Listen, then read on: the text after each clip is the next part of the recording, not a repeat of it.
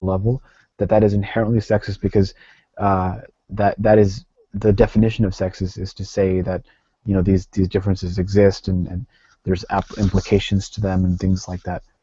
And I think the ancients didn't have these problems the way we do. They I think they were kind of more in line with what Sugar feels, which is that men generally tend to be a certain way. There's exceptions to the rule, and women tend to generally be a certain way. There's exceptions to the rule, and naturally people go in certain directions, and it's not because of social. Maybe there's certain things. I mean, I think there's certain aspects of our gender that are societally built, like color, like pink and blue and things like that, and whatever. But Mhm. certain expressions are just human nature. Um, I tend to think that it's a spectrum. Like for example, women can be great leaders Mhm. and be able to run companies, their own businesses, etc. Um, in terms of contributing to the economy, they are, I would say, as effective as men in many ways. Um, the only real issue is that they have to have children. They're the ones having the children, and they always have to make that decision between either having a family or continuing with a career. Right. So that is sort of a natural hurdle that they're never going to get by. In Yeah. terms of politics, Mhm. I would say a lot of I heard the stupid argument where oh when women go on their period they might push the button and cause a nuclear holocaust, shit like that. But I think that actually in terms of politics, women have proven to be equally apt. Um, My and, boss is a woman. She's cool. yeah, and I mean generally in society in terms of um, most social roles can be equally fulfilled. So one really has to sort of wonder whether these ancient ways are just social constructs, just like they have. So I And would agree with you that they're social constructs. I'm sorry. I did not. I interrupted you. I'm sorry. well, just to finish it off, so it's a social contract, and the reason that they worked is they told the women to shut the hell up or face the consequences. So There's there's that. nobody to Yeah. complain about it. There's definitely that. Right. That's obviously wrong. When I say the ancients, I don't mean stuff like that. Here's kind of what I mean. I would agree with you that there's a spectrum. So there's an aspect of gender that I think is socially constructed, and an aspect that is just natural reality, and that there's proof to that. So, for example, one of the things I heard a joke once about people in West Africa. Men actually were very bright colored clothes. So men will actually be seen wearing the pink, or the purple, or what have you, and women actually wear all Wodabe. black. What is it? I'm sorry. Wodabe. Yoruba, as in the Yoruba tribe. Wodabe. Oh, Wodabe. I'm not. If you I'm not. remember.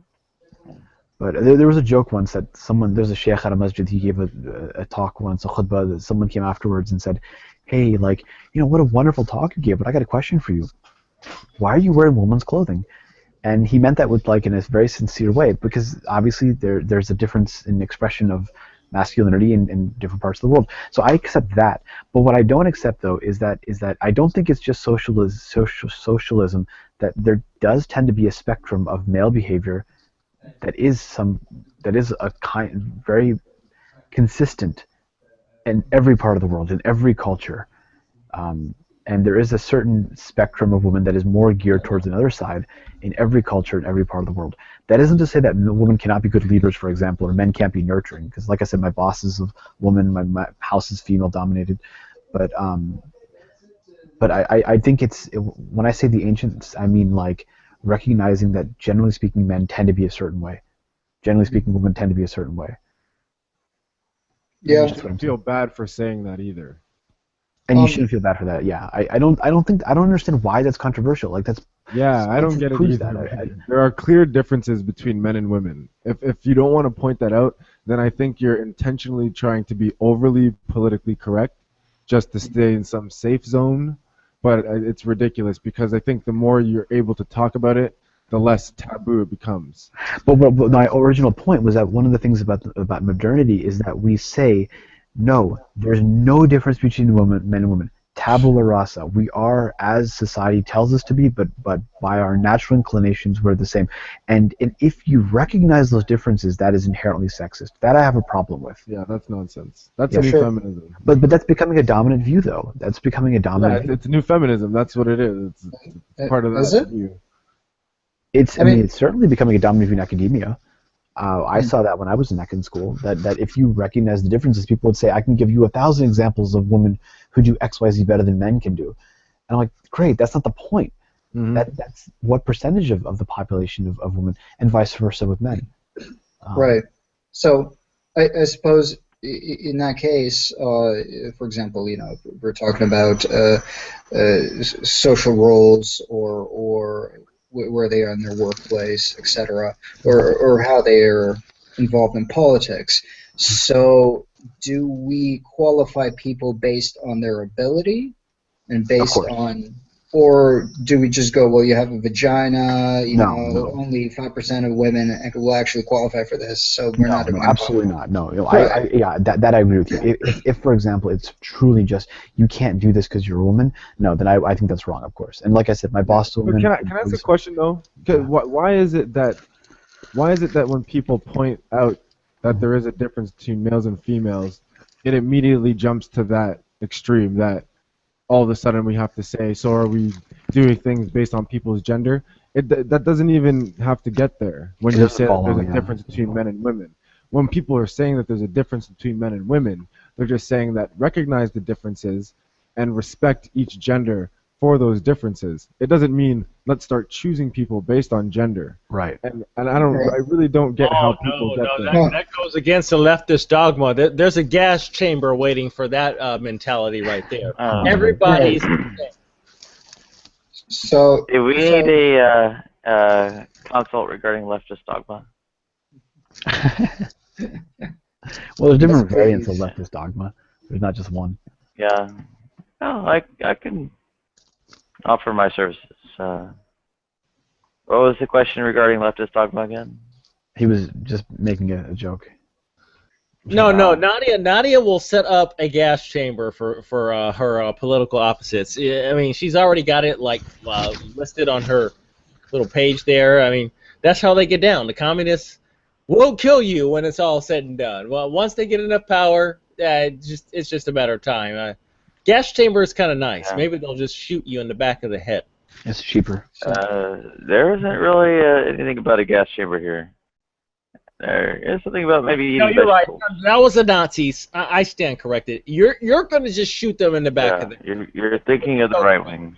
Yeah. Or the Tokarev. You're just going to get a big ditch. You're going to dig out the ditch, and all these political, naughties, we're going to put them in line real quick, aren't we? You're thinking of Einsatzgruppen Author Day. So, anyways, I think seems like there's an agreement on that. What I just said. I think so.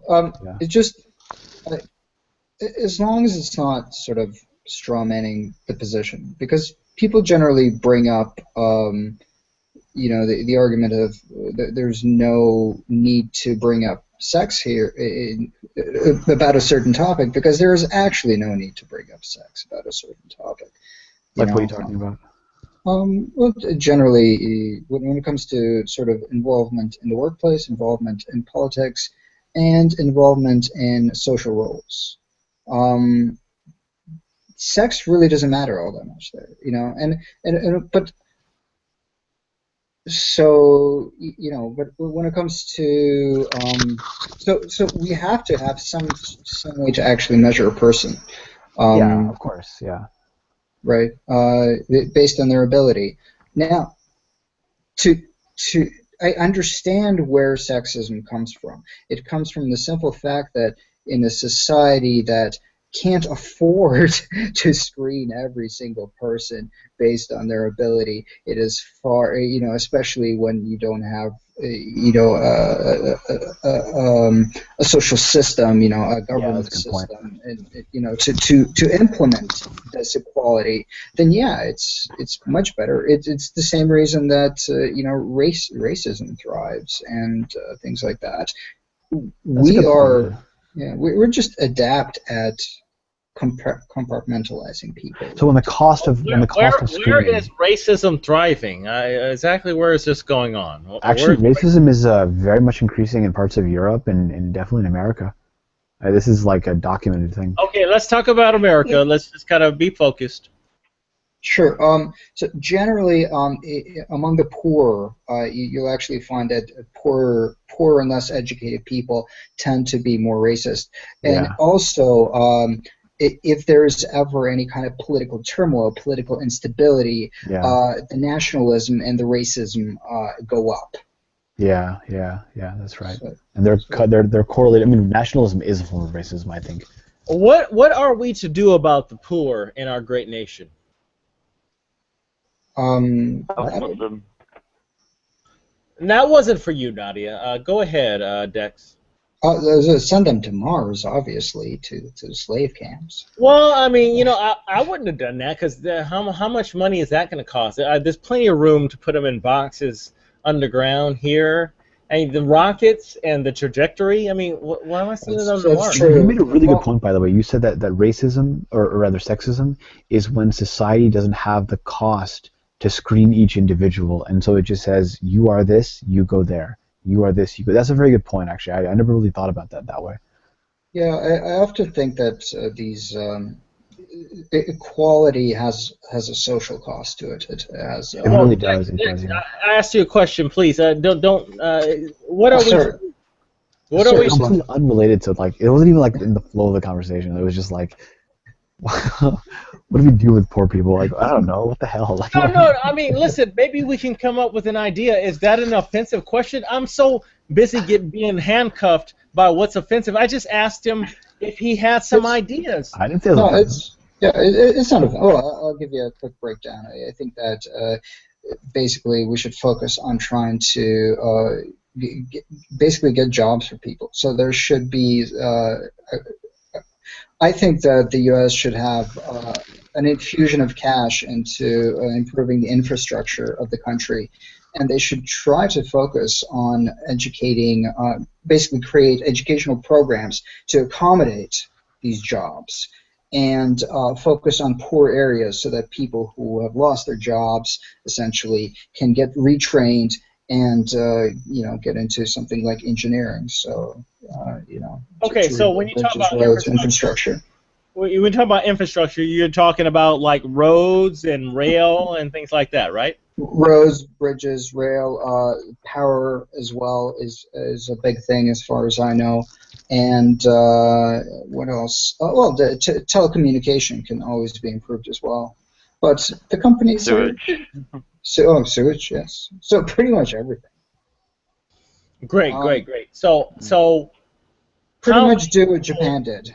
no, how many people are we really going to accommodate by fixing roads and rails and bridges? Like when we talk about the whole number of people who need to be put to work, what kind of impact is really infrastructure going to have, realistically?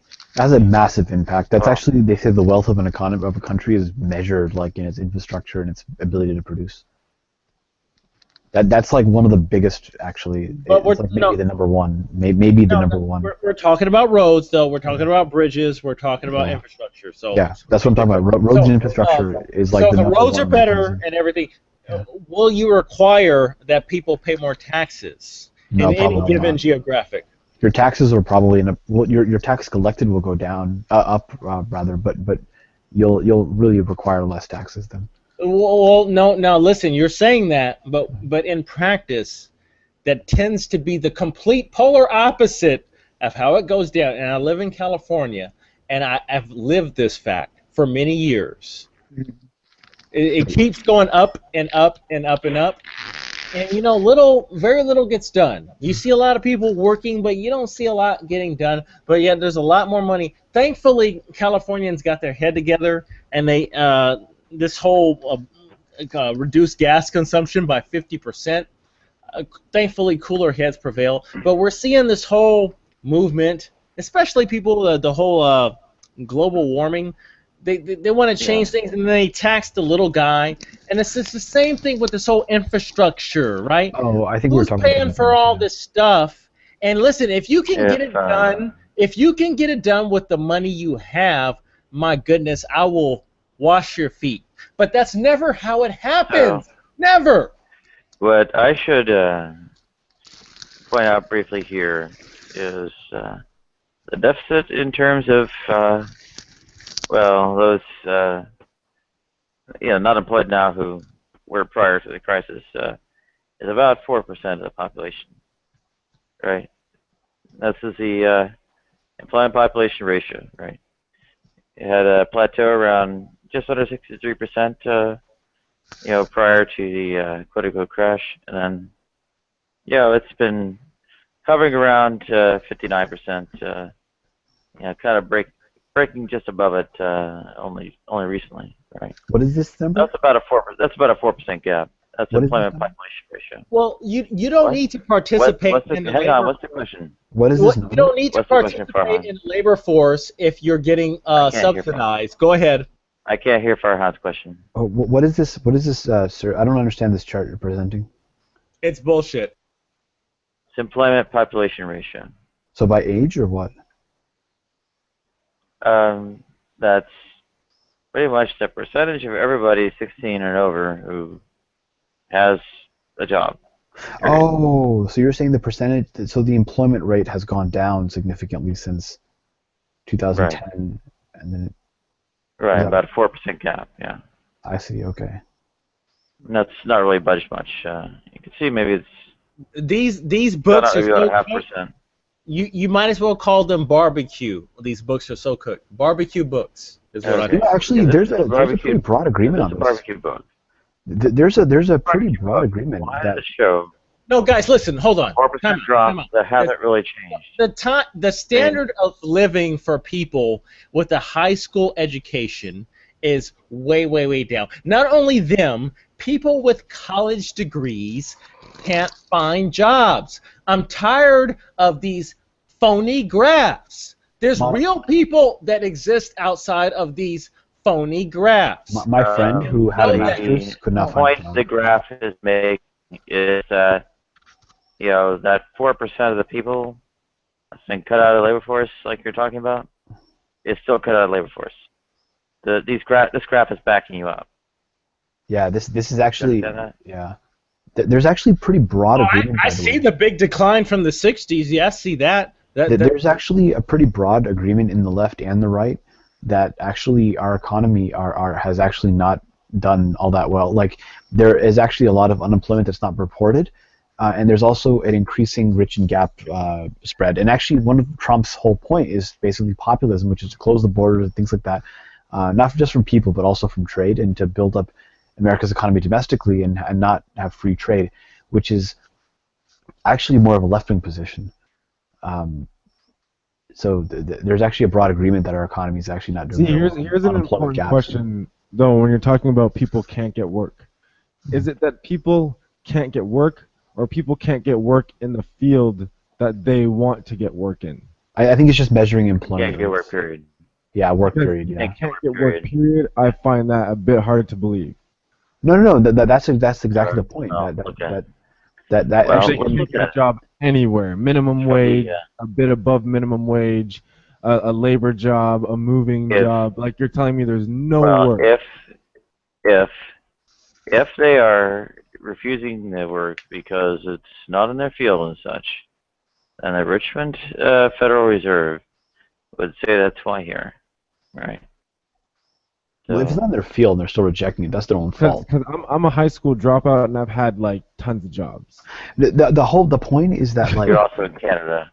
You're in Canada. I don't think that I have family that live in America that have been in similar situations to me, that have moved out of the hood and got jobs. The point Right. is that So, actually, like, if you just, for example, take any job, you actually will get a job. But the thing is that because the power in the negotiation is very heavily skewed in the favor of the employer, not the employee, they can charge you a lower salary, which reduces your wage, which it leads to an increase in the Gini index. I think now that you taught me about that one, which is the rich and the poor. So two things are happening. Number one, there is more unemployment, and a lot of it's not reported. And number two, as the economy goes up, because the GDP has gone up significantly since 2008, we see that it's actually relatively more concentrated, and that's the problem. Farhan just argued for like border control because he says No, that I'm if not. the labor pool is greater, your negotiating power is lower, and that's absolutely true. Can you believe that when you just open the borders and you just let a bunch of people come in for fewer jobs, guess what? The people have lower negotiation power. Yeah, And the collectively, yeah. liberals who claim to be, oh, we got to look out for the little guy, are the same people who are picking your pocket.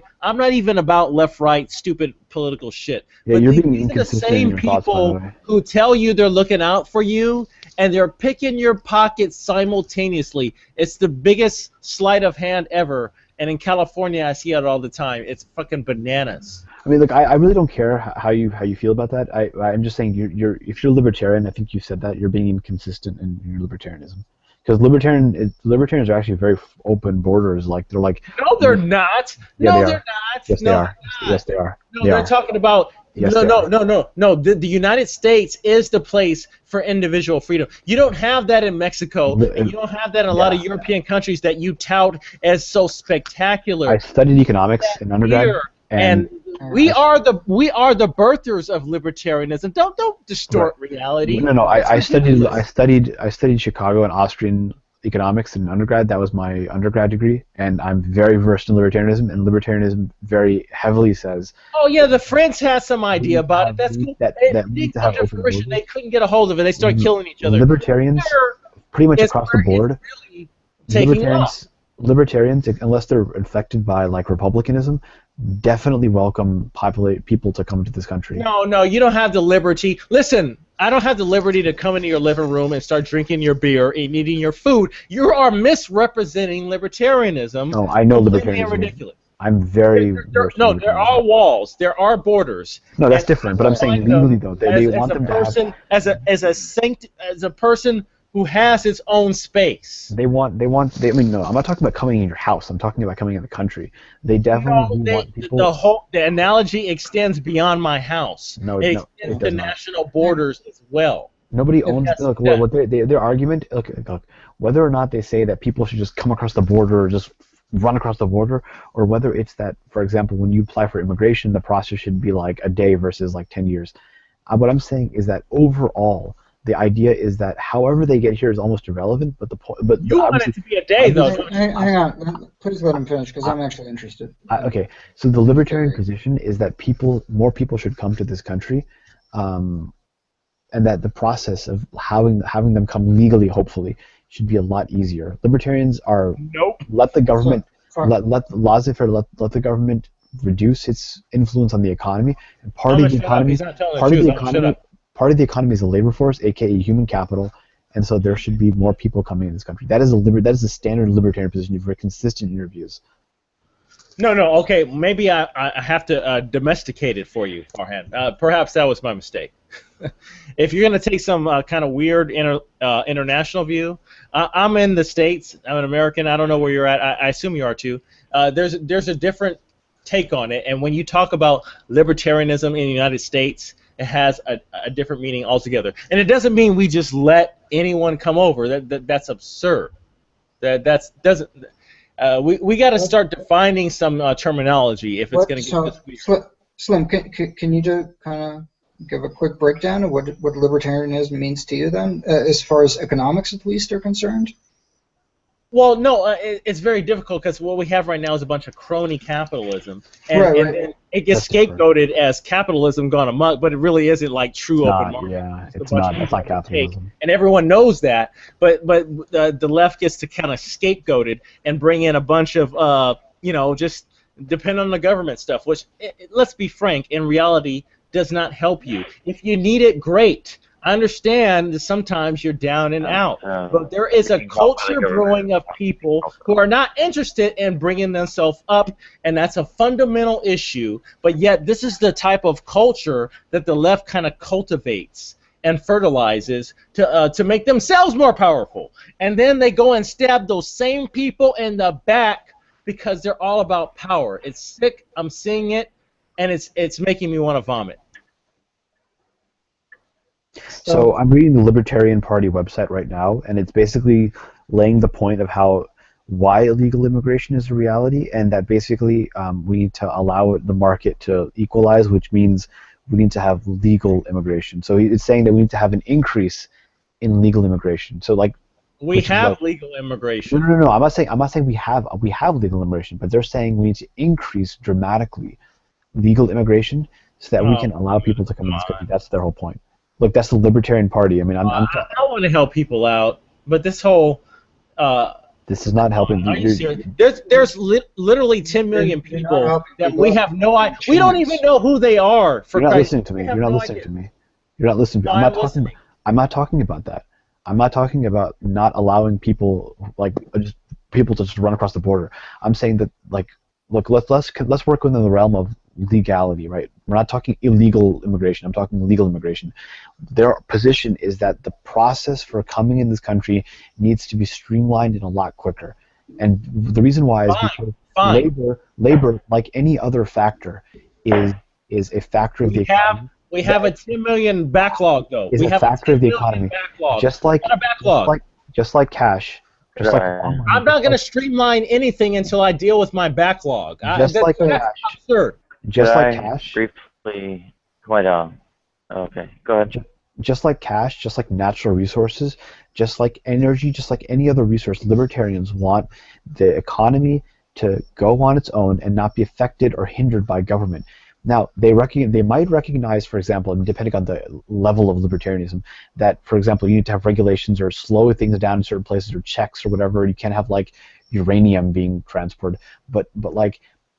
Their argument is that fine, let's have immigration, let's have legal immigration, but let's increase the amount of legal immigration significantly in this country.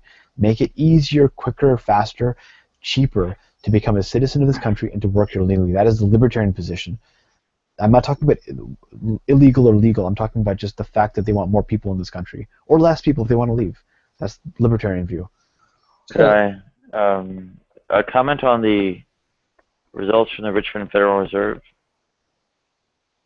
They seem to not have a very clear or direct analysis. They seem to take an initial stab at trying to blame it on unemployment benefits, and then all they can really determine is that the various kind of weird is a weird sort of thing where women didn't seem to have their unemployment rates go up. Almost every other kind of disadvantaged demographic group got hit, like I guess the usual race and age and such.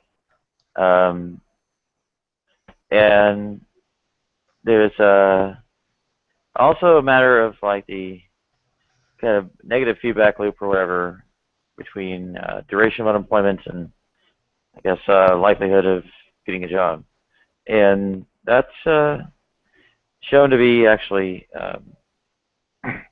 worse in this recession than the other recessions before, but it's pretty clearly not on account of the unemployment benefits because they're shorter. Right? So that's how come kind of the best they managed to do. How come my baby mama can't go to Mexico and have her baby and have the Mexican government take care of my wife and her child? How come? That's not libertarian of you. No, I'm looking for equity right now. I'm going to step outside of my libertarian costume, and I'm going to look for some equity. How's about that? Right. Well, in that case, I'm okay with you saying that I want border control. Then yes, if you were going to step into that view, then you're consistent with saying that you need border control and no immigration. But that is not your view, right? Your view is that we should have economic freedom for everybody and less No, government no, you involvement, have made correct? the definition. It's not for everybody. I'm not a socialist. You lie. Do not lie Economic anymore. freedom for Stop everybody lying. is not Stop socialism. lying. Economic freedom for everybody is not socialism, sir. Stop lying. Stop Slim, lying. Stop lying. Stop lying. Slim, Okay, I'm you sorry. definitely Yes. support that. You've said that on multiple occasions. You're a libertarian by your basis. That's exactly what he's saying. Are you not? Like, I don't want to misrepresent you, Flip. So we're gonna break What's it your down view? to ridiculous. Like, no. You seriously, you guys are gonna get stupid, and then I have to tell you how. Well, when you start getting too libertarian, I have to get libertarian with my right to get you out of my face, and you make me If I out to could, be this maybe. murderous guy, and then I have to join Nadia's camp of murder, which is I'm not about that. Slim, what the hell are you All talking right. about? Where did my where on earth did I endorse murder or Well, you have. death penalty for Canadian? I don't know what a anarcho is, but in the Communist Party, definitely is the high-ranking player. Like if you go to an arcade and you see a bunch of signatures, COM, it's gonna be like #1 for the Communist Party.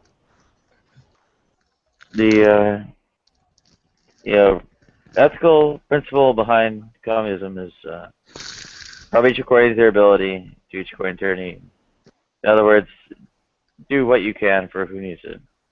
Now, let me ask you a question about that. What if someone just refuses to work? Well, by and large, you would attempt to isolate their impact. What does that mean, And, practically? You beat the shit out of them.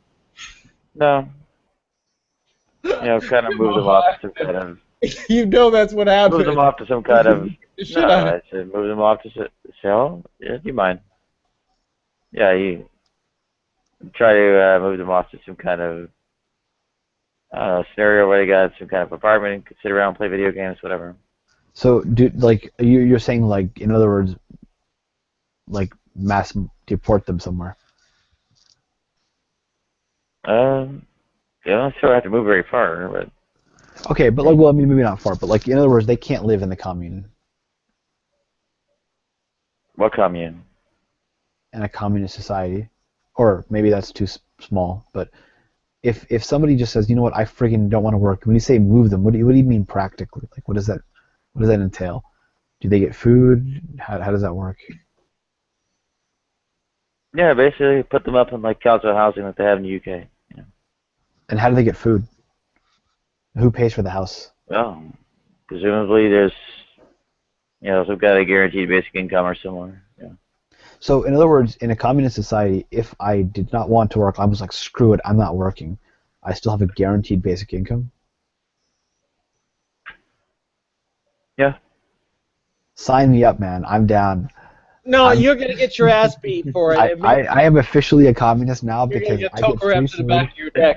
Free They're food, gonna deal with you. No, free food, Fahan, they are free going housing. to deal with you. I know. Free food, Yeah. free housing, and I don't have to work. I can just flat out refuse to work. I think everyone in society should do that. Like, literally everybody should just refuse to work and get free food and free housing. There's actually a point to it, which is it's not to compel you to basically, people for fulfilling a kind of like a duty and all that sort of thing. And yeah, it can be brought down if enough people will actually Oh my go God! batshit like that and so on. We're getting it straight from the camel's mouth. What? So it can be brought down if What? everyone just kind of in mass is like, screw it, I'm not Can you working. believe this? These are the same Yeah. people who shamed California for putting people to death.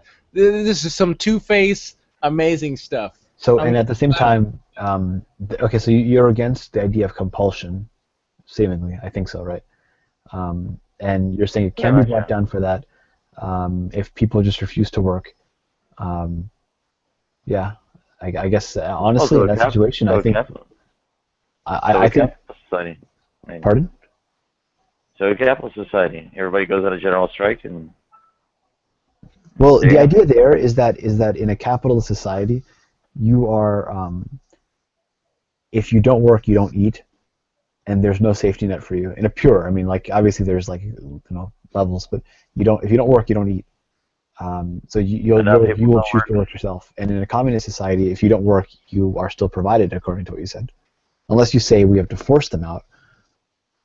Right. So force you out how? What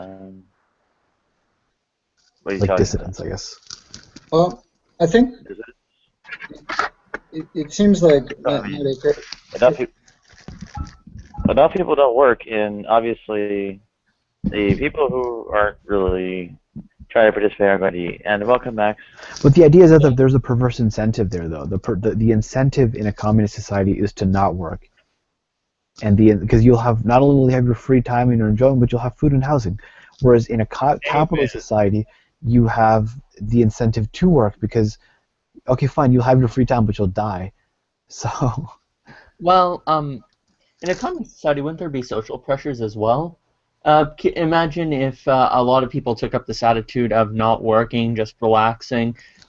People might let their gaze slip by at one or two people doing it, but when it gets really bad and they see people not helping out or assisting, then there would be kind of a social pressure for them to work in that case. And how do they apply the social pressure?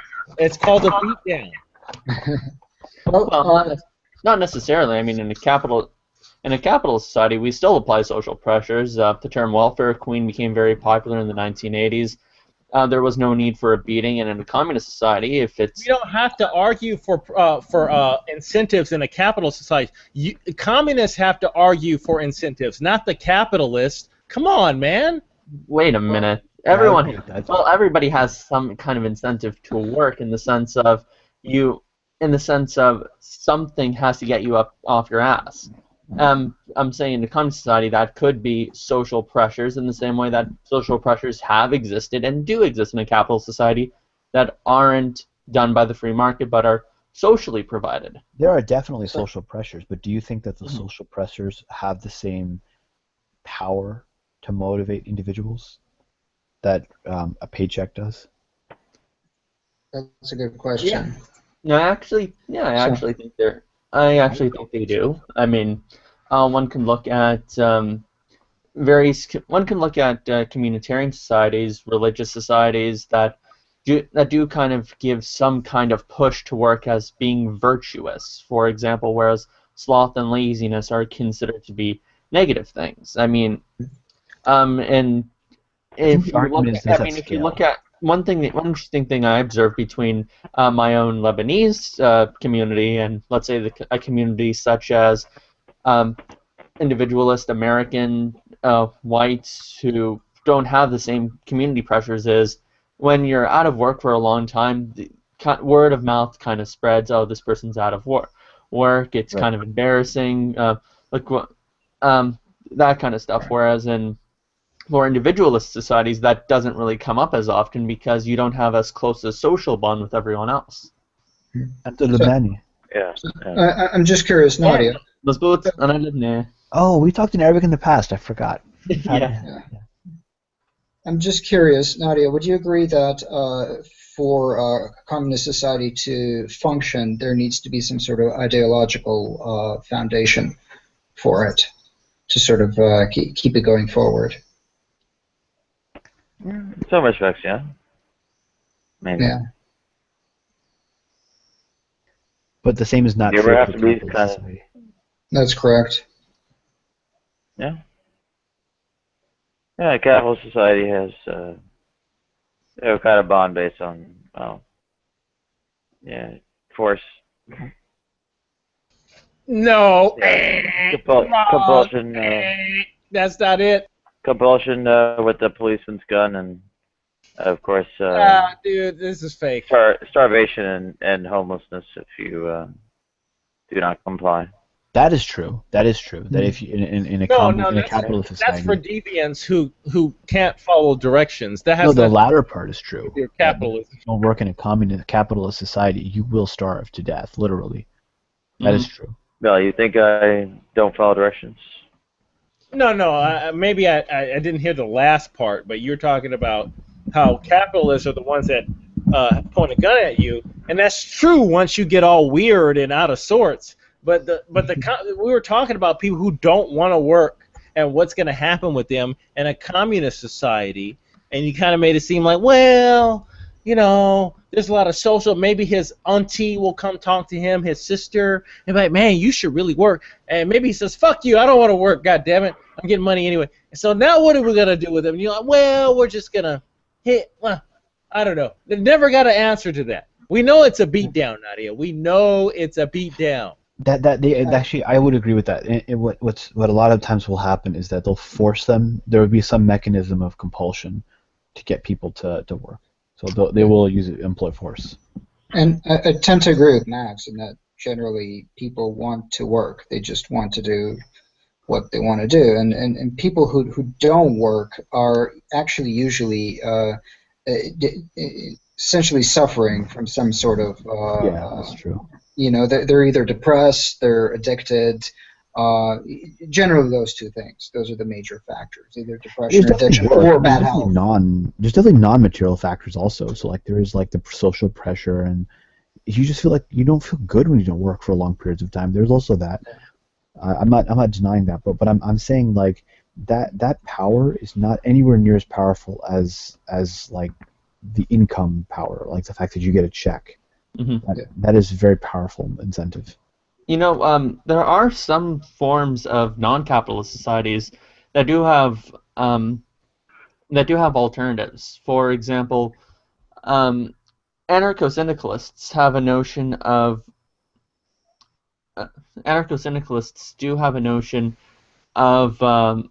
labor, of proofs of labor, or some kind of labor attachment, where if you work and you are a part of some kind of union force, what ends up happening through that is you're working for them, they're providing you back food and shelter, and what ends up happening is other people provide their work and labor through other means. But it's only through working with one of these kind of established union groups, these syndicalist groups, that you are kind of competing in their kind of economic structure. I mean, there's more than just capitalism and socialism. Yeah, there are interesting other modes of economic powers. Yeah. Right now, I'm actually looking at distributism, which actually looks at taking medieval forms of economics and applying them to the modern world. Distributism. I'm not, for the record, I'm not a That's pure a good point. libertarian. I'm not a pure capitalist or communist. I have views that are all over the place. Yeah, I mean, no one but most people in the modern world tend to have some kind of mixed viewpoint where there's some kind of social safety net, but at the same time, the means of production should be in private hands. Yeah. No, I think decent people are actually gonna care and give a shit about what's going on, and if they gotta pick up the slack, I think they'll do that. That's just kind of what decent people do. Yeah, but Max? You first. I was going to say, the problem I have with capitalist societies is that it strikes me as we put the wrong virtues on the wrong things, and everything just becomes commoditized, and there's no notion of seeing things objectively valuable. So one of my most prominent examples is water. The price of water is not taken to be as valuable as, let's say, Coke or Pepsi, where there's this huge market dedicated to giving us like 50 brands of the same thing, which is nowhere near as helpful for human life and sustenance as water. And that's where the market's ruling right now. In fact, we have CEOs who think, like one CEO at Nestle said, water is not a human right. And now, to me, I think that water is definitely a human right. It's definitely something that human beings require to live. It's something that I don't care how much you love your Pepsi. The main point is, at the end of the day, if you don't get some kind of water into your body, you're not going to be well off. It has far more objective value to us. Capitalists, and yet when we depend too much on free market means, this short side is kind of lost on us.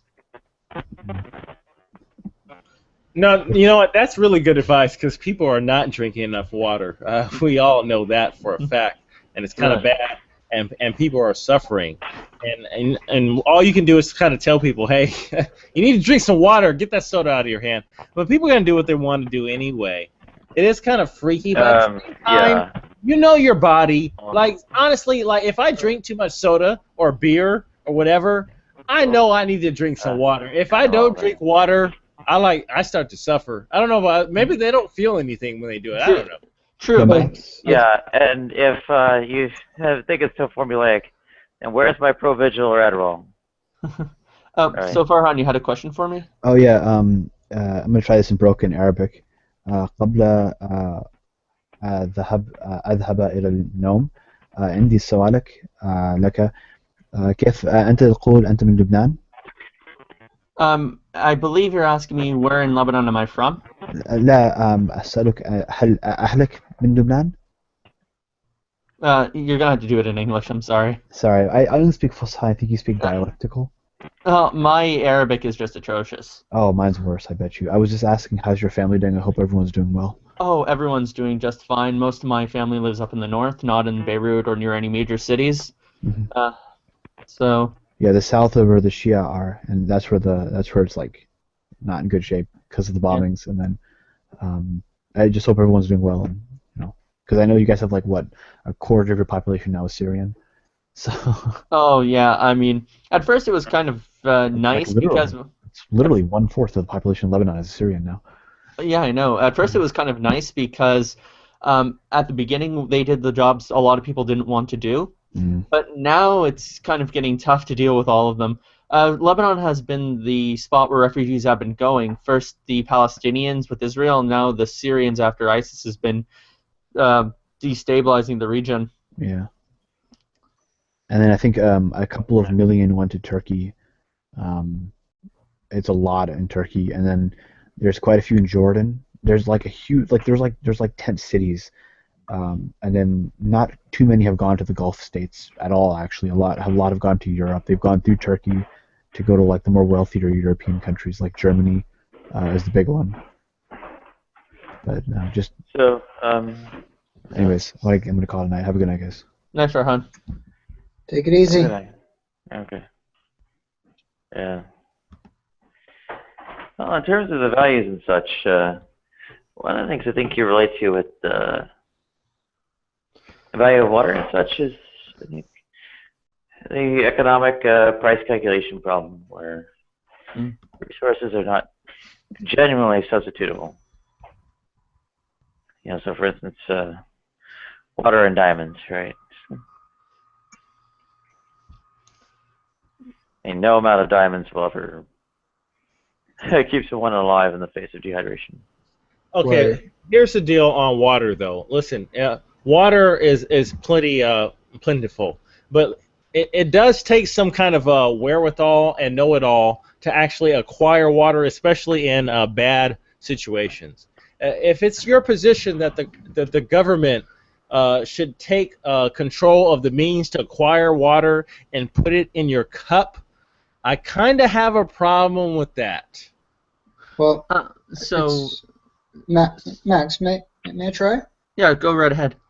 Well, so Max was basically saying earlier that to a corporation like Coca-Cola, Nestle, etc., they care about what the market wants. So the market wants Coke. They don't care about water as much. So the issue is that if the market overall doesn't care about water, it cares about Coke and diamonds more. So these corporations may do things like pollute lakes, destroy major aquifers, reroute rivers that feed wells to agriculture, and then poison the water with pesticides, etc. So essentially, people will want more. More water. But No, the no, you're problem, acting as if Coke and Pepsi don't have water in it. Come on, man, don't do this stuff. hang on. Well, let me sort of get there, right? So eventually the market will realize that, oh my God, there's less fresh water out there. And of course, the price of water will go up, the demand goes up. and nothing happens in the market essentially. But the fact is that overall we're left with less fresh water sources, and we never had to be in this kind of position to begin with, right? So to do this, we as society could say, listen, fresh bodies of water are protected. We don't want them poisoned by anybody, for example. They need fresh water to make Pepsi. Pepsi is not some kind of foreign substance. This is ridiculous. But that's our point But that's the point being made exactly.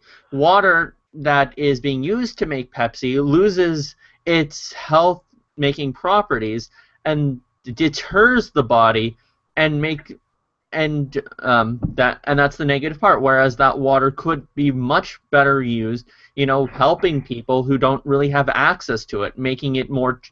This way, water would be in a lower demand, economically speaking, demand. Okay, I hear you. If there's more of a supply of water that isn't being used to. I hear you, but if it makes money because people want some colored, sugar-infested drink, and it makes them money, you can't argue that these companies are now withholding fresh water from people who are not getting it, because I'm willing to bet there's a lot more moving parts than that of the guy making a buck on a soda can. That's exactly what's happened in many cases in the third world. Yep. So what usually ends up happening is there are fresh water sources that are being taken by corporations.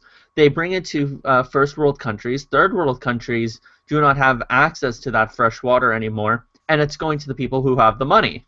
And I'm not saying it's just the rich people. This includes me, yourself, pretty much everyone else. This is because local sources are in much more greater competition for one another. They have to go to a place where it's much easier to acquire, and that just happens to be in underdeveloped nations. Okay, perhaps I'm getting an education. I didn't know water was that scarce worldwide. I'm going to have to look into that. All right, no worries. There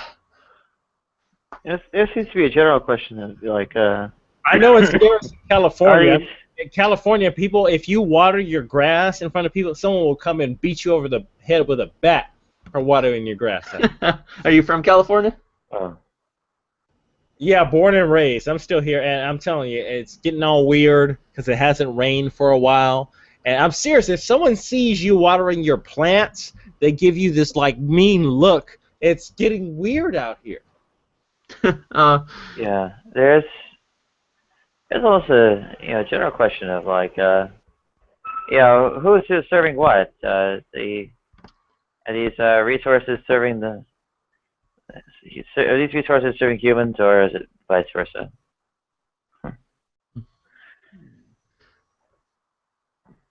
I think lately my delve into Catholic theology, which is kind of funny. I thought the more Christian I became, the more likely I was to be okay with capitalism. Apparently, the Catholic education I'm getting here is making me more skeptical of capitalism.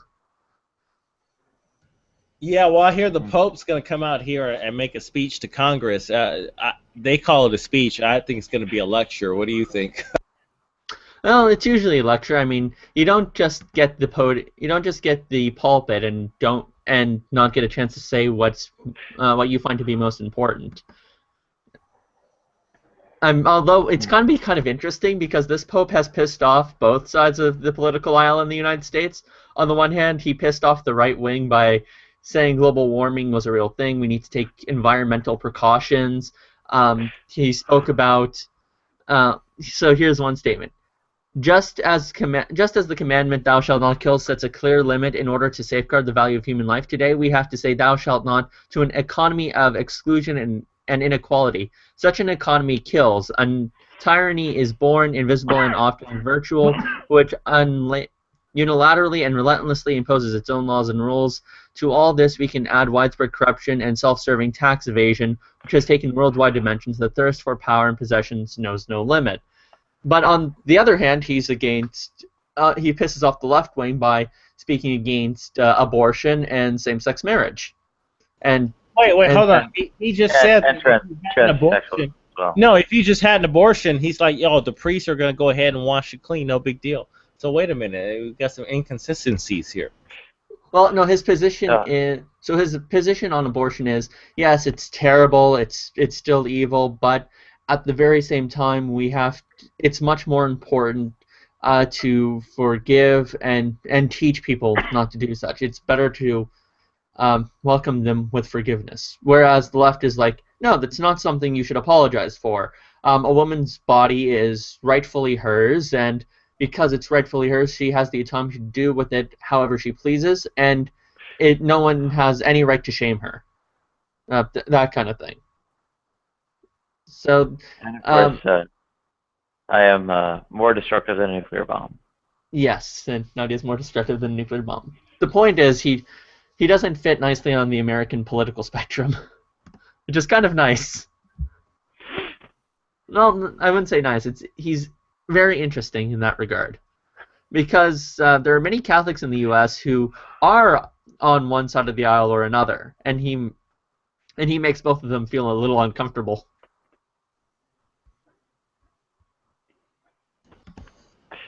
Yeah, I don't know. I mean, the guy's he's kind of running the mouth, and I'm not a Catholic, so I don't have an opinion one way or the other. But when someone of the faith comes out for like global warming, it honestly, Max, it seems a little weird. But can you elaborate on why he's going into this realm?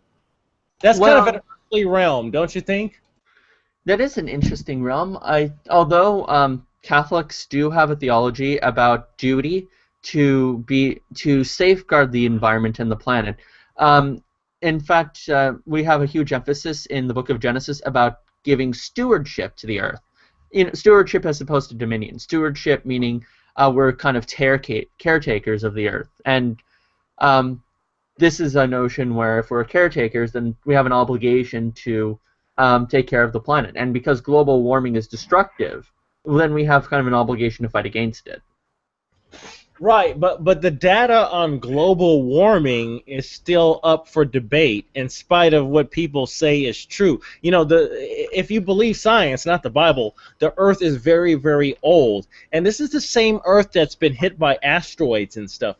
The whole global warming cult seems just like that. These same people don't like religion, but they have this bizarre obsession with the temperature of the Earth. And it's kind of getting weird.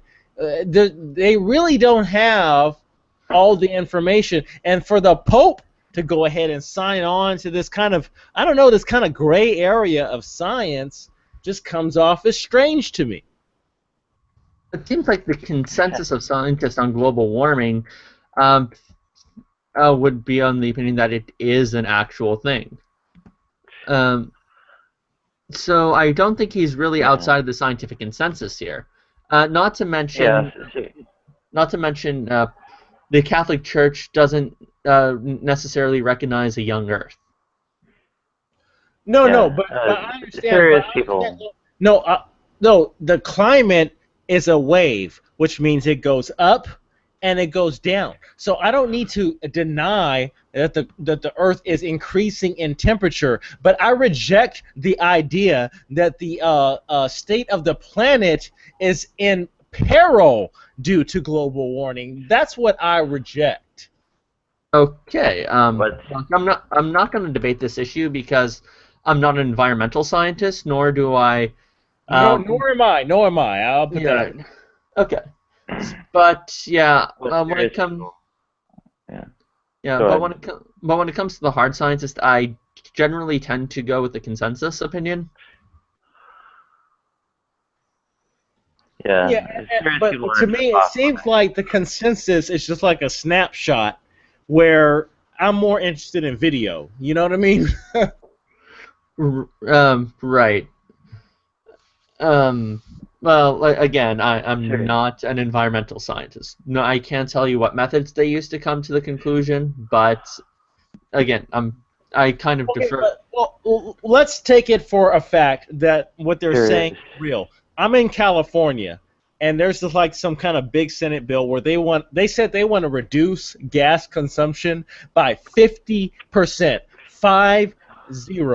And Right. then everyone's looking at themselves like, what the fuck? What's going to happen here? How are they going to do that? This is not even possible, and everyone knows it. And sure enough, the legislature had to back down. But they were actually going to say, hey, listen, California, you need to consume 50% less gas. These are the people who are in favor of protecting the Earth from global warming. And it's getting weird. Come on, are you serious? If I could comment briefly, the serious people involved with this, or at least that think about it and such, are not like some kind of apocalyptic or preachers and such about Yes, it. they are. Yes, And they they are. simply take they simply take into account the effects people have on this affair to understand the the things that are being done here has the potential to immiserate large numbers of people. Nadia, with all due respect, you're not in possession of all the facts. This just happened today. And our governor, Jerry Brown, when he got on the mic, he's like, listen, I'm going to fold back on this because the gas companies lobbied for me to edit this bill. But if you don't act on global warming, I'm going to die in 10 years. But your children and your grandchildren are going to inherit chaos. He straight said this. He was completely unhinged. It was like some kind of bizarre, like, religious thing. This is the same thing Christians say. Oh, Revelations, but yet it's people talking about global warming, talking about the end of the world. No, he said this. Don't believe me? Go Google Jerry Brown and what he said in that kind of meeting when he got beat on some kind of ridiculous legislation to reduce gas consumption in California. This is a fucking cult. These people are sick. No. Wait, what's wrong with reducing gas consumption? What's wrong with it is you don't have anything to replace it, and I'm not going to be crammed in some. Wait, bus. wouldn't the bill have some kind of other fallback, such as No. hydrogen power, solar power, some kind of power?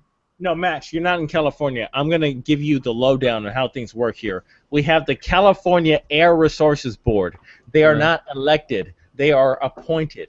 And they have the liberty to construct a framework that will allow them to achieve their goals. And they're not accountable to anyone whatsoever. And Jerry Brown, because he's an old man, is only concerned about his legacy. He's not concerned with how good air gets. And he's not concerned about middle-class people who are going to be taxed into some deep trouble. I'm telling you, this is getting weird with this whole global warming thing. Do you have a link to the bill? I can provide it. I'll go ahead and Google it for you. I'll do the legwork. Here we go. Can you at least tell me the name of the bill so I can do the legwork? SB 350, I believe. Yeah, SB 350. Yeah. And he had to back down. No, he had to back down today because people started asking Jerry Brown real questions, and he got all weasel-like. If this would have went down, the Democratic Party, who claims to be in favor of middle-class Americans, they would have taxed regular people who are $10, $15 an hour.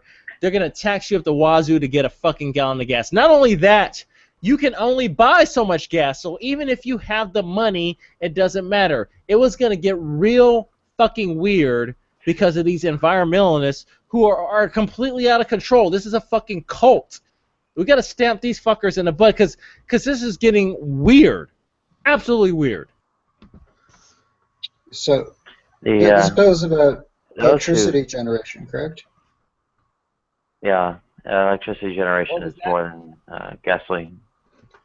And I'd also point out that the things local to California, as big as California might be, are not the whole Earth. And You're lying. California is the foundation that extends throughout the nation. You know that, Nadia. So that's not true. that this is a big deal. Because if United this United States. went down here, it would have spread bad, and this is not good for anybody. This is a bunch of fanatics who worship the earth, but then they really don't. It's strange. This is getting into a weird, again, cultish type fanaticism. And the same people who criticize religion are the same people like, oh yeah, we gotta watch the environment, global warming, yada yada. They're turning into their own cult. Yeah, one of the fundamental issues with this is that it is global, right? So, it can't just be California. It can't just be the U.S. Mm-hmm.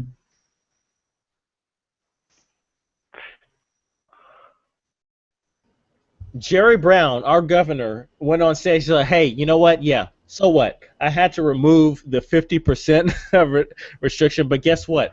The California Air Resources Board still has all the power that I want them to have. So guess what? I don't care what you voters think. I don't care what the people think. I'm going to impose this shit whether you like it or not. I mean, literally the guy went on and started thumbing his nose at everyone because he's so pissed off that he didn't get his little charade and his legacy built on.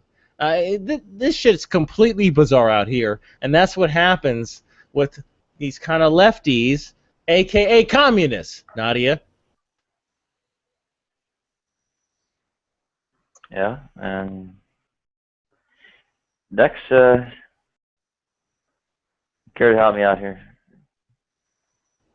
Well, you're far removed from that, Nadia. So where are you at these days? What is that? What state are you in? I'm in New York. Okay. Oh, jeez. From the frying pan into the fire, huh? Yeah, it's only some respects. Unfortunately, California had better trans health insurance, but I basically wasn't able to get plugged into the system because there was no freaking job. So. Well, how's the job search going out there? It's not. Yeah, I hear you. It's a freaking disaster. Yeah, pretty much once you get burned, once you've been kicked out, you're kind of gone forever. But the Dex, I don't know if you can help me out here. Is a bit more of a global context. What's that? With what? Relating things to a more global context. Regarding the warming, global warming. Yeah. I mean, well, the facts are is that temperature is rising, and science is sort of on our side when it comes to the idea that all the CO2 emissions are to blame, at least partially, for some of that. So cutting them back would, in theory, reduce the rate at which the Earth warms. Now, as we know, global warming is an issue because, for example, ice caps melting, so sea levels rising. There's environmental issues when it comes to the climate of the planet and different weather patterns changing.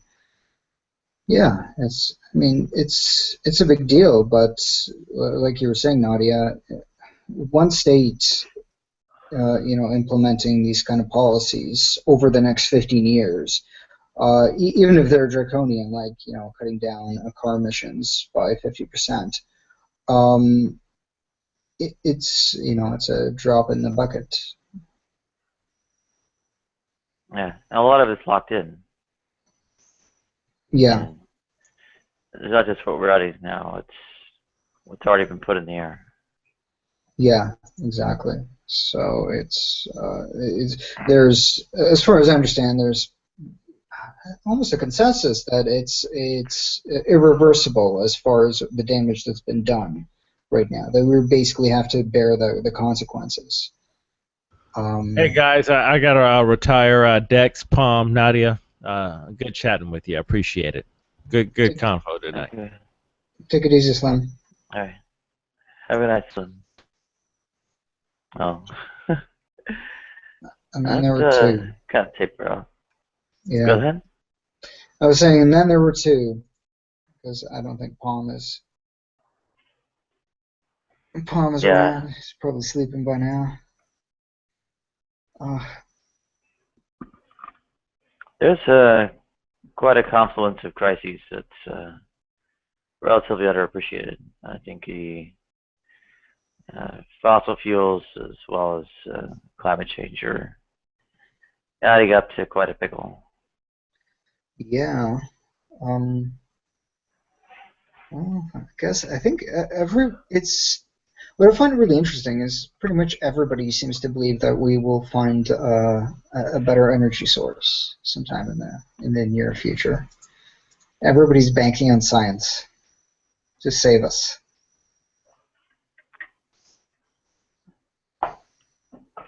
And I think they might have some kind of unfounded ideas why. Because, I mean, what it really says is that these,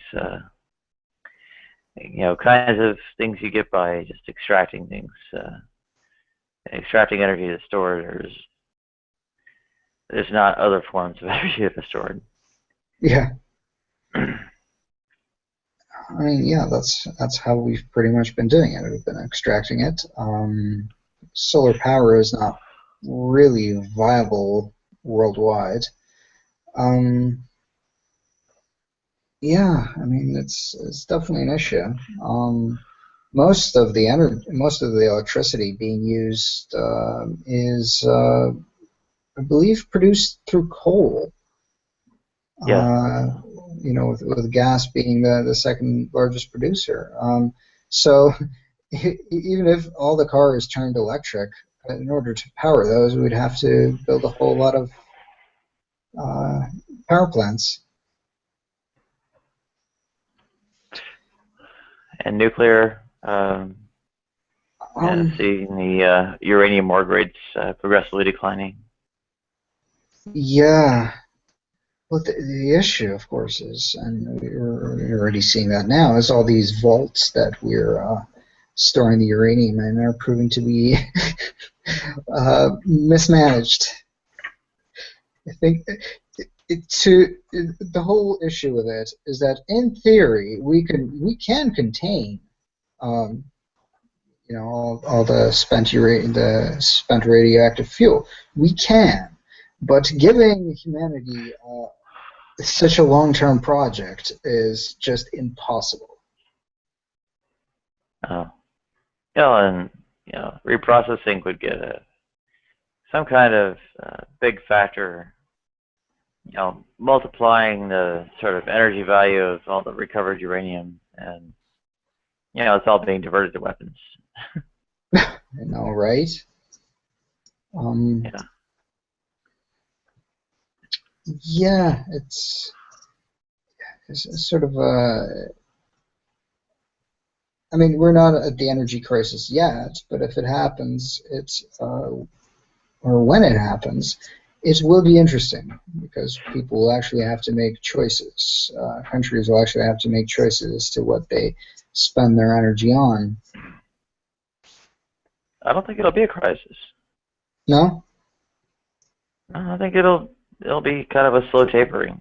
I mean, Mm-hmm. Yeah. Yeah. So, at some point there'll be the most there will ever be. We get out of the ground in 1 year. Right. Years after, we just get a little bit less out every year. Yeah. It would. I think it may sort of realign the economic and political perspective, though, by a lot. Because right now, the status quo is sort of just onward and forward, growth, growth, growth. But if the energy reserves are going to be shrinking, then there is no more potential for growth. Then again, maybe that's why the money markets are already such a big deal right now. You know, making wealth out of nothing by moving money around or by moving stocks and bonds around. No, that's one of the kind of silly theories about the economics. The wealth is, really subjective, really created out of nothing, really not grounded in any kind of material value. Yeah. And when the material starts actually, tapering off over time, then we have a different situation. Yeah, I've pondered this idea that in the past, wealth was concentrated, but it was in things of substance. It was in gold, it was precious metals and materials, and it was in industry, right? So whether it was a factory or some shipyard, something like that. But now the majority of wealth it's just numbers on a computer. So it's not something that a population can easily threaten through things like strikes or even use of force. I mean, basically, the money that's out there, it's on computers, so it can either be easily transferred to another computer or essentially erased, and all that value disappears.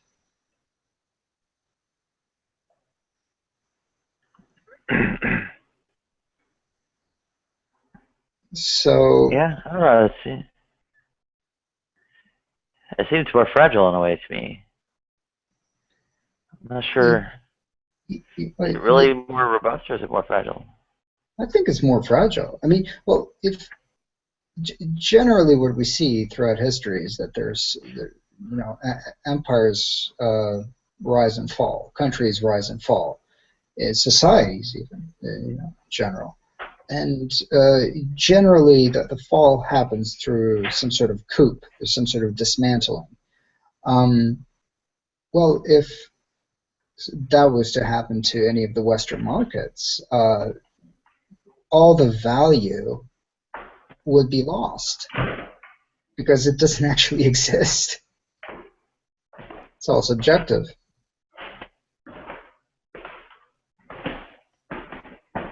Yeah. Yeah. So yeah, it's like if we were,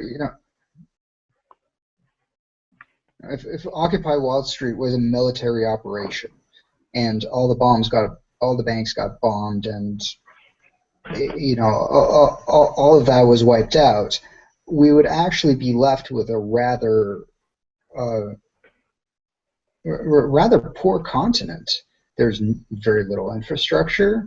Well, I mean, there's definitely some infrastructure, but you know what I'm saying? It's sort of what's left of the actual country in terms of substance is certainly not as much. Most of America's wealth is through the service sector.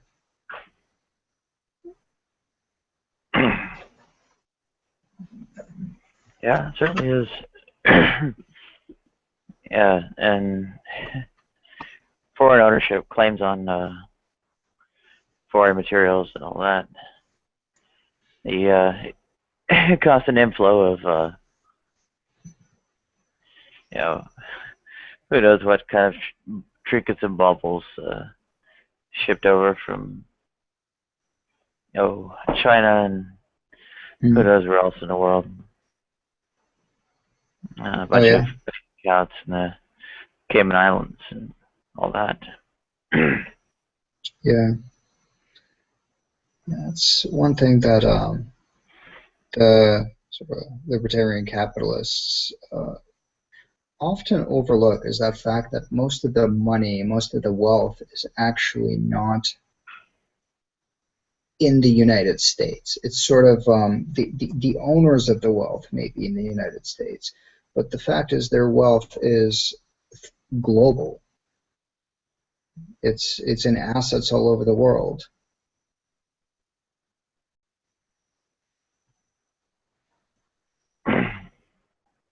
85 people have more wealth than half the world. Yeah, just 85. That's crazy. Yeah, you've seen that too. There's more to worry about than just coal and petroleum, though. I mean, for instance, iron. Yeah, something that's thought of as very plentiful. Mm-hmm. Yeah, the highest ore grades of that are found in the mineral hematite. But that mineral is actually scarce now, and the refinement of it's primarily now from taconite.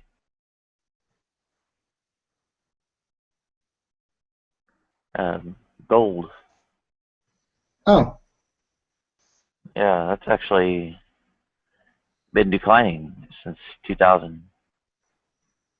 I think old Roman gold mines in Spain have been getting rehabilitated, and attempts are made to redevelop those. And no, it's not getting extracted at the same rate it once was. so it's getting harder and harder to extract it. So basically, Yeah. just seems to be the common theme for all our resources nowadays. Yeah. Well, hello, Gold. good morning.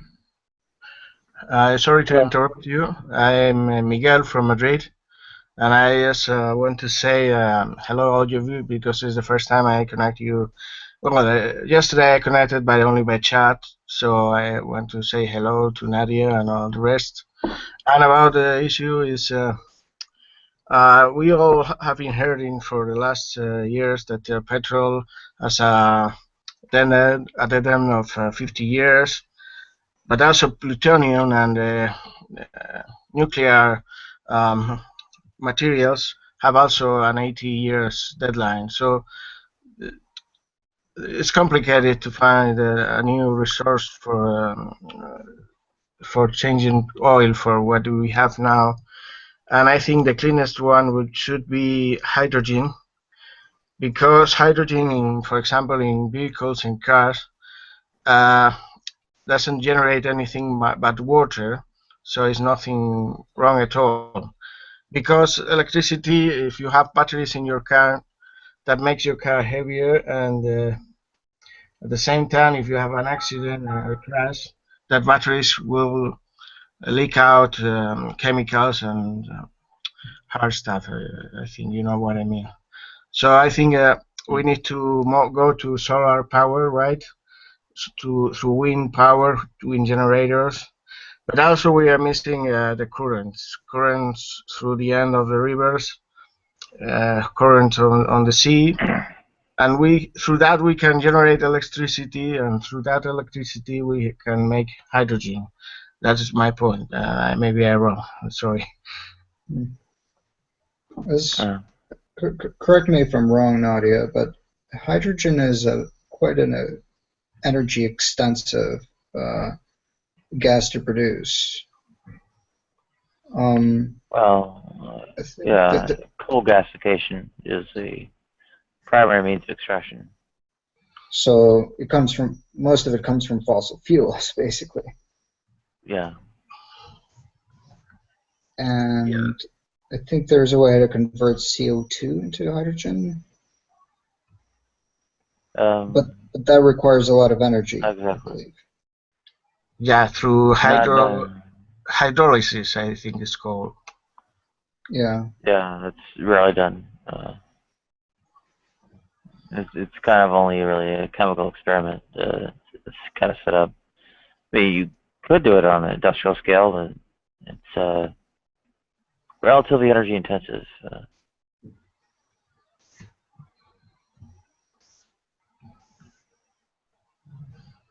Yeah. What we need is cold fusion.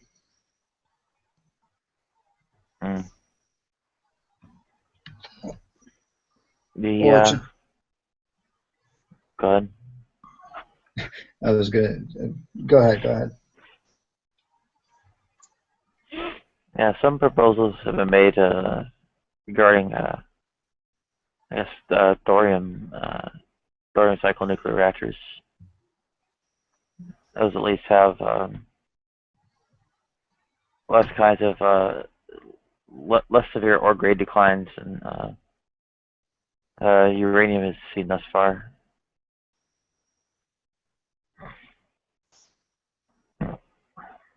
That's still extracting some sort of mineral out of the earth, though.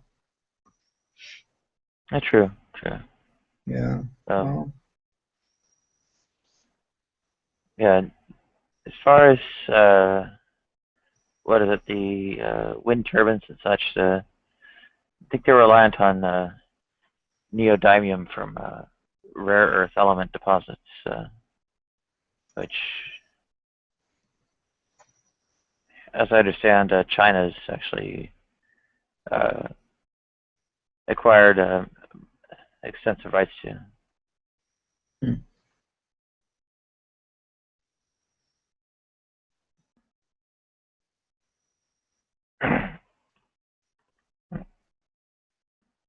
Yeah, I forget the name of the odd sand that neodymium is extracted from, but it's I think some of the other deposit areas are Brazil and South Africa, I think, and China's one of the bigger ones. China itself is sitting on one of the major rare earth element deposits.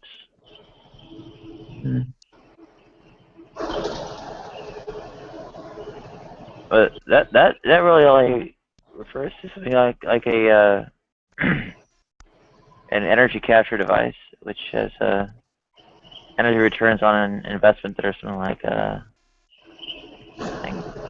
thinking around 10 to 1.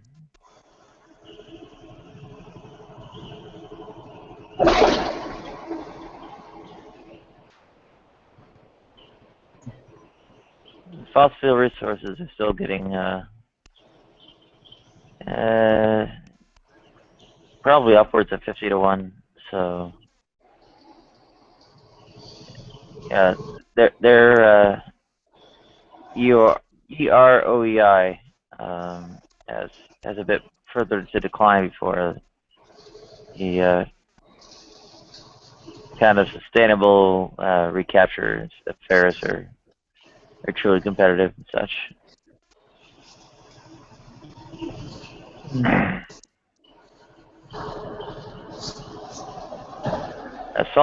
Saul Griffith has a presentation on Fora.tv called Climate Change Recalculated, where well, he goes on, I guess, working out how I mean, one of the things is how much of the Earth's surface area would have to be devoted to these captured devices, and he says it's about a sixth to maintain the current wattage. Oh wow. I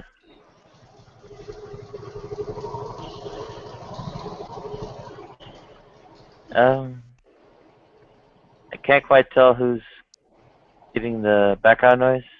I think it's Bob. Hey, Bob. Hi, Bob.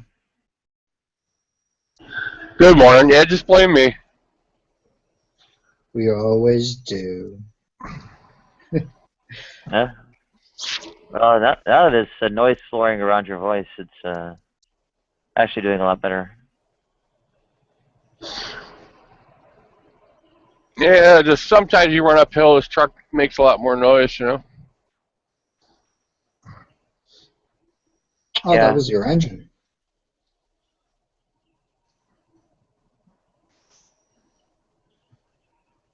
The noise cancellation did a kind of a trick on it. It sounded like you were looking at an underground subway or something.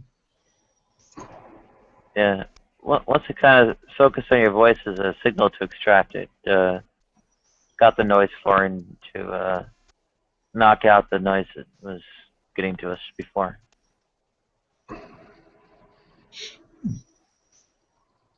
So, yeah, the kinds of weird tricks that go on are like I think with hydrogen the what is it separation piezoelectric separation process is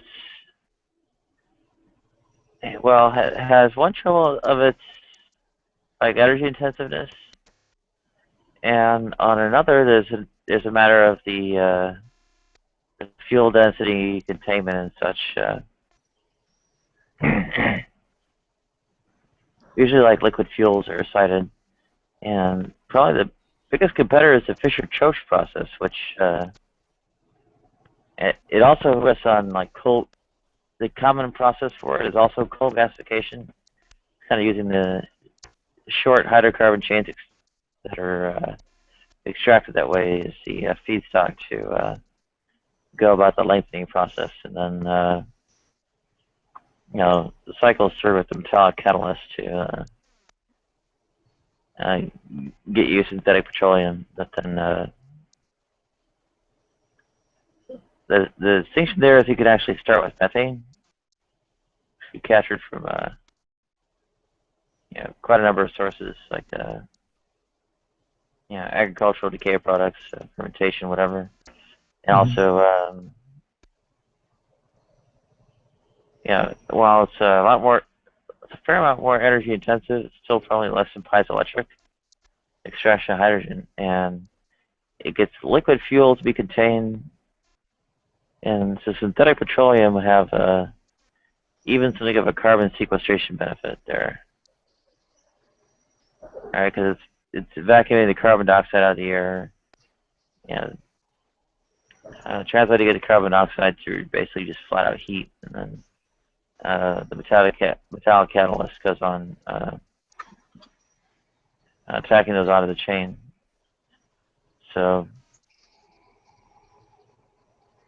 in principle, you can kind of get a bit of sequestration, liquid fuel, and you lose a bunch of energy in the process. So.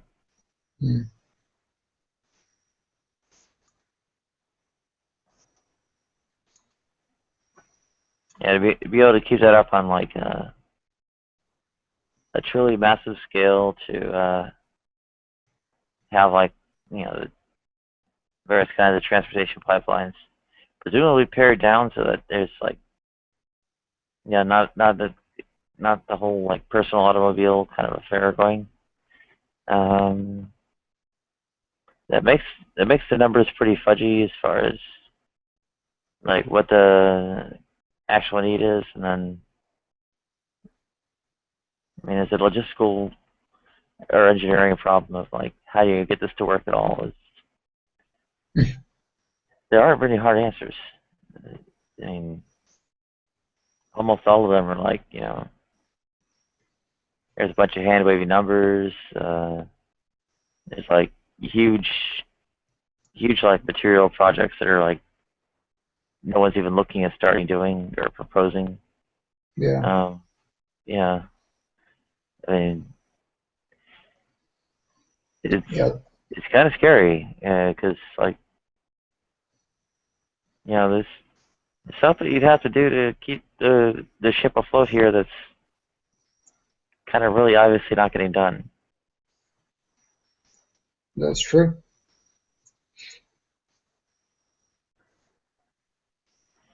Yeah, I remember a while back, everybody was talking about harnessing wave power or tidal forces. But it seems like that's really going nowhere because of the material commitments required. These devices would have to be huge and built of metal of some sort. So incredibly expensive, not to mention almost certain to fail because of the environment that they'll be in. So it I thought need, I thought maybe I could have sworn I read or seen a story on it where they built one off of California somewhere, one of them ocean turbines. yeah, yeah. So the problem, so basically, they're even more cost efficient, less cost efficient than wind turbines, from what I understand. Yeah, the wind turbines. I actually from Chicago down to by Mount Vernon, Indiana, which is in the southwest corner of Indiana. Um, we picked up transformers out of Chicago, and I was talking to the guys that were building the wind. We hauled them down to the farms down there for the wind turbines. Mm-hmm. The transformers were coming from Germany. I mean, they're building plants now, but most of the blades and everything were being shipped over. Wow, most of the blades and everything were being shipped over from Germany, and the cables were being shipped over from Turkey. Oh wow! So yeah, it was cheaper to send the transformers and the cables from overseas, cart them on a freighter, take them over to Chicago. Then another company went and picked them up from the docks and took it to their yard. They opened up the shipping containers, unloaded them from there, and then loaded them onto our trucks so we could take them down to the farms. And it was cheaper than to have it made here in the United States. Wow.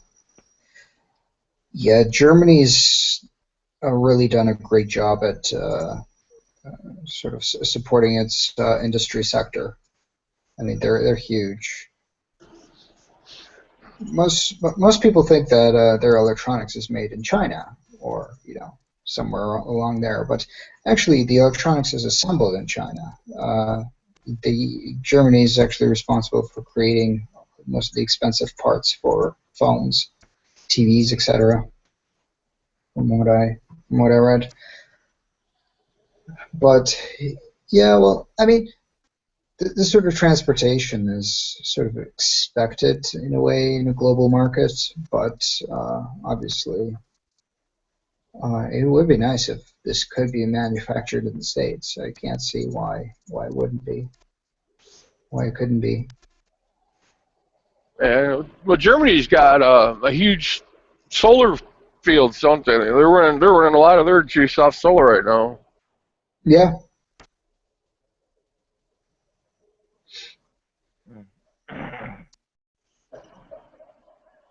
Yeah, the trick with solar is that the yields are pretty hard to calculate. I mean, you can see what you're getting in from the sun, but you can't figure out quite as easily what you're putting out to kind of maintain the actual equipment, right? Because it's like all embodied energy, right? The energy construction of the devices and their parts replacements and all that. So in some ways you end up like even on like what should be in some respects like this kind of hard and fast win or lose calculation. You have a real tough time putting a number on it in a reliable way, and almost can't really tell whether you're winning or losing. If you're losing, it's going to break down. You're just going to run out of juice, right? Mm-hmm.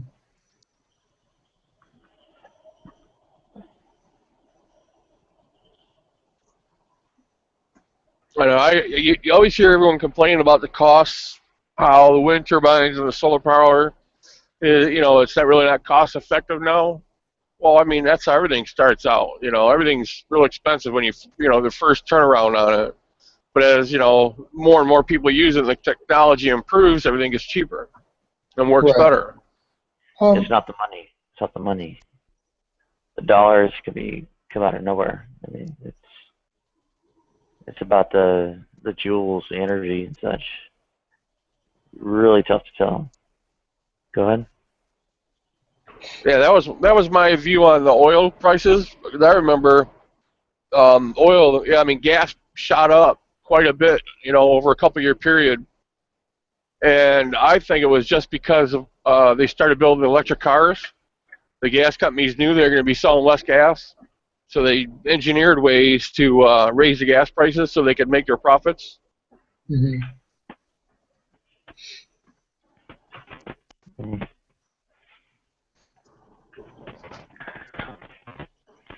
Hard to say. I mean, that could actually happen, but I don't think they'd have to do that.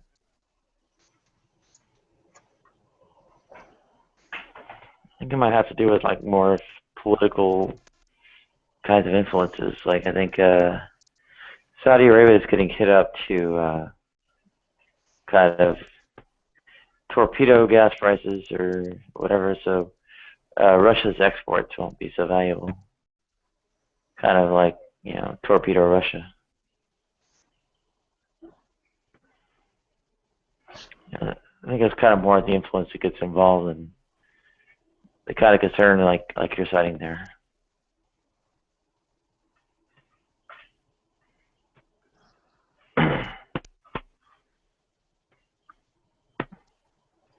Well, I can tell you what happened here in Spain. In around 2007, prior to that crisis, most companies in Spain spent a lot of money in a bunch of new thermoelectrical power plants based on gas, latest, modern, and they spent a lot of money. And later, the crisis came, and nobody spent money on power. So electrical companies were a little upset. So the government now is backing up those companies. And for example, they changed law. For example, we up to 2 years ago, we will be able to buy solar power cells and put it on the roof and have free power. But now you can't, in Spain at least, because the government will make you pay a tax of about 5,000 euros just for having your own free supply. It's like they own the sun, and they tell you they you pay taxes for the sun. It's ridiculous. And the reason is that they are backing up those companies that spend so much money in modern power plants that they are using barely 10% now. That is the situation here now. Yeah. Yeah, that's crazy because if at least in Michigan, I know if you put in, I think it's pretty much the whole United States. You put in solar panels, what electricity you don't use in the house, you put back into the grid, and the electric company will actually pay you for that. The electricity that your solar panels are putting out that you're not using, that you put back into the electric company. The Yeah, electric company will pay you for it. Yeah. They only pay you 60%. So the same electricity, the same amount of electricity. If they charge you, that you pay 100%. If you give them to them, they only pay you 60% of the value. But I tell you now, is here in Spain is impossible. No one, only if you can hide it somewhere. You live in the folk, in the middle of nowhere. But if you put it in the town, they will see it, and it will be trouble for you. Yeah. Well, I could see them paying you 60% because they have to turn around and sell it and make a profit on it. So they couldn't just get it from you and not make any money. Yeah. But still, I mean, for free energy and you're getting paid 60%, on the dollar for it, that's pretty good. Yeah, it's fair enough if we're not for that last law that makes impossible for us Spaniards to do that. We are hoping in next December we have a new government, and luckily we can change that things. But now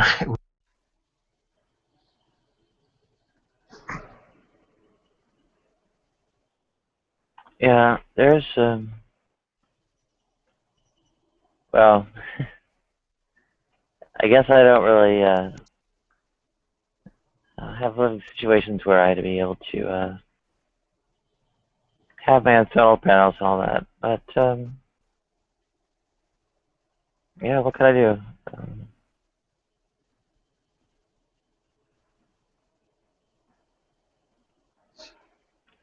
there are also wind generators, small like fan you can have in your home.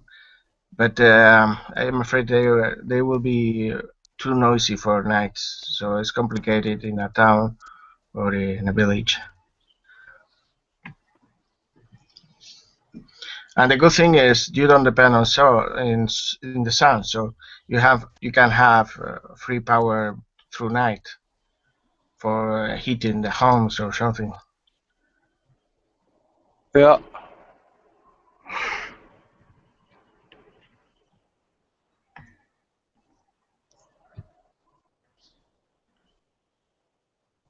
Yeah, big corporations, they know what they're doing. I know in Detroit, when the auto corporations were starting out and they were, building Detroit, they were going to try and build trolleys and, bus routes. And to make the whole city of Detroit, basically public, public transportation. But then I know with GM, I think GM was a big lobbyist on that, and Ford, they lobbied against it not to build them, so everyone would buy their cars.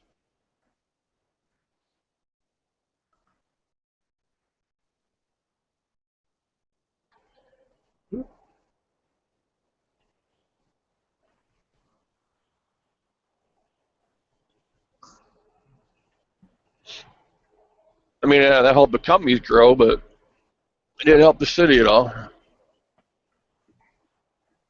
yeah, it really does. It's all just corruption.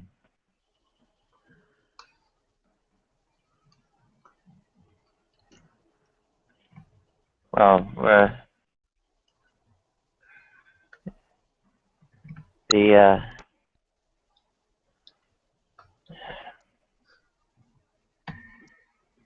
oh, where to even start with this?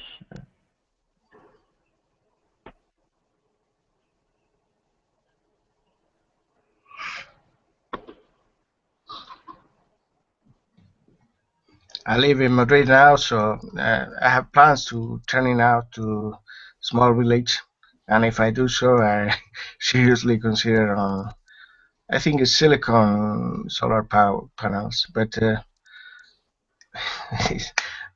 for the moment, for the time being, in a 13-story building is complicated.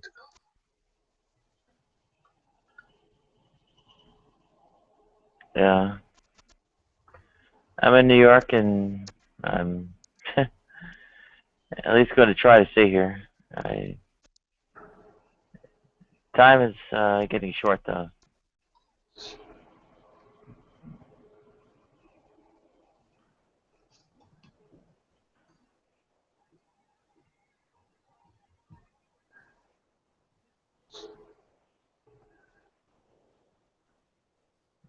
I don't know how I'm going to manage it, or if I am.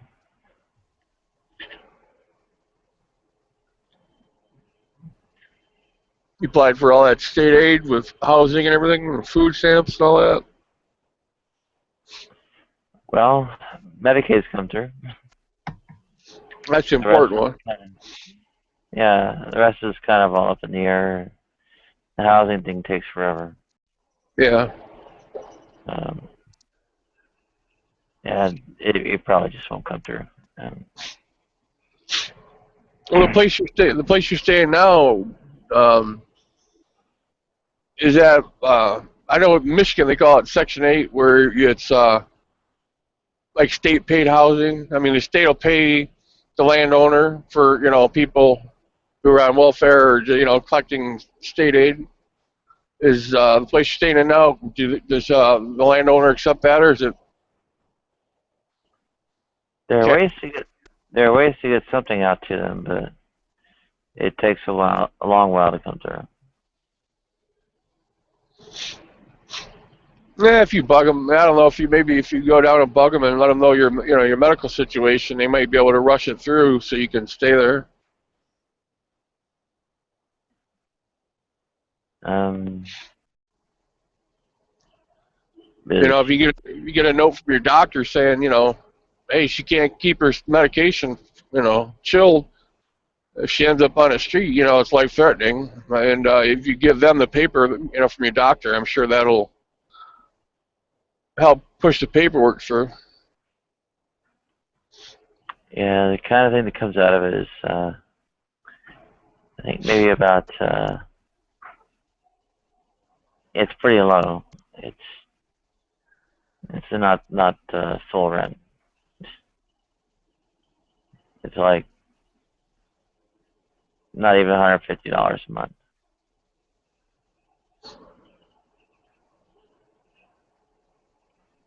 Dead serious.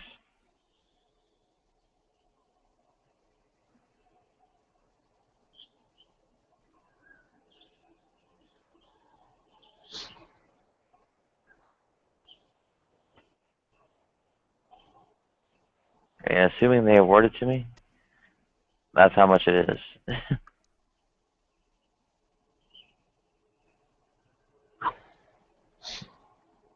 I've seen it because I was at one point the leaseholder, subletting, and that's how much they paid me.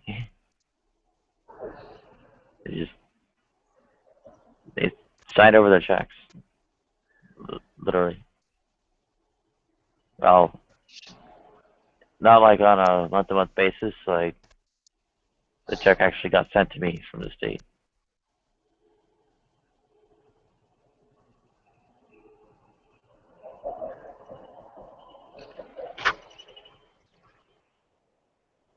Yeah, it's that bad. It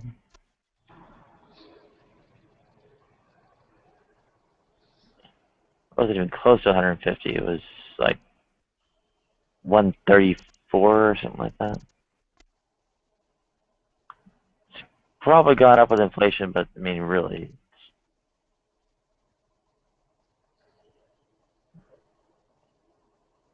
The 134, is that for the rent, or is that just how much the limit of what they sent you? it's the limit of what they sent you.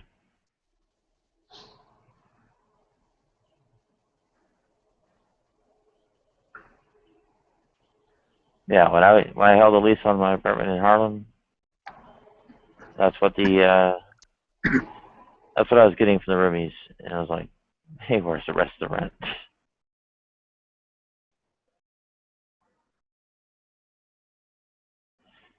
A lot of people, well, we aren't going to cut quite that much slack. It's going to be, no, that's not what the rent is. Take a hike.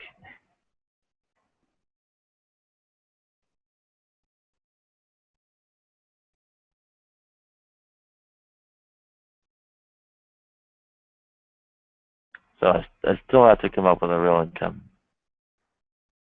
And, it actually took them like over 6 months to even land that much.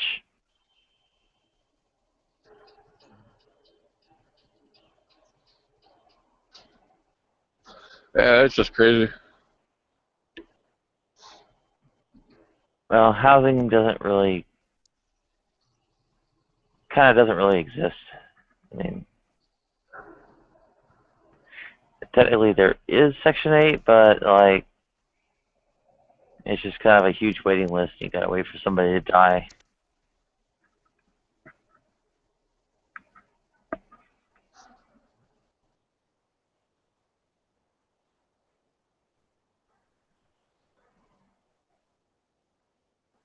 There's also a pretty long line of people with like, pretty serious disabilities, like you know, felt pretty high in priority in line. I don't see how they'd be more high priority than yours. I mean, They're like powerless to take care of themselves, like quadriplegics and stuff like that.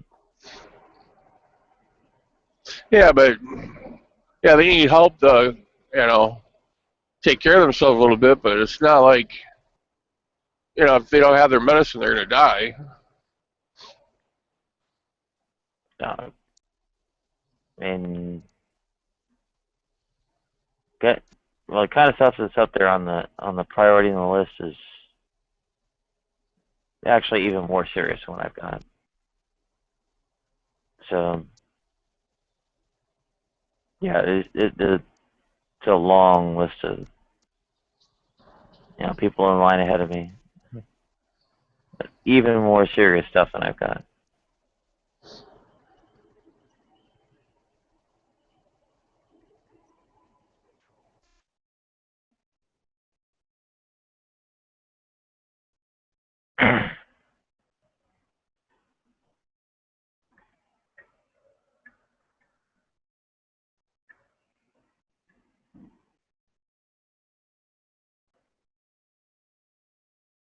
It's pretty much like that in every state. Like the Section 8 stuff's been frozen nationwide for like probably since before Clinton even got out of office. I think it was literally frozen while Clinton was in office.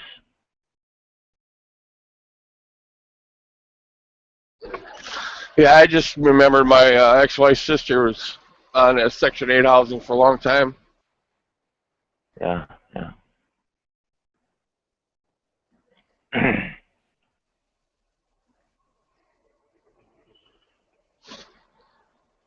But yeah, that was like 20 years ago or something like that. Yeah, yeah. It was during Clinton's terms. It was probably before that got clamped down on. Later in Clinton's terms. Yeah.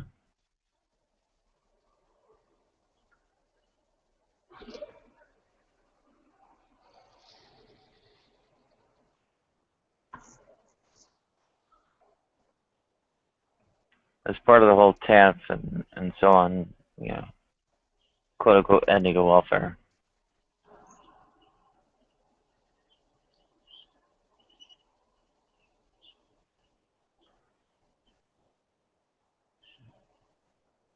I think the general idea was to freeze the number of Section 8 awards or total number of people that receive it, and then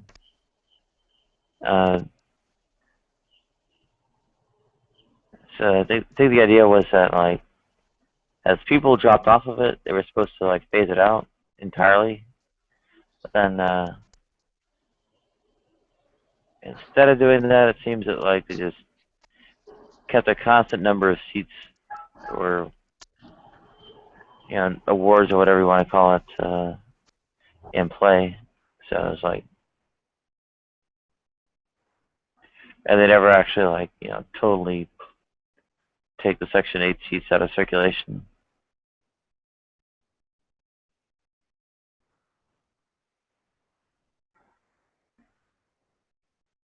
So there's only some number of people in the whole country that can be on Section 8 at a time, no matter what.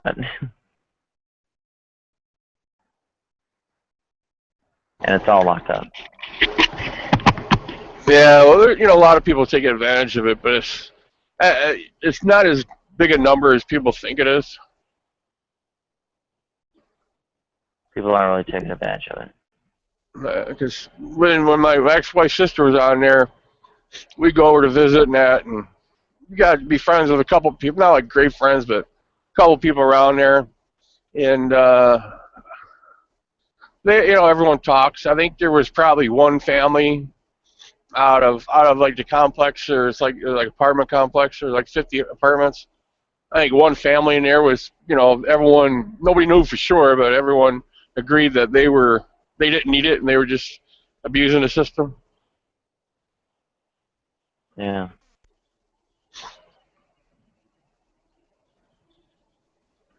Yeah, I'm suspicious. All sort of ideas about abuse. I mean, it's like, yeah, it'll happen sometimes, but yeah, it's not often enough to be worth like, giving a damn about.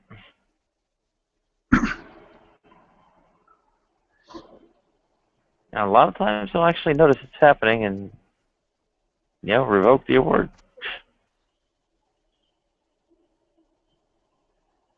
Or it's not a lot of times, whatever. But also, welcome, Desert. Good morning, Nadia and everybody. Morning, does it? How are you doing, Bob? I'm doing wonderful. Driving through Michigan. Ah, cool, cool. Yeah. Gotta.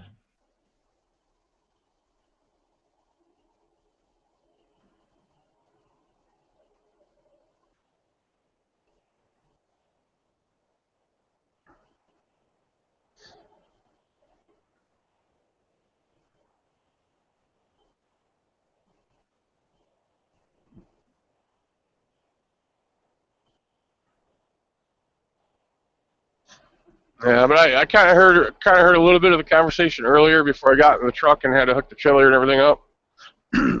Where oh, I forget his name. Slim Jim. Slim Jim, yeah. Talking about the cult of global warming. I'm like, that's crazy. If they're a doomsday cult, all these global warming scientists. And what I got out of that, because he mentioned one thing when he was talking about it, he mentioned taxes. And I think that's the only thing he's worried about is if they start passing all these emissions and everything, they're going to raise taxes. Was he serious about all this? Yeah, they're talking about water. The conversation started talking about water and but Biden selling water. I didn't catch all of it, and then somehow it turned to global warming, and he said it's all just a cult. They're all doomsday scientists, and he believes there's no such thing as global warming. Oh, wow. Yeah. The way it started off was like, capitalism kind of values the wrong things. Right. It's all this like, things going on with, luxuries or whatever. And I think Max was going on like,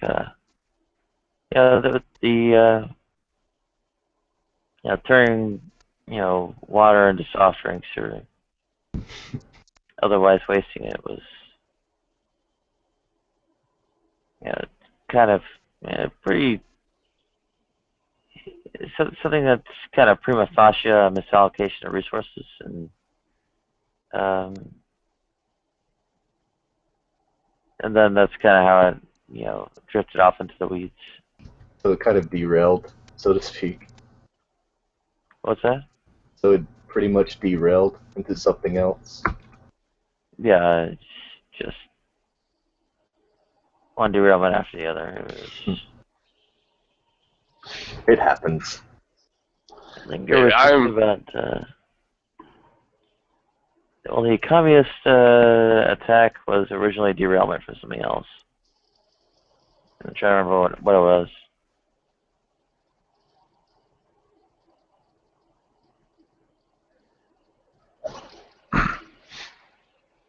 Was that Billy was talking about in California?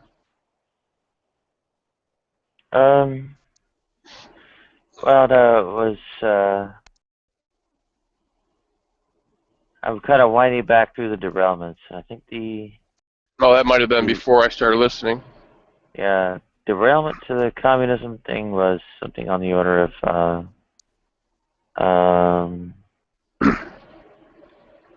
I think there was a few different ways leftism got woven into the conversation. There was one where like the right wing terrorists were actually more predominant than Muslim terrorists. There was another where I think the left wing was, I guess, getting blamed for some kind of like misattribution of I don't know, like police killings to kind of racial bias, and then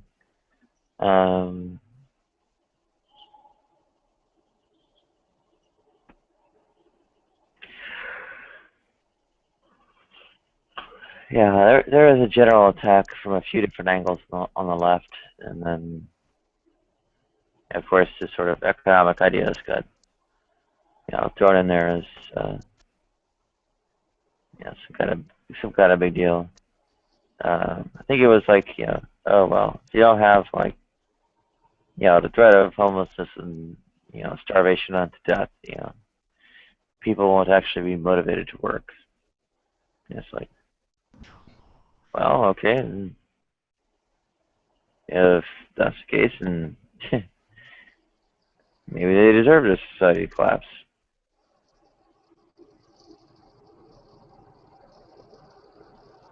The general way one goes about, working a kind of non-hierarchical framework of relationships is, people are doing what they can for who needs it, right? So someone would actually, go out and get something done because they see a need for it to be done, and so on, right? As opposed to some kind of pretty crude saving their own ass from homelessness and starvation.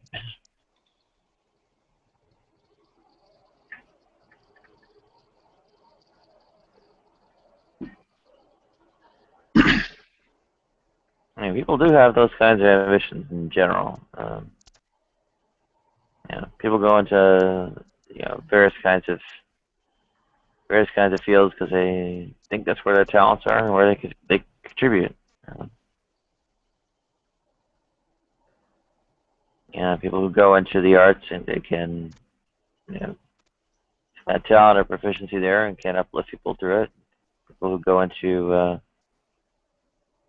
whatever kinds of engineering think they have, talent, proficiency there, and can, make good and useful things for people through that. Doctors think they can heal people and help people that way. I mean, Kill people? what's that? Kill people? In what way? Yeah. Like, Set bones, do surgeries to heal wounds or whatever. rough.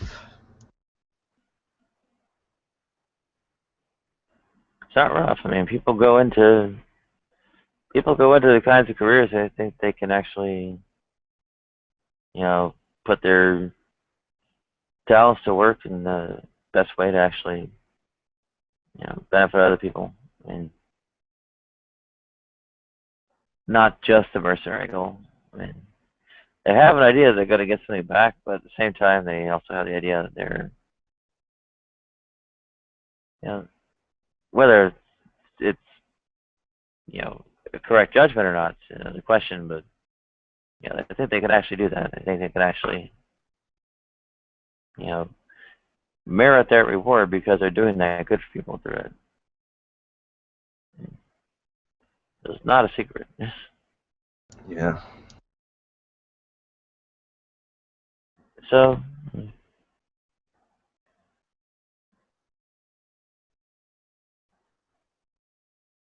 question is, Yeah, can you build a society on that? Well, how much work do you need to get done? Well, look at the unemployment numbers, or the real ones anyway. Employment population ratio. That's pretty bad. Maybe you'd have a different kind of model of requesting and allocating resources. If it's, for instance, requisition something to go about carrying out some task or whatever.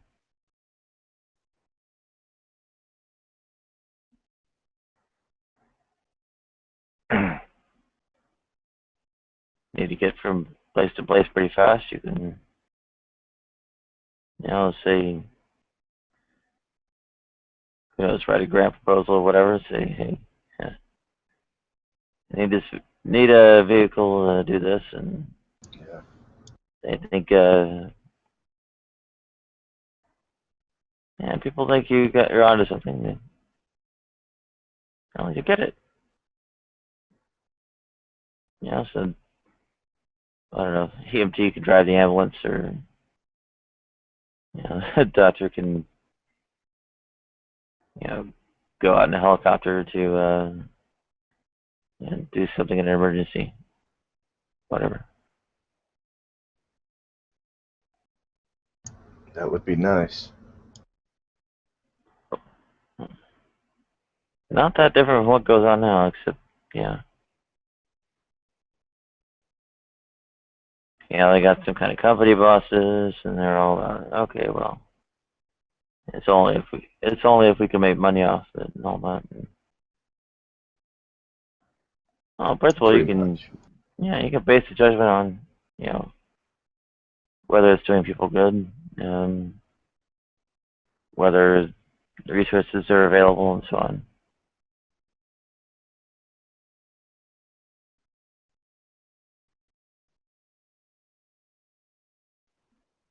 Yeah, you don't have to reduce it all down to one-dimensional dollar amount. You can actually say, okay, well, there's water, there's gas, there's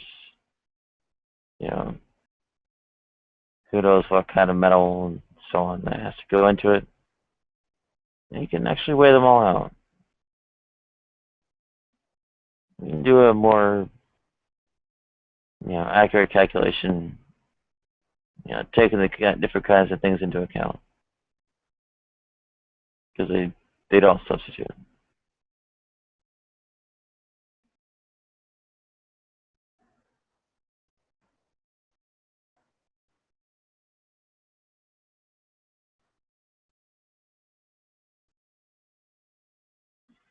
Yeah, you can bury somebody in a pile of diamonds and won't help them one bit if they need a drink of water.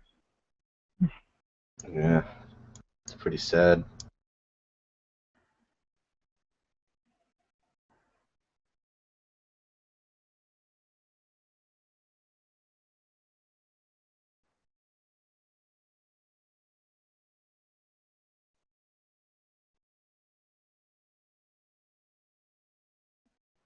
Yeah, they kind of had this idea like, oh, what happens if or for Ham, it's like, what happens if he decides he doesn't want to work and or whatever. And it's kind of like, oh, why the heck would you do that? You wouldn't be getting anything done. What would you be doing with anybody? I just feel like sitting in your house playing video games.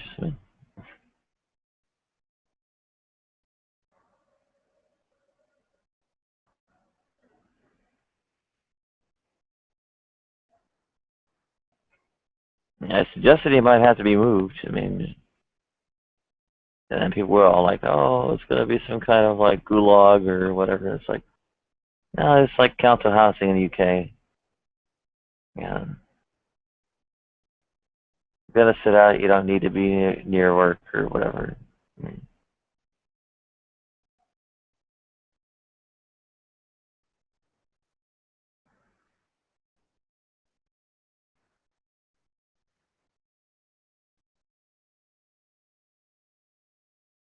Do you know this person? No.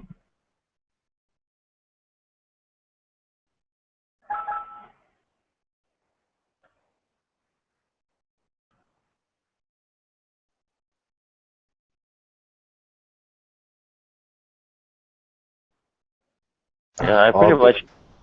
What's that? All blank. I rejected them. What was that again? It was all blank. Their profile. Oh, yeah. I'll do it. Was that okay for me to do? That's fine.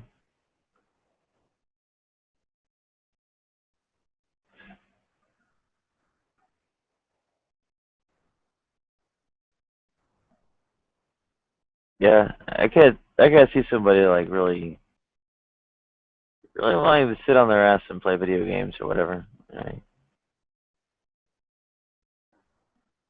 I guess it could happen, but yeah, they'd kind of be a lonely singleton anyway. You know, somebody might like I guess get worried, check in on them, see if they're okay.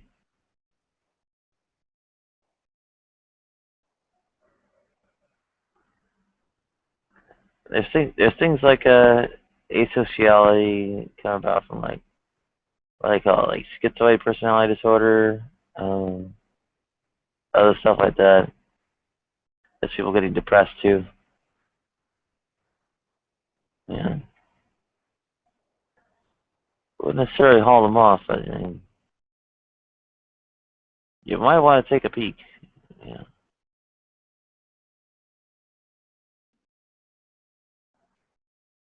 by and large, people ought to get out of the house, you know, hang out, and you know,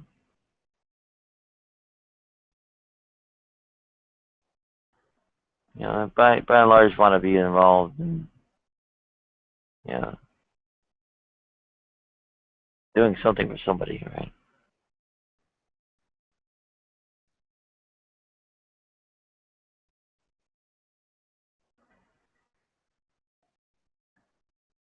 I mean, this is not my idea of doing something for somebody. I mean, if I were like, if I were on this kind of system or whatever, and we're able to requisition, something to get something done, I'd like, okay, screw it, sign up for like volunteer work or something here.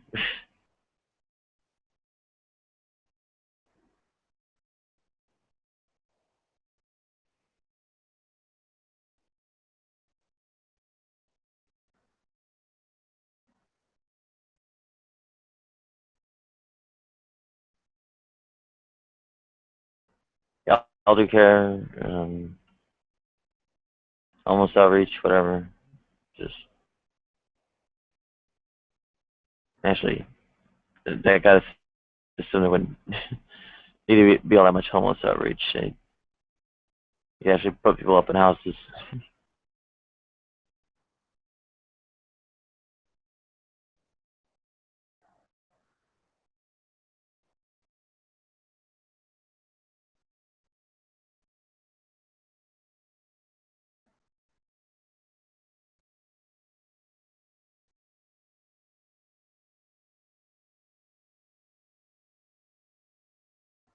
And one of the nasty dynamics that keeps me from like, getting around and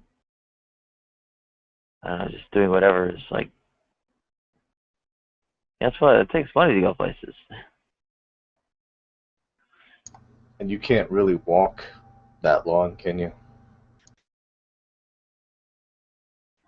No, I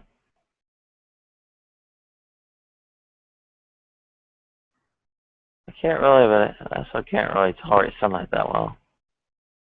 I mean, I don't know, it's looking like I've been tanning a bit, but, I noticed it. it's still, yeah, I noticed it one day. still hasn't been like, I asked you if you were yeah, getting out more, but you've been on the stoop a lot. That's mainly what it is. yeah. All right, have a good day, Miguel.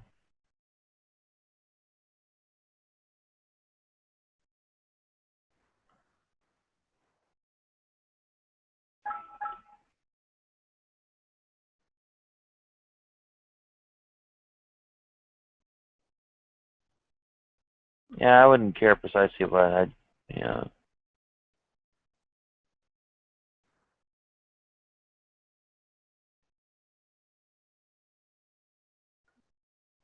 I'd do something for somebody, but apparently they they turn you away.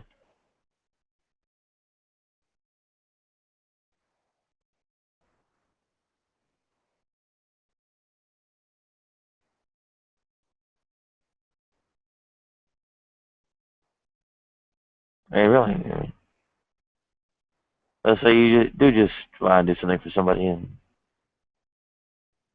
you know, uh, I guess would rather get by than get put out on the street or whatever.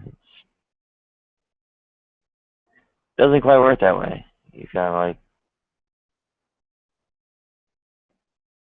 this whole hiring process, profit motive, whatever, all floating around on one end. You've got, well, you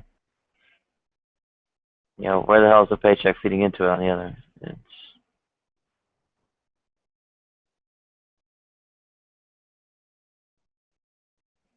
It doesn't quite meet in the middle.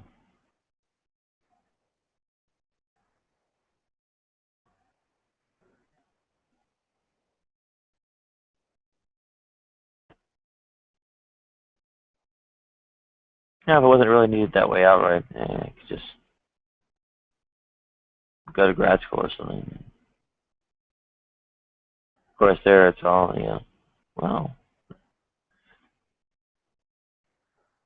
I guess a bit too competitive. Don't have the recommendations, don't have particularly strong academics, and you know, going going down the tiers in the grad schools means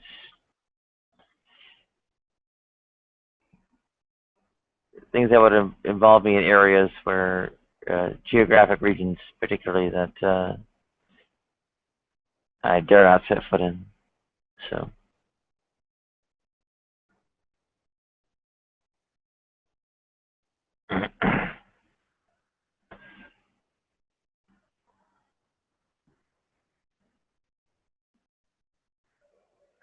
I could probably,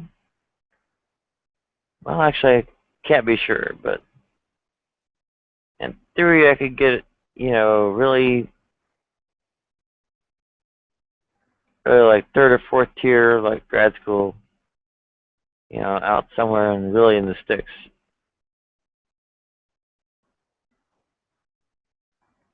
In the Trouble, sticks. yeah, trouble is, of course, how long do I last once I show up there? The answer is, doesn't look too good. A very long time. Yeah.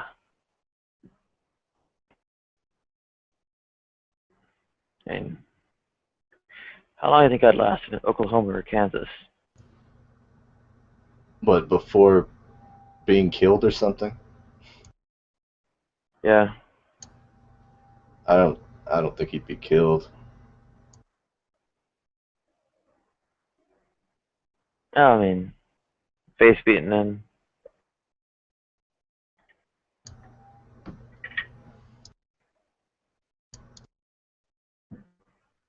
I mean, seriously.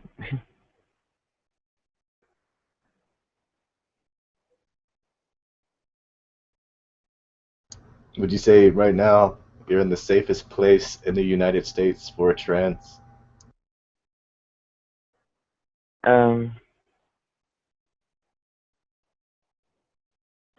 well, depends a little bit on what your weaknesses are. Weaknesses. If it's, you know, just a concern about physical safety, San Francisco might be safer in that respect, but the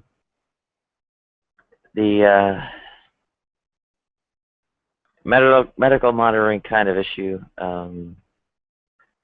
makes more eyeballs on the streets in New York actually safer. Yeah, so I'd say New York, which is what I Yeah. figured. Yeah. Oh, that's kind of why I gravitated here. Yeah.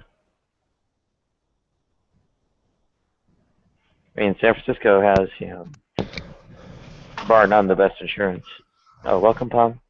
Hey, Hi, Palm. hey, Bob. I tried a game. It's called Truck Simulator, and I so far like I've ran into other cars. I've knocked out signs. Like I can't go reverse. Like when I go reverse, the load on the truck it goes the other way, and so so far I've worked myself into debt on Truck Simulator. just, Yeah. just wiping out everybody, huh? I'm like at 20,000 euros negative.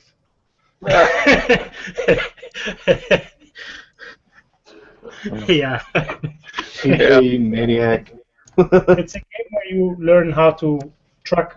Like they teach you everything about trucking, and you can like move the difficulty up. And I put it like on the easiest, and I still sucked.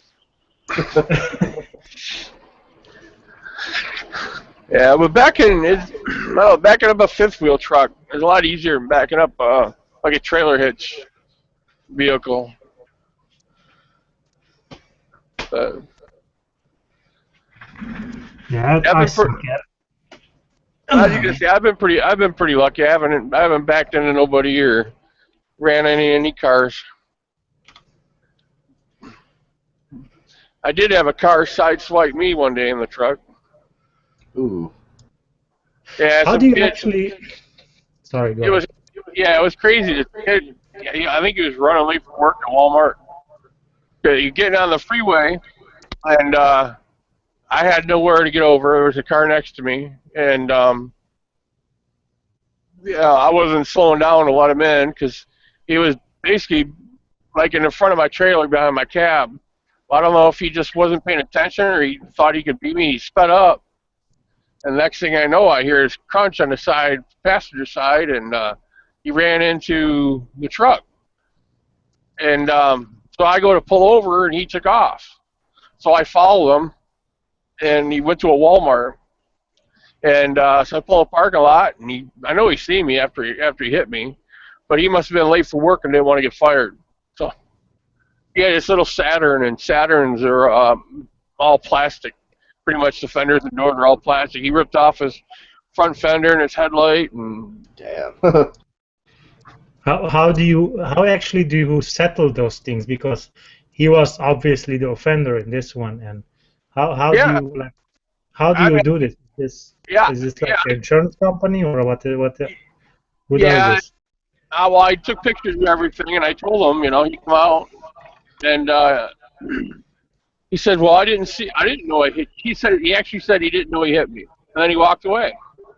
So I just, my company I work for, because it's not my truck. They got a whole. I took pictures of everything, got his VIN number down, his license plate, and they took pictures, and the work in the insurance company took care of it. So I mean, all I did was the side step box. There's like a toolbox and a side step on the passenger side. He messed that up a little bit. It was nothing bad. Yeah.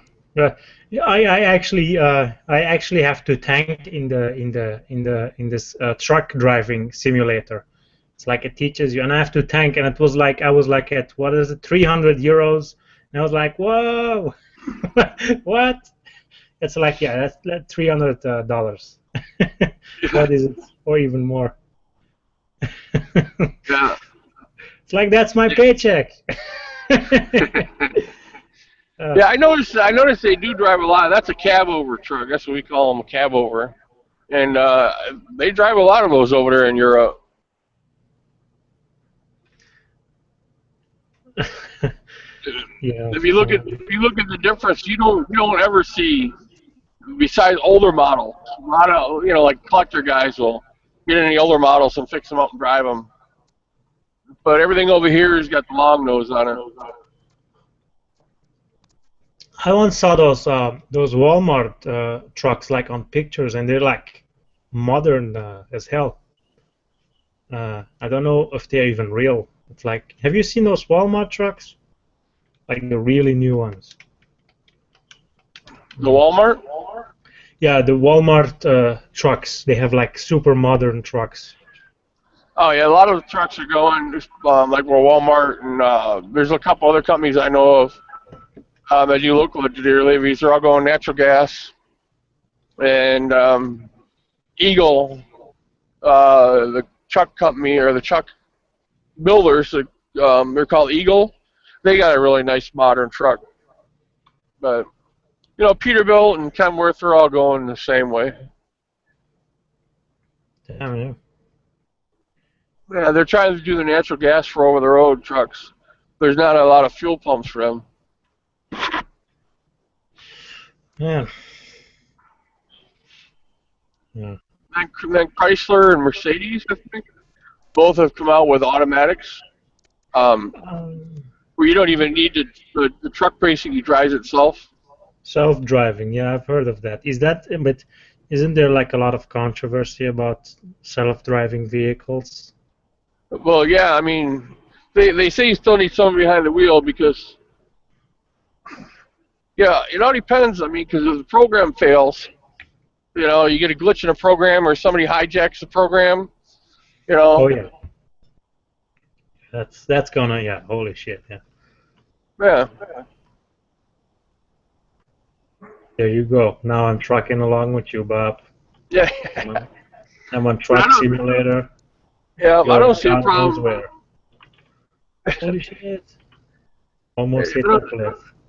Yeah, I don't see a problem with the automatic computer program with a driver behind the wheel. That it's just another set of eyes in case the driver falls asleep or not paying attention, looking somewhere else. But like, do you know about this simulator, Bob? I mean, it's like super realistic. It's like you have to pay attention to all the controls. You have to it's like everything, even the rules of the road. And it's like, if you hit a red light, you get fined and whatever. Oh yeah, I'll have to check it out. Yeah, it's Euro Truck Simulator 2. That's the newest, I think.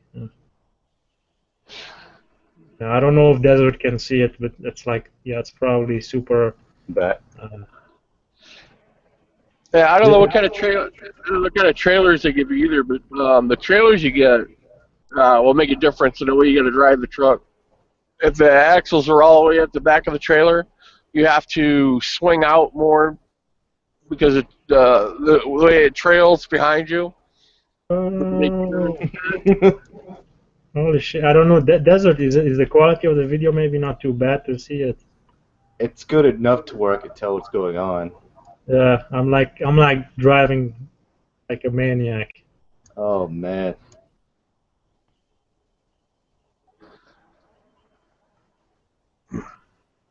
Yeah, I just picked up a new laptop. It's a Asus ROG gaming laptop. Yeah, it's probably light enough. The game is pretty light. It can run on it, but it's like you start off with a really basic truck, and then you earn money and you can, and then you make a business or whatever. You basically, it's just really, I mean, it's like a game based around truck driving. They've made it as real as they could. I'm in my truck, so I can only see so much on my phone, but it looks pretty good. Yeah, it's my streaming quality. It's my streaming quality. It's like shit. I've got like really basic internet. Yeah, but I can still tell what's happening. It's just not that clear. Yeah, I know. My internet sucks.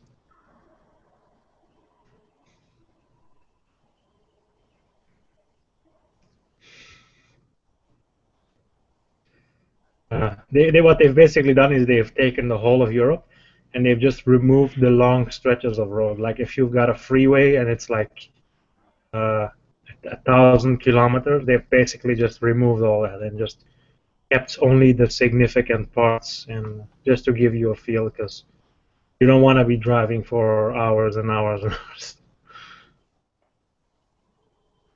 in a game, at least. That would be cool though if you could drive to every single state in the United States or Europe. Boom! Kind of missed that turn. Yeah, I missed it. I'm driving like a crazy guy. Oh shit, I think I'm stuck.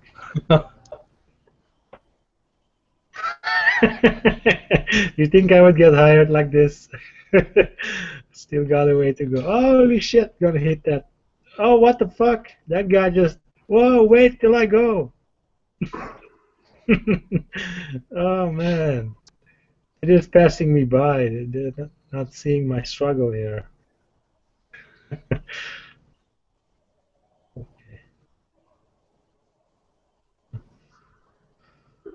Yeah.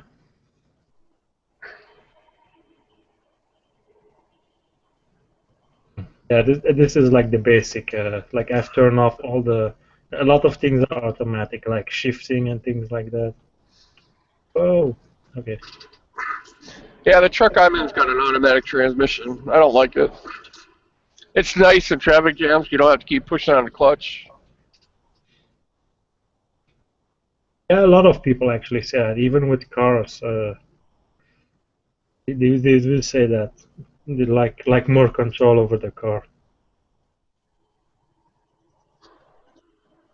Oh.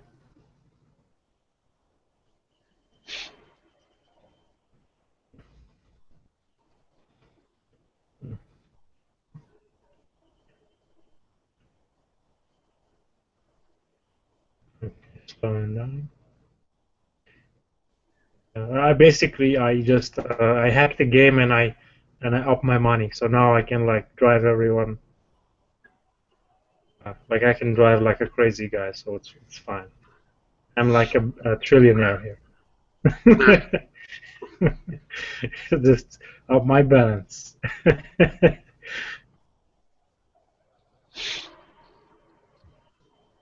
Yeah, just don't be hauling any hazardous material. Whoa! Holy shit! Anybody know what planet's out in the sky tonight by the moon? What's up, Bob? What'd you ask? I looked outside the window. I'm on my way up, 75 north up to Grayling, and I can see the crescent moon, and there's this really bright light behind it, so it's got to be a planet. It might be. I'm just wondering what planet it is. Maybe Venus.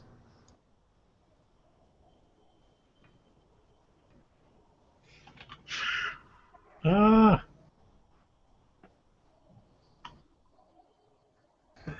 Damn, I can't go back. It's like my car. We'll have to drive in people's farms. Yeah, I'm stuck. Shit. Won't let me turn because my the back thing is it's too much at an angle. Oh shit, there's a car. Well, screw you. Oh, he hit me! Freaking asshole!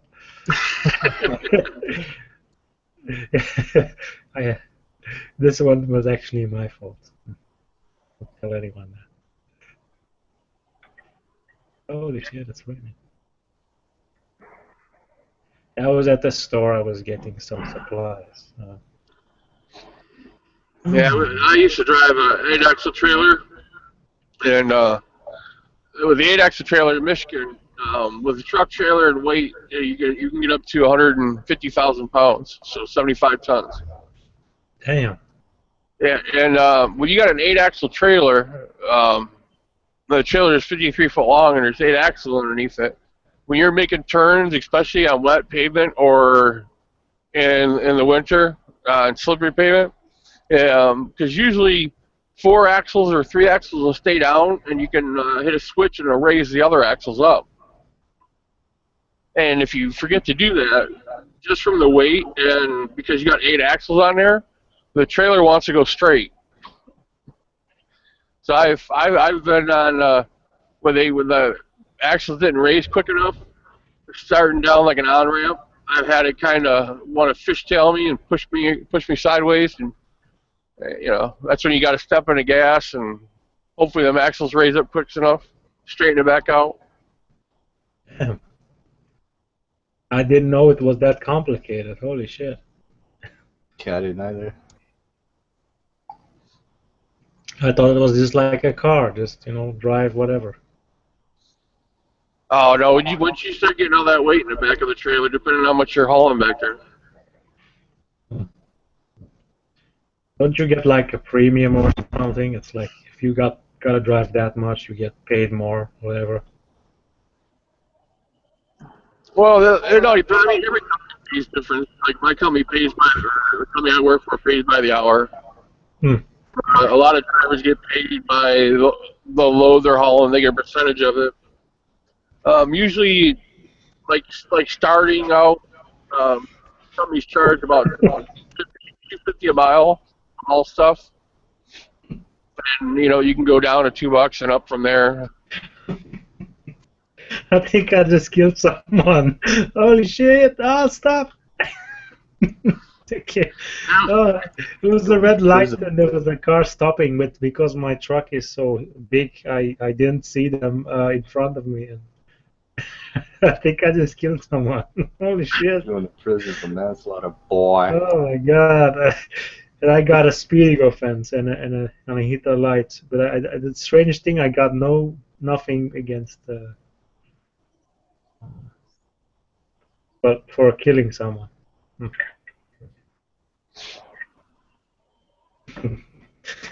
Oh no! Shit! Stop! Oh, there was a red light. Fuck it! Go! Go! Why won't it go? It's got like a delayed response. Well, you know what a great walking simulator is? I like it. A walking simulator. Yeah, Skyrim. Oh. Well, actually, I got another simulator. It's called Car Mechanic Simulator, and it teaches you to be a car mechanic. It's like real life. Oh wow. Yeah, these simulators, they're like all based. It's like made it to learn, so you could be a real trucker or whatever. So you can like at least know a lot before you get behind the wheel. So you get familiar with the rules and the control somewhat. Kind of like those flight simulators too, for people. Oh yeah, those too. Yeah, I don't know how realistic those are though. Yeah, I want to get one of them flight simulators because I want to get a gas-powered RC helicopter. I hear you. And I've played one of those RC simulators in a store, and the guy got the RC controller, and he says the way that thing flies is exactly the way it's going to act out in real life because he has one. And all 5 times I crashed. I barely get it off the ground. Yeah. I think Nadia would make a great trucker. She could have her hangouts and do trucking. Yeah. Trucking. It gets a little bit tricky because mobile devices can't actually host hangouts. Now you'd have to get some kind of satellite. Well, you could run from I guess, like a cellular phone is to tether to, but a laptop would actually have to be the client connecting to the hosting hangout, whatever. Have to be like I have a laptop sitting in the seat next to me or something. Yeah, that's what I got on my phone. I got an app called PDA.net, and I turn on my phone. I can either tether it to my laptop or turn my phone into a Wi-Fi hotspot. And my family loves it when we're camping or when we go canoeing, because everyone's got these, 2 megabyte data plan. I got an unlimited. So I'll turn on my Wi-Fi hotspot, and I'll have 10 people running through my phone. They're all doing their Facebook and everything else, But I'll have 10 people access them through my Wi-Fi hotspot using my data. Oh, you're a hippie. But the only thing is, I can never upgrade my phone. I have to buy a new phone.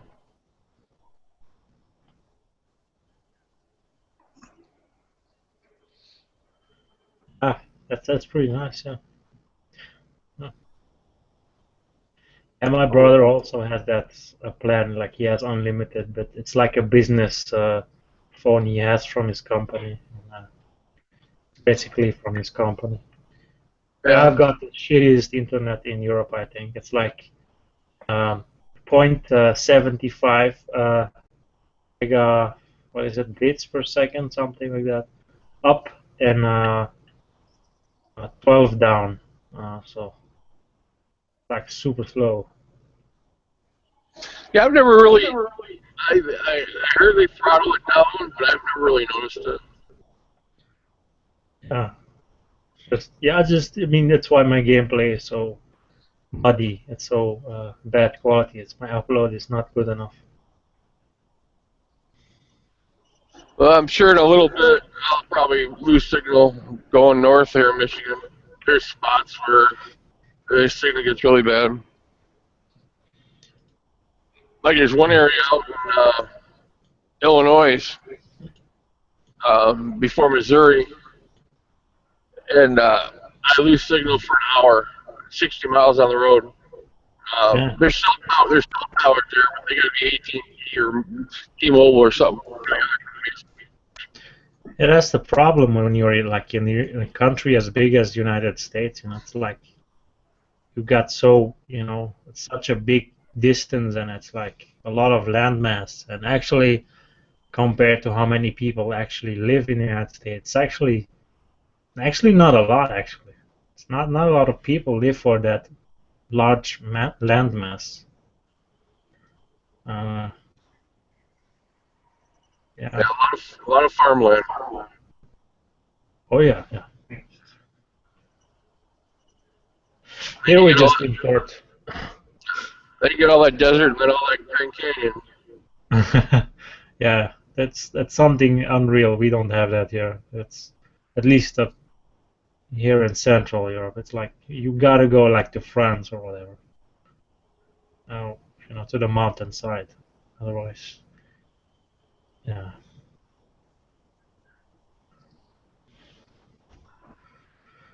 Yeah. Anyway, I was sorry I didn't want to derail the discussion, whatever discussion was going on.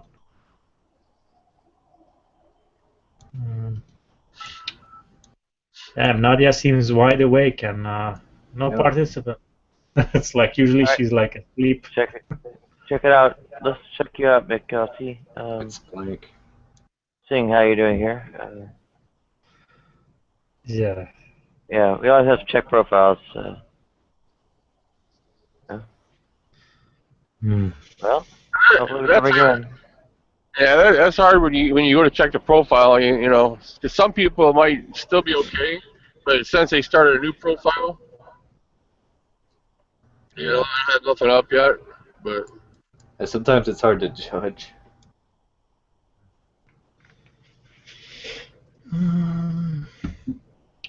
Yeah. Because I'm sure some of them are getting smart and just starting new profiles, and they're just adding posts and doing posts, and every day for a couple weeks, and then they go into Hangouts and figure someone will check their profile and see it all. But you can usually let them sit there for a while, and if they contribute, you can give them a pass. Otherwise, and that's how I do it. That's how I do it. Usually when it's like a troll or something, they don't really have anything to contribute, and that's how, And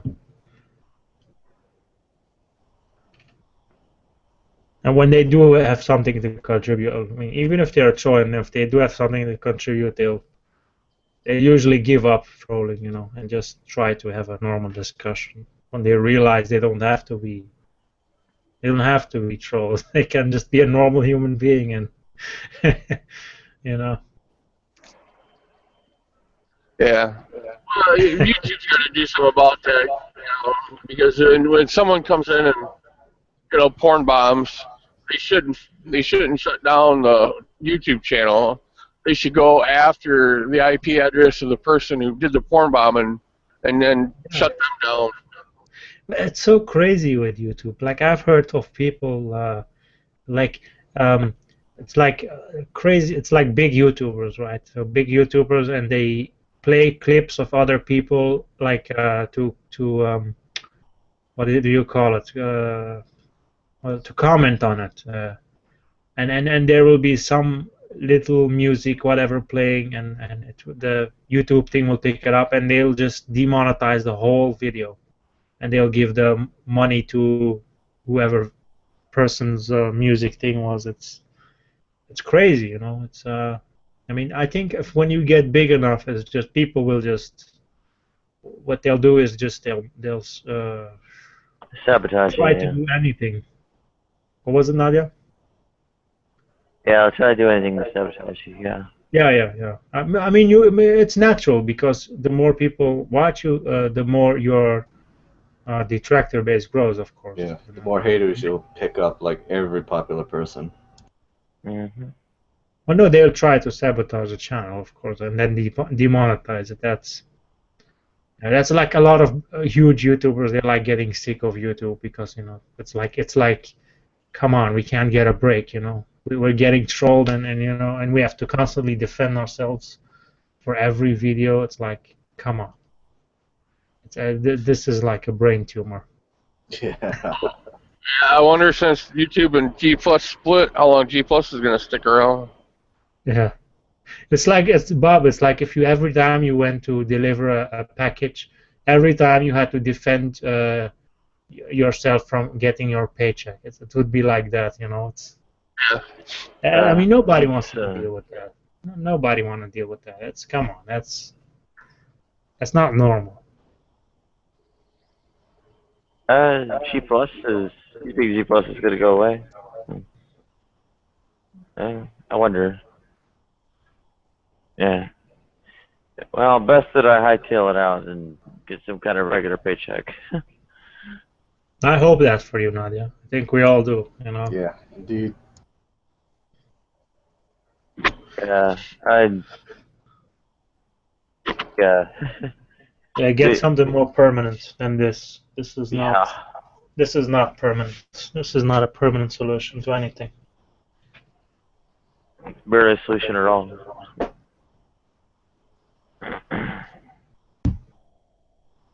Well, if when you get another job, when you get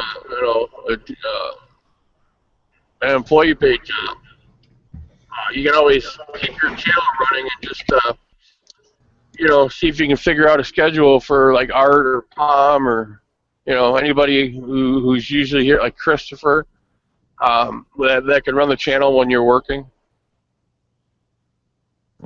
Like other people do when you're asleep. Yeah, and keep your Skype open.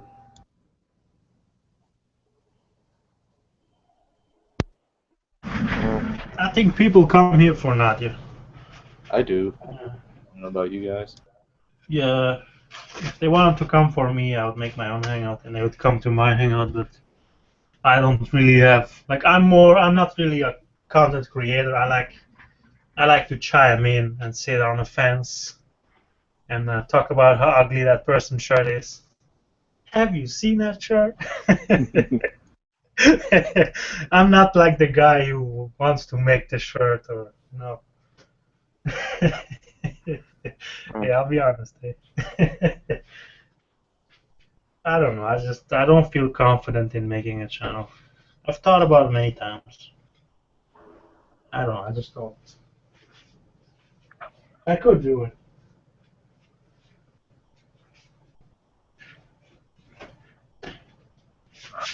I don't know. 6 months and 24/7 and all that jazz and more. 1,000+ videos. And my subscriber total is pathetic. I mean, it's like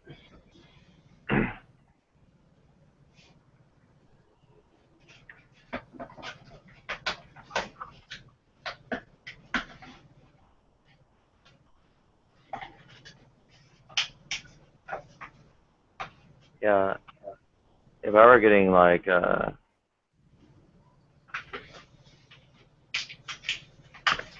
I were like remotely passable, hadn't doubled in weight and my thyroid died after the breeding castration,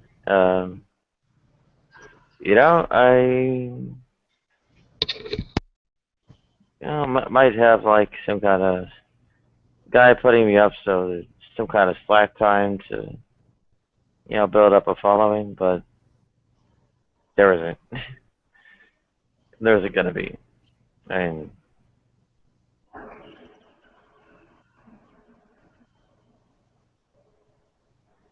and yeah, it looks pretty obviously like if I don't have something work out at this point, I'm going to be very much in the hands of social services. So.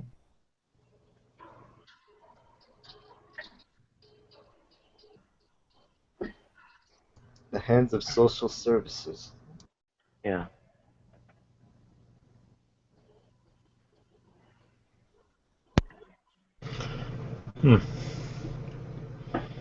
Like,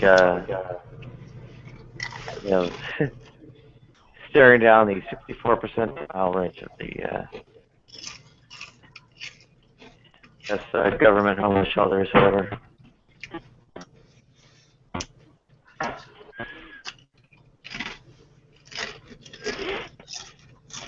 Thing is, everywhere else, they just like kind of toss you out after 90 days and say that's all you get for a year, which obviously doesn't work. They also, well, maybe San Francisco doesn't quite have that issue, but almost everywhere else in the country does. They have the issue of being run by churches and being segregated. At which point, that gets real interesting real fast. Hey, Palm, we can hear you eating.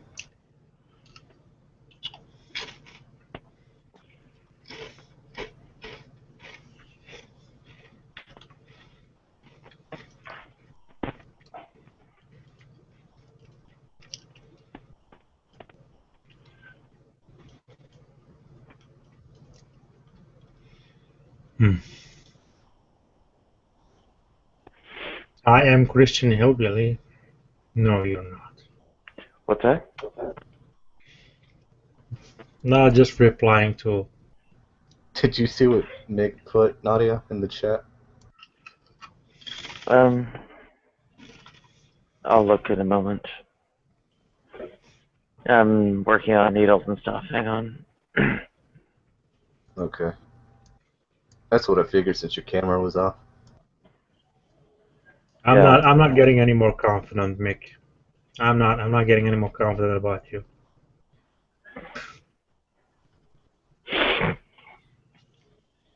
Bedford Fairlane.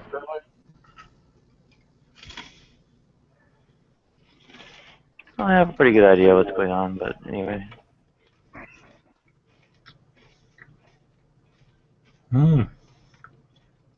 Could be. That's a good guess, though. Yeah, I'm pretty much with Desert on this one.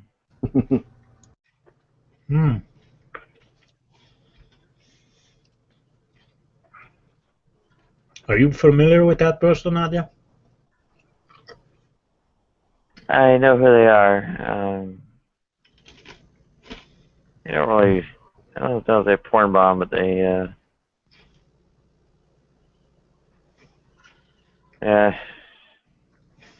don't actually talk, so.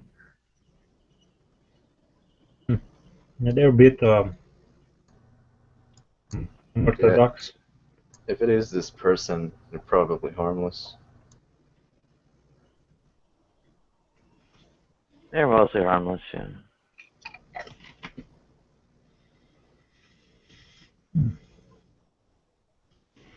I mean, they're silent, so there's not really reason to bother broadcasting them. Well, Desert is a car mechanic. Later. Sounds like a good game for car buffs. Well, no, you learn how to fix your car. Yeah. my core subscriber base is a little bit odd. I mean, it's actually more than Bob, just Bob driving. A couple other drivers have actually popped in. Were they driving on camera like Bob was? At least one of them was, yeah. That's pretty cool. Can you imagine a lot of truck drivers coming in here doing that? I haven't seen it. I know LeRon's a truck driver, but I don't ever seen him on cam driving. Wasn't Ron, it was like Sam or something like that that actually was on camera. There were a couple others who didn't have cameras in on it. Or were driving at the time they joined. Yeah, it depends on the weather outside. If it gets above like 78 or 80 degrees, and the sun's beating down, because right now I got my camera on the dashboard and a holder, with the back cam facing the road. Because it's got a better megapixel, so it shows the road better. But if it gets too hot out, and because the air conditioning truck don't push out enough cold air, the phone will, because I got it in an outer box case, the phone overheats easy. So I'll have to pull it off and put it on my vent, in front of the vent, so to keep it cold, I got to turn the camera off then. Yeah. But I mean, it seems like I don't know, there's a core subscriber base and a peripheral one. And like the main pattern that seems to exist there of people that kind of consistently watch is that they're basically using this kind of like a radio. They kind of want like a radio station of people talking. And the thing they seem to like about the kind of things that go on here is that they basically people, you know, kind of sort of sounding high flown and also being like more of the calmer stuff. Like I've heard various points where like some people will say, "Oh, I got to turn it off when you guys all start screaming," or you know, your crap woke me up the other day, so I had to you know, shut it down or whatever, stuff like that. And I also like see kind of use like, you know, Bob up and down, like it'll bring new people in to replace them, but I can see like people will get into like the shouting matches, it'll drop off before it picks up, right? The people that are, you know, in there and kind of want to call and talk radio, whatever, you know, that they're the ones that step out, and then people in it for like the more Jerry Springer show, or you know, jumping in out of nowhere. You know, maybe they hear from other people that are actually in it. You gotta choose your audience wisely. You know how you select the programming, because you don't want to attract the wrong kind of attention, because there is such a thing as a wrong kind of attention. Because usually when you have people who watch for the shouting matches, they don't really care about you or what you have to say. They just it's like they're there for like the pure what is it? Seeing someone go down in flames. So I mean, if it's not someone in your hangout that's going down in flames, eventually they'll turn on you, and eventually they'll want to seek that out, and then perhaps use you to get that. So I mean, yeah. The people that go around. Actually, I may not know this person. People that go around like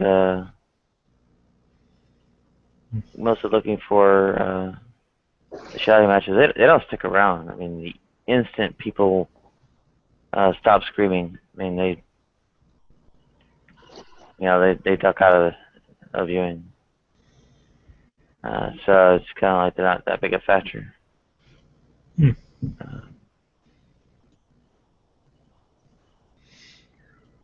Funny. Oh, that's a weird word. What's that? Oh, Hello. welcome, Arnie. Hello. How you doing? I've seen you on before. I came by. Yeah. I came by a couple days or a week ago. I don't remember. I thought you saw you on a lot longer ago, like maybe Oh, 6 to 1 months maybe ago. it was a while back. I don't remember. Yeah, I thought it was like 6 months, but anyway. Was it 6 months? That's a long time. Yeah, it was like I don't even remember. February. I don't even remember 6 months ago. To be perfectly honest, it had to be more recent than that. Well, okay. You must think you remember me from way back or something. I just No, not before 2015. Oh, okay. Well, yeah, certainly not. I actually just came by the live hangout thing just to find some people to talk to. I mean, just like it's the middle of the night for me, so the people I know are all sleeping. All good. We're here. Yeah. We should. I wasn't exactly sure what you guys were talking about. Like when I came in here, I couldn't really. I mean, you guys were like something was not really a factor. I didn't really understand that. Were you talking about people or what? Oh, kind of the subscriber base of the channel, but. Oh, I see. Yeah, the channel's kind of devoted to, I guess, theological, philosophical, ideological, and political, economic topics. Yeah. Okay. Well.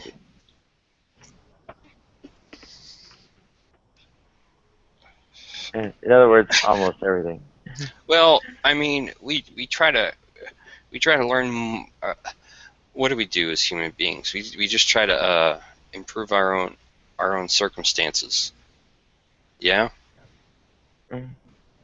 Well, we have duties to ourselves and also others. Yeah, but you can't really take care of other people if you're in survival mode or whatever. If you're just scraping, or you're trying to work within the law or something like that. Like I see that, like people trying to work within the confines of the law and the boundaries and everything, and they're like they're barely making it, or they're not even really making it. Yeah. I mean, I'm there myself. Yeah. Okay. Like what I'm describing is mostly just poverty, but and poverty is what? That's the majority, isn't it? Or like I'm so out of touch. I don't know. I like that. I assume that the majority of people are in poverty, at least from what I've observed, or some variant. Yes. I'd say existential insecurity derived from resource deprivation. Yeah, because if people just had access to resources, they make really good use of them. Like the majority of people would, I think. So I don't know. I guess there's varying degrees there too as well. So I'd agree. And I think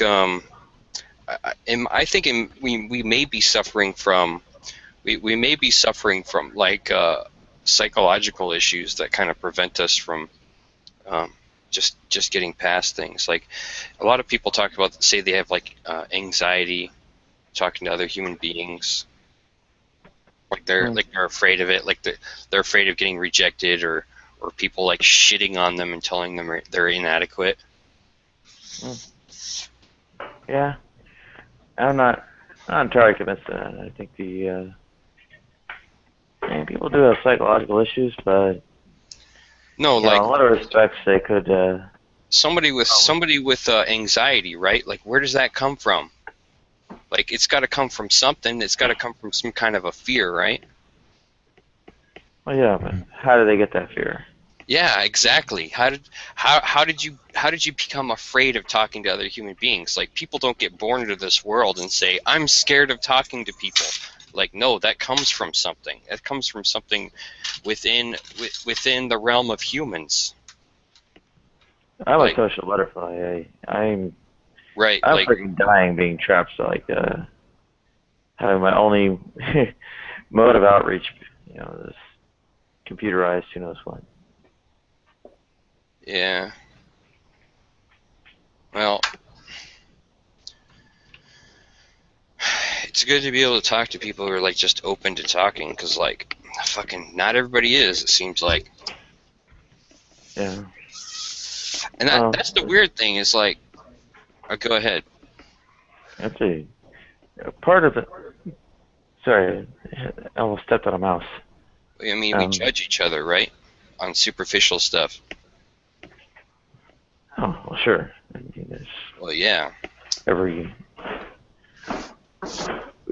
attempt to discern whether there's even something to delve into more deeply is based on the more superficial. Right?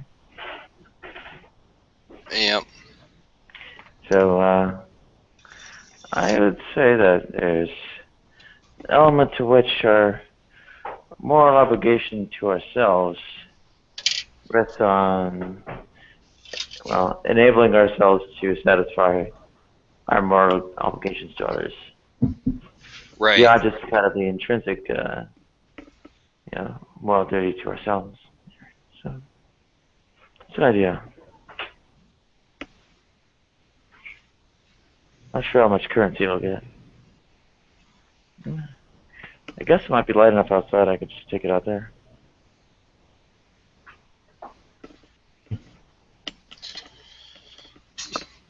But is it dry enough? Yeah. A lot of like these libertarian crabs, they sort of think that the troubles of the masses don't really affect them. So long as they're in their own bubble and they're satisfied and happy, it's like other people's problems don't affect them. And it's like totally not true. If you've got a society that's suffering, that's gonna ripple across everyone, and that's gonna affect everyone. You're gonna have more crime. You're gonna have more violence, and like only way you can solve that is to like move to a better area, somewhere where crime rates are much lower. Then again, that area will probably be better to do. There will be less violence, but of course, if that area has more poor people, and then you have the same problem again.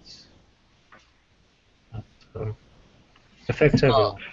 I mean, who's trying to actually even solve any of these problems? A lot of people just want to go like, well, I don't want to roll up my sleeves and do any work here. I'd rather just, whatever. Or they got their own issues. They got their own bullshit to deal with. What are issues and bullshit? I don't know. It's like people got their own fucking like all right.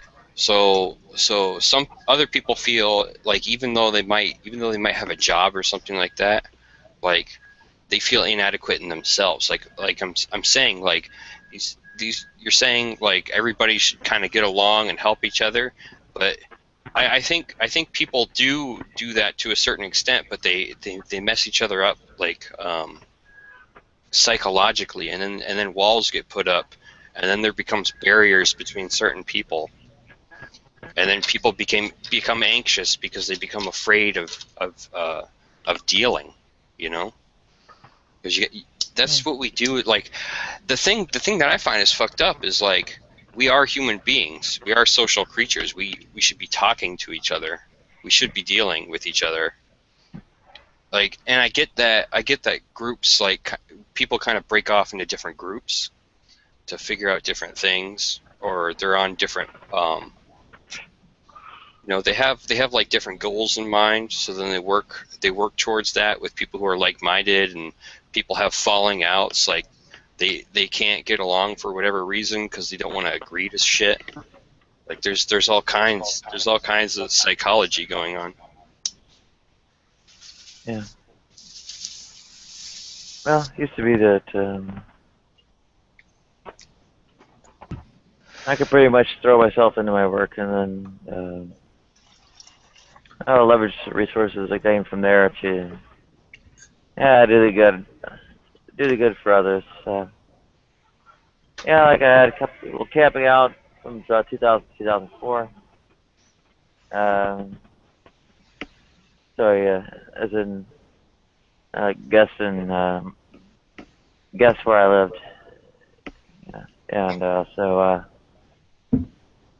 yeah, I could also throw money at charities or whatever. Well, I mean, it's just here's the thing. Like people are going out there. Like, all right, I want to tell you about my situation. Right now, I'm unemployed. I just got fired from a job. I'm looking for another one. I have an appointment on Friday to go to a fast food place. I want to be working at like Dairy Queen, right? And I've already talked to the manager there, but the manager's not doing the hiring for some reason.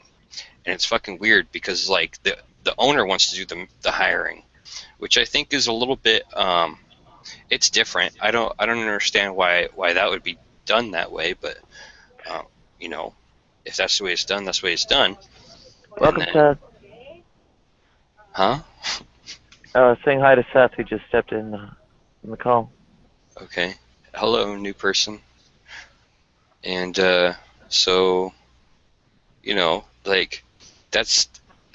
I mean, I also ran into another guy. He said he was like I don't know what he was, like the manager for Costco or something. Because and then he's like in charge of the guys who sell cell phones or something. He said, you know, you want to sell cell phones, you make a lot of money, blah blah blah. I'm like, yeah, I want to do that.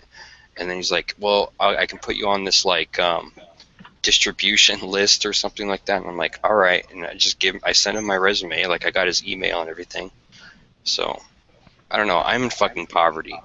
That's my deal. I'm trying to get a fucking job. I'm trying to make some shit happen, like as soon as possible. I'm fucking hungry. You know. When you're hungry, you just act. You start moving. Which I guess is a good thing in a way. Yeah. In a good way, it's a motivator. Yeah. I kind of saw that.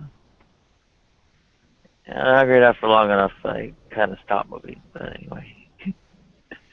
Yeah. What do you think, Seth? Yeah. What's going on in that cranium? Probably Plantinga's evolutionary argument against naturalism. Go ahead. Yeah, I wasn't really listening that much. I was looking at other stuff. Divide hiddenness? What about it?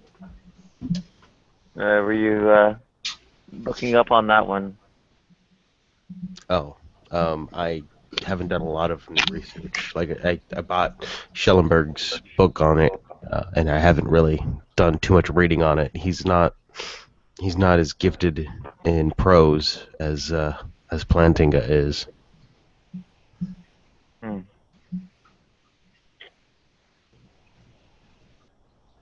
Yeah. I'll check out that book at some point.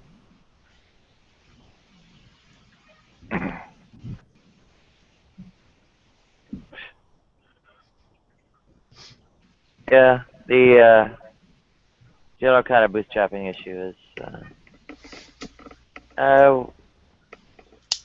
one that still when the rug's yanked out from beneath us. Oh, I mean, kind of like historical phrases of what is it, black swans and longitude. All that bit about pulling yourself up by your bootstraps is originally meant to convey impossibility.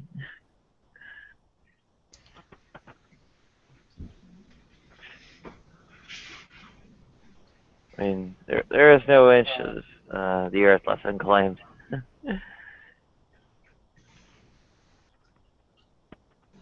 We only get wherever we go by, well, some leg up or similar from someone else. I'm gonna smoke another cigarette. So I just did a couple of bong rips, and it got me real good. I'm happy about that. But give me a second. This cigarette will clear my head. Yeah. But yeah, I mean, you gotta fucking make moves. I'm making some fucking moves. That's what I'm doing. Like, you gotta fucking make moves. Like, that's the only way you're gonna change shit.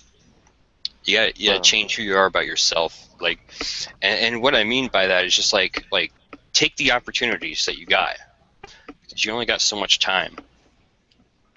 Well, obviously. Well, I mean, yeah, I try to leave the house. Like, I've been leaving the house like pretty much every day. I think I didn't yesterday, but I did the day before that and the day before that. Like, you just gotta leave the house. You gotta keep moving. Where'd you go? Where'd I go? I went to a couple different places. I visit the water holes. I visit pretty much anywhere just people are just gonna be hanging out.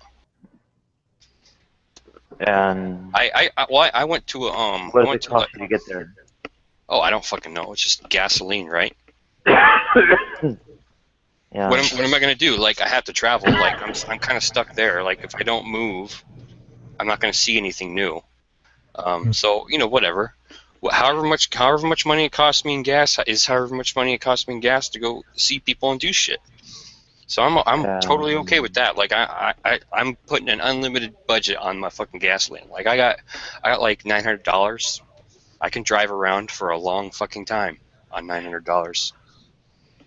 Out of your truck driver. Well, if you're just visiting all your local areas in your own city, you can do a lot. If you don't buy anything, you just go around and talk to people. You'll find out everything there is to know. I think. What does that buy you? What does it get you?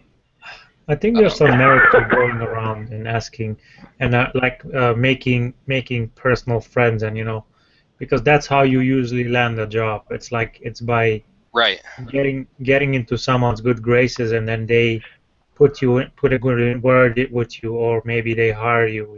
It's. Yeah, I mean that's how life has always worked. Yeah. Like, people go around and they talk to each other and they figure things out. But it's like, I'm doing the hard thing, which is I don't really know anybody, because I didn't used to get out very much, but I'm getting out now and I'm talking to people and I'm it's that fear of other human beings. It's the fear of other people saying no. Like, that's the thing that crushes you. And that's what I'm saying. It's a psychological issue. I have a lot of psychological issues, which makes this actually really challenging. Like, you guys might hear me say this shit and be like, "Oh, this guy, like, what the hell's wrong with him?" And it's like, yeah, maybe there absolutely is a lot of fucking shit wrong with me, and that's like that. Those are like my personal demons, like, and I'm white, right? So in the United States, the white person is the fucking devil, because we are like, if you're a white male, you are the devil. So like people don't trust a white person, not even the cops, not even like the white cops. The white cops see me as the devil too, because it's like, like I was out one day, right? I was just smoking a fucking cigarette, right? Just outside of the fucking place where you buy cigarettes. And fucking like homeless bicyclist, comes by and fucking just drops his beer on the fucking ground, and I'm just out there just kind of just chilling, and it was weird because there was like a theft inside of the inside of the drugstore. So the cops came in, and the homeless guy was all like kind of like, the cops are here, and I was like, okay. Why should we care? Like, she's just going to whatever, take the woman who fucking stole some shit out of the store or whatever, to detain her or something. But fucking he accused me of drinking in public. Now, that was not my fucking alcoholic beverage. It's like, I have drunk in public before, but like the thing of it is, I don't get caught doing that shit. But like the thing of it is like that wasn't mine. That wasn't my alcoholic beverage. And he was like, well, if you see it in public near you, you're supposed to dispose of it or kick it over. And then I'm like, how the fuck am I supposed to know all that shit? I don't fucking know that shit or care. So he ran my license, and I wasn't really happy about it. Like I was like, sure, you can see my license or whatever, but like, I don't even think I should have done that. Like he has to doesn't he have to fucking prove it or something? Like I don't think I had to give him my license, but I fucking gave him my license. He fucking ran it, and that's not a fucking good thing, because like he's gonna put it on record that he talked to me and that he basically saw me with an alcoholic beverage but didn't press charges. Like what the fuck? Like So, I need that. Like I need that fucking shit.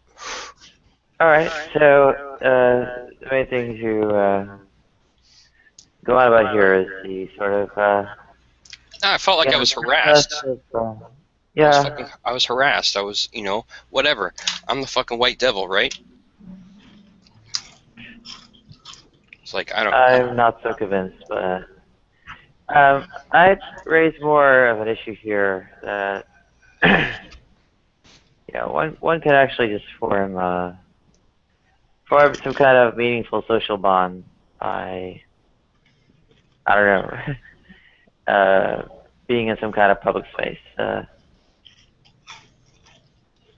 Yeah, I mean, you try, you do what you can, right? That's me, Mr. Doing what you can.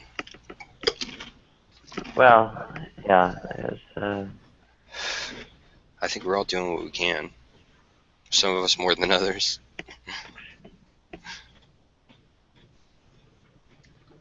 Well, where do you really think you're gonna go? What do you mean? Like, I don't like. It's not like I have a plan. Like, and I don't know these. Like, I don't know who I'm talking to most of the time. I just talk, and then. So you kind of just want to like find out what you can accomplish, because you don't know what's going to happen when you talk to somebody new. You don't know what you're going to hear, what they're going to say, or how it's going to affect your life, or how you're going to make some connection in your own mind that you didn't have before, right? And those are all positive things. Like you could make a connection in your own mind, and you could realize something new that you didn't know before. That's the instant benefit of communicating. Is that some people know things that you don't know, and you know things that they don't know. Or maybe they have a story to tell you, like, might not be anything big, but it could be entertaining. Like you just, hear what they're going through. I'm going through something right now. I'm just kind of pushing myself, because I got to make things happen, and nobody else here is doing it for me. I'm doing it for myself. Yeah. Yeah, that's interesting. So you're going out, and is it like sidewalks? Sidewalks in front of places. I go to places where I think there's like different people, and I just talk to them. It's like I'm not really sure what my filtering process is, but like I think I just need to I'm trying to hook up with some people who like would know some stuff, like, because I'm trying to get somewhere. Like I don't want to fucking do this. I don't want to do the rat race thing. I want to do something a little bit outside of that. Well, what kind of places do you go? I just started going to some of the places where people just congregate. But I think tomorrow I'm going to go out during the daytime, because I've been mostly going out at night. I think night interactions are a lot different than daytime. I don't know. I guess it doesn't really matter. There's more people out during the day, so it'd just be easier to find people. But like, I don't really want to talk to people who aren't like I don't know, like more interesting, if that makes sense. Like I don't want to just hang out with somebody who's like a complete square or whatever, or doesn't like doing things. Like I like doing stuff. I like smoking weed. I like. Are you about over 30 years old right now? Yes. So you're like beginning 30s, right? Yes. It's a very dangerous age to be when you're jobless. Well, It's it's just I don't think there's anything safe to do anyways. Like if I had a job right now, it wouldn't really be safe anyways. I don't think anything's safe. So. well, no, it's not. It's really more psychological. Right, like I'm here in the present moment right now. I'm here Well, now. I've read a lot of studies of where men really at that age they really they check out What do you mean? because they are so disillusioned with it's like with their life and how it's going and it's Well, it's really I'm not checked out. Actually, I'm checked in because like, right now is the time. Right now is the time to be doing stuff. Oh yeah. That's the whole point. That's what like Doing that's what? why doing what? Yeah, doing what? Anything and everything. I wanna just live. You know. Not very specific. But What is living? Yeah. What is living? It's a collection of experiences. I want to get some experiences that make me happy. I want to like, you know, I would like to have money, or I would like maybe I just like to fucking just share my time with other people. Like maybe I just want to smoke weed with somebody. Maybe I just want to maybe I want to go skydiving, you know? Maybe I want to go visit the local waterfall or the mountains, you know? I should probably do that anyways. I should probably go up into the mountains. I don't got a fucking job right now. I can just go up there. I can go sledding. I can do all sorts of shit. I can do anything. This is how usually the depression Yeah. shows itself. It shows itself in more erratic behavior. The person is like is very colorful, is very exuberant, but this is a very dangerous moment to be in. Why is that? You think I'm going through like a midlife crisis or something? It's like a lot of men who are like at that age. It's like around 30s, maybe starting 30s, a bit after 30s. It's like the suicide rate of men is like very high there. Well, you know what? Maybe it is, but I'm going out and I'm trying. I've gotten to know a lot of different people from a lot of different walks of life. Now, let me tell you something. How do you meet them? Where do you meet them? Where do I meet them? Just anywhere. But like name some places. Like the grocery store. Like where did I meet? I met some people at the mall. I met some people at the whatever, at the gas station. I met some people at the convenience store. You know, you meet people constantly, right? Like, don't you guys do this? Don't you guys, like, I don't have a phone, right? So I just talk to people. Like, I just talk.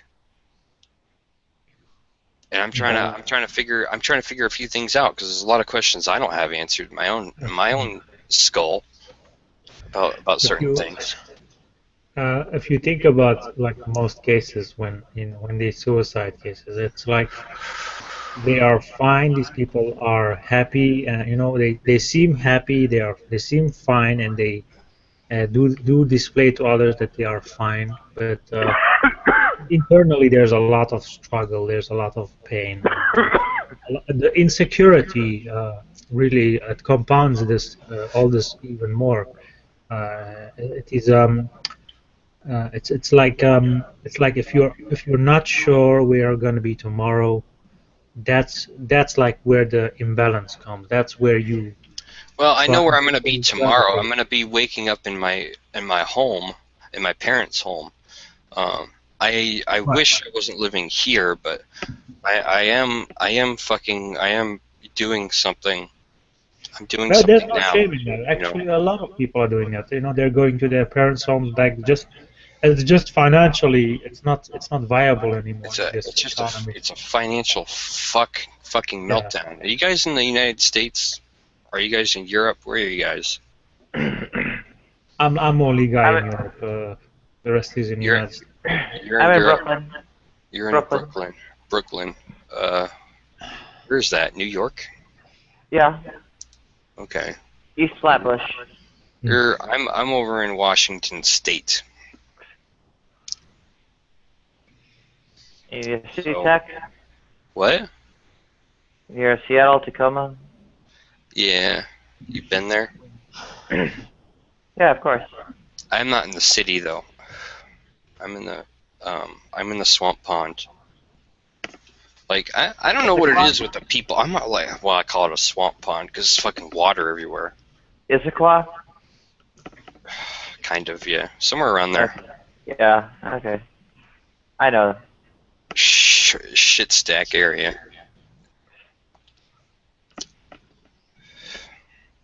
Yeah, I know people up in Everett and Kent and all that. It's just weird because like if you don't know anybody, then it's like you're just out there by yourself and you're like fucking just trying to make friends or whatever. Yeah.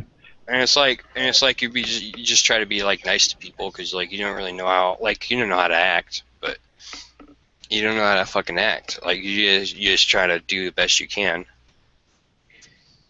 Yeah. Like I personally, I wish I could help people who are. But it's like seriously, if you're just being yourself, that should be good enough. Because that's the way I always thought. Like I always thought, just being fucking me is okay, you know. Mm. You know, everybody's looking for a persona, but what is the correct? There shouldn't be a correct persona. There should just be you. Hi, I'm Harley. Yeah. I've had a little bit of trouble actually being myself here. Yeah, I know. Like you can't. Like that's what I've been saying all along. People can't be them fucking selves. But you need to be yourself anyway, and then you need to just gravitate around the people who fucking just accept you for being yourself. That's my thought. Maybe that makes me crazy. Maybe that makes me an outcast. But fuck it, I'll find my own fucking group. I'll find my own group. I have more trouble centered around my body than I suppose personality per se.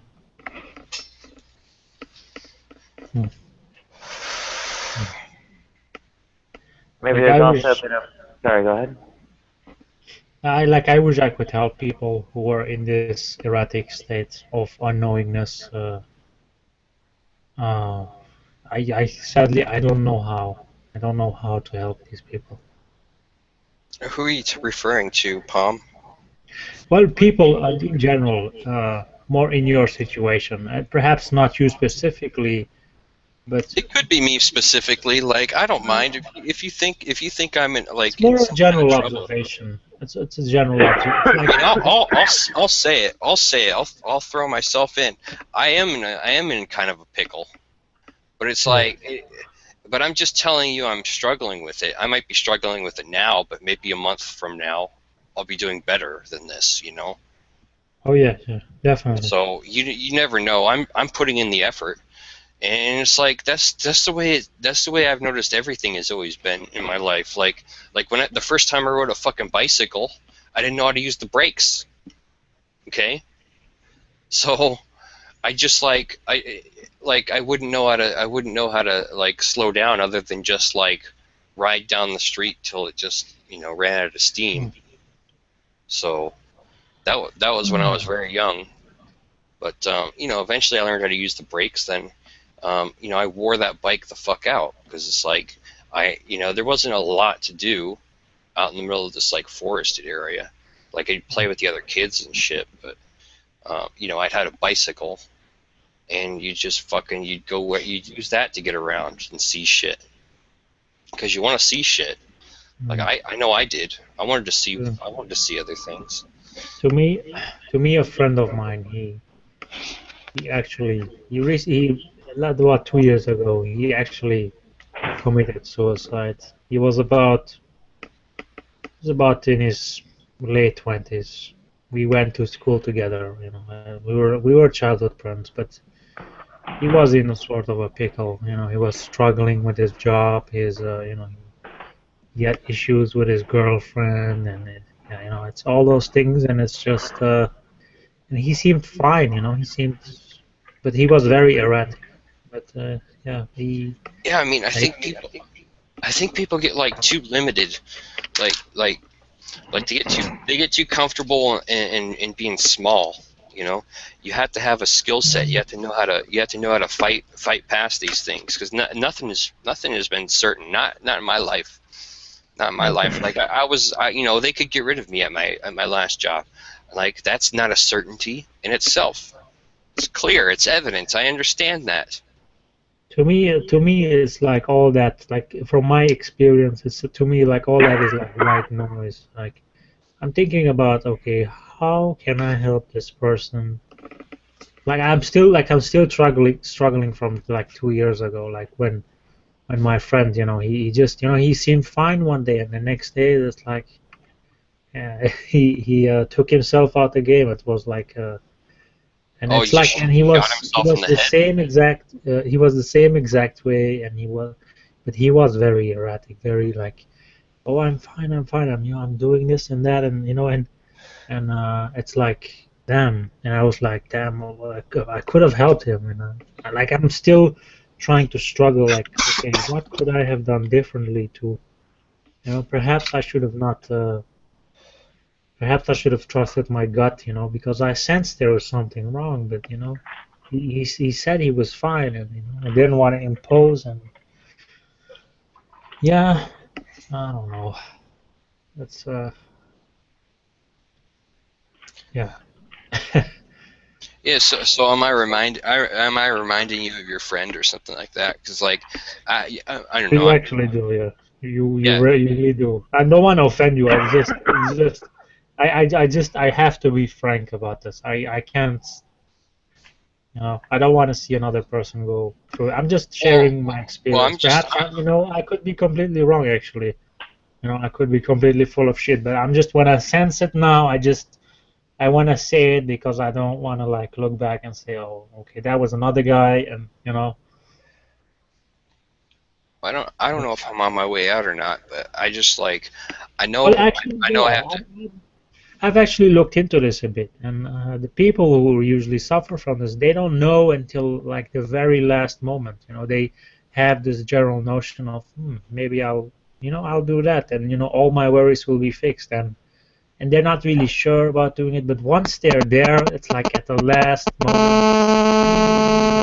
then they make up their mind. So hold on. That was scary. Your phone went haywire. Say that again. Yep.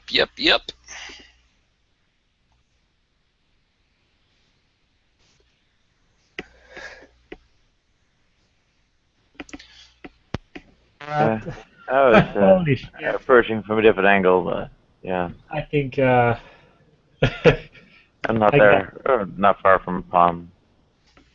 I got called away. It was like that was maybe something. It was the mom of my friend who just called.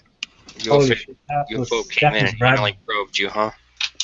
No, that was random. Right now, I got a phone call. I was interrupted, and the phone call was from the mother of my friend who had not spoken to me in a year. He just called me now. That's fucking weird. Oh, wow. That is fucking weird. No, shit happens, right? Damn. Okay, I'm kind of spooked out. Okay, she hasn't called me in a year, and she just called me. Okay. Gotta. Holy shit. What's happening now? Okay. That's crazy. It's a natural, supernatural phenomenon. Supernatural, you think? Think maybe Supernatural. this is a sign, I think, here. Oh my god. That was crazy.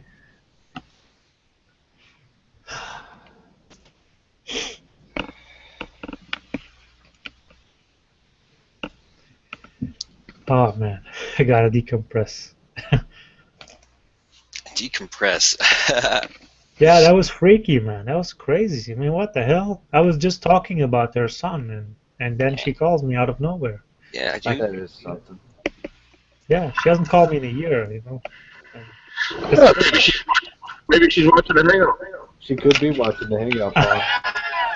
She doesn't speak English. She's I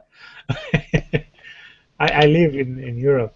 Don't, we don't speak English here. Well, at least not only in the main city we speak English. Oh, damn, I wish Fudd was here. Hmm. Yeah, but yeah, I definitely say, Harley, if you're like at the last stretch and you really feel like there's no hope, hmm. I mean that moment's gonna come. That's gonna be there, but you're not gonna know it until you're there, until you're arriving. Like at the like it's gonna be a last moment decision. It's not gonna be a. It's like even if you plan it out. Let's say you hang a rope and you plan out. Okay, I'm gonna do this at that hour. Even that is not really planned out. It's like you're not really committed to it. It's like there's gonna be a moment of clarity or a moment of desperation, and then you're gonna make up your mind for sure, and nobody will be able to convince you otherwise.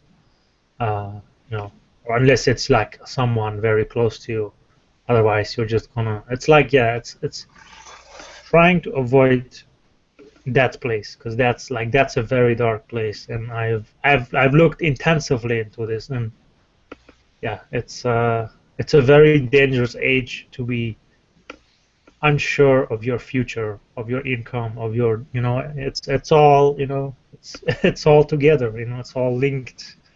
Yeah. Some, Well, you know, I'm doing the best I can, at least as far as I know.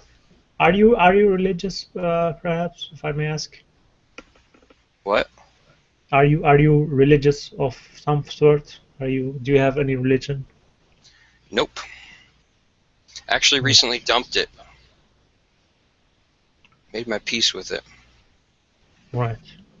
Oh, why? What does that have to do with anything? That's just gonna increase the likelihood. It's just like what? It's like takes my meaning of life away, or No, it's just atheists are more prone.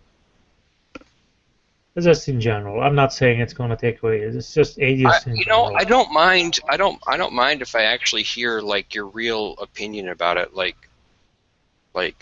how do you feel about it? Like, are you religious or? Me, I'm not religious. I'm an atheist. Okay. And why would you choose that route as opposed I, to? I didn't. I didn't choose it. I didn't choose the Tug Life. Tug Life chose me. You didn't choose it. What the hell is that? Get an echo from you, Harley. Yeah, I know.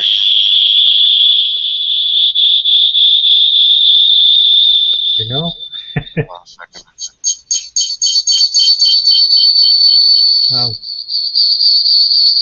It's like the Twilight Zone. Me, me, me, me, me, me, me, me. Yeah. Oh my God. You are about to enter a strange place. Anyhow.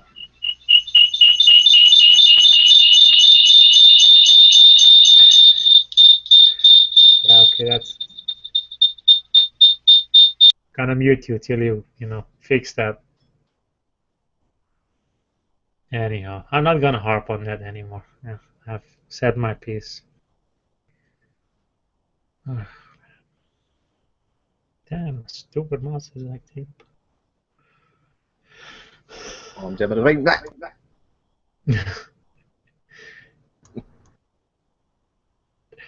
Yeah, he's like in the Twilight Zone. Freaking hell. Huh.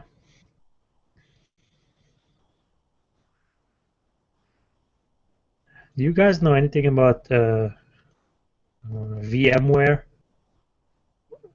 Like, I want to get, let's see. I want to install Linux How about now? testing. Oh, it's good. It's good. I got my webcam on another thing over here. Okay. That's me. Hmm? That's me on the other icon or whatever. Oh, this one? Yeah. Okay, okay. That was you. I didn't know. Oh, okay. That's great. Oh, Bob left. Okay. I'm Oh, just yeah, smoking right. I'm just smoking a fucking cigarette. You know. He said he was gonna drop out, Bob, because he would lose connection. He was like in a place. He said that a while ago.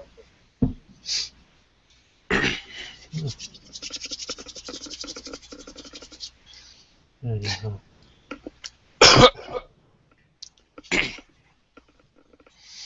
Just fucking. No big deal. No big deal. Gonna have to restart a sec. My mouse is going crazy. It's like double clicking when I single click and messing up everything. No, but it's like you never went through a period in your life where you just like you didn't know what the fuck you were doing, so you had to just do shit. Not yet. No, not even when you were younger. Like, because I feel like I should have done this when I was younger, but I just didn't. You know, just fucking. I'm just behind. No, Or maybe I'm just coming in like way stronger than other people did, or I don't know.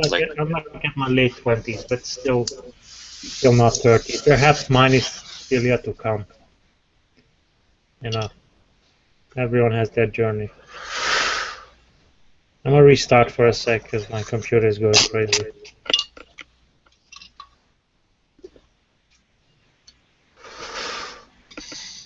Well, on a fucking journey right now.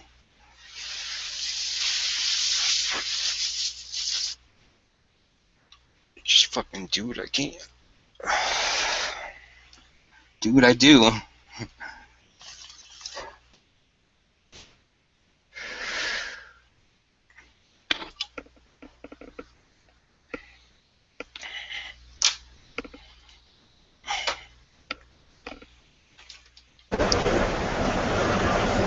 There's some pretty odd stuff happening on your profile.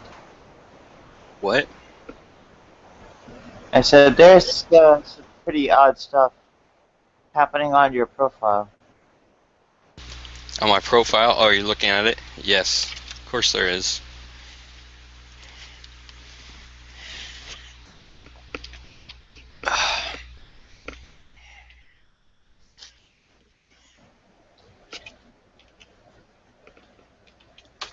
It's the internet where anything can happen. Is there another reason why you might be, I don't know, investigating my YouTube channel? Or Perhaps.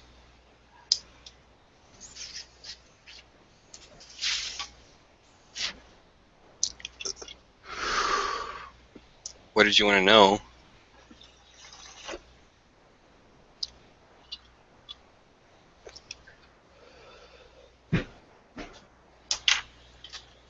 well, I'm not sure exactly if there's a particular line of questioning, but Well, I'm letting you lead, so. What's that? Well, you seem to be curious about me, so I'm going to let you lead the conversation for a moment, and you can find out whatever you want to ask me, and I'll have an answer for you.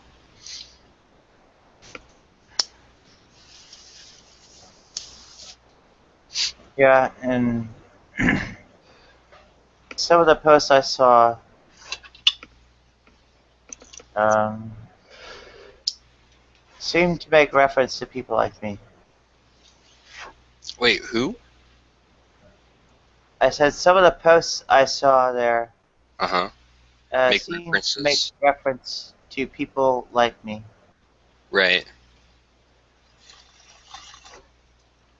Yeah, I mean, we all think about this stuff. We all look at everything. I mean, I do. I look at everything.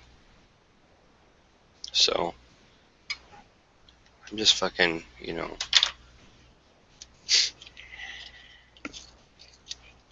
I'm trying to find shit out myself. Because I don't really know what the fuck I'm doing.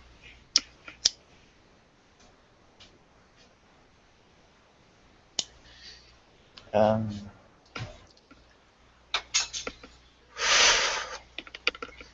well, bad a shape as I'm in, I'm probably not like a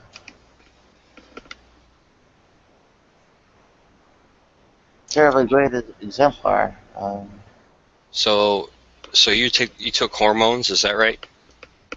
Like how does it work? Yeah, it's usually one of the first steps. Yeah, I thought about it, but I don't know. Like I'm thinking people are very superficial. A lot of them. Well, enough of them. And life is kind of like a gamble, right? In a way. Like Well, mini it's not. gamble. It's not really. It's not really a gamble. Well, it sort of is. It sort of is, because it's like you can make even with a good decision, something can go wrong. Like even if you meet the right person, that's not always a guarantee. Like yeah, you talk to the right person. And what I mean by that is like your chances were really good in order to figure something out.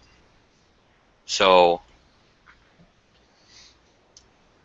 And that's what I'm all about, is figuring stuff out, because like you're gonna either know exactly what you need to know, or you're not. Yeah, well, there's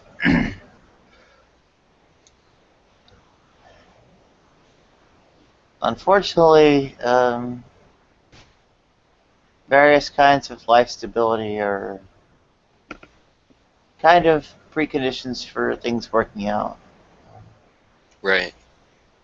And also,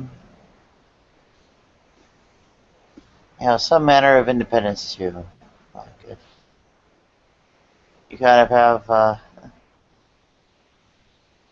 you're kind of stuck under someone else's roof and they're dictating terms to you. They're in Well, yeah. probably a bit of trouble with a number of things. Uh-huh. Although Washington State, I think, is one of the more liberal environments. Yeah, it certainly is. It's just I don't know. Like it's like you gotta kind of roll with the culture. So the culture is what it is, and you gotta make decisions once you find out what those things are, and then you gotta find out what kind of different people are there. So it just depends on what you're looking for. Yeah. And like the United States is kind of like a smorgasbord, isn't it? Like if you go to a different state, or if you go to a different place, then the people there are different, right? Yeah. So, have you tried different places out? I would like to hear about that if you have. Like, I remember you seem to know where I was real quick. Yeah, I've been around. I'd Like, do you know a lot of people? I did. I've Well, I'm one of had them. my I'm one person that you could know. I've had my chess pieces taken away from me largely. Okay. So How? Okay. a combination of combination or maybe a feedback loop between Just like, is this like a recent change? Because I can't, like, I don't know. I didn't follow your whole story. it's what a recent change. What transsexual?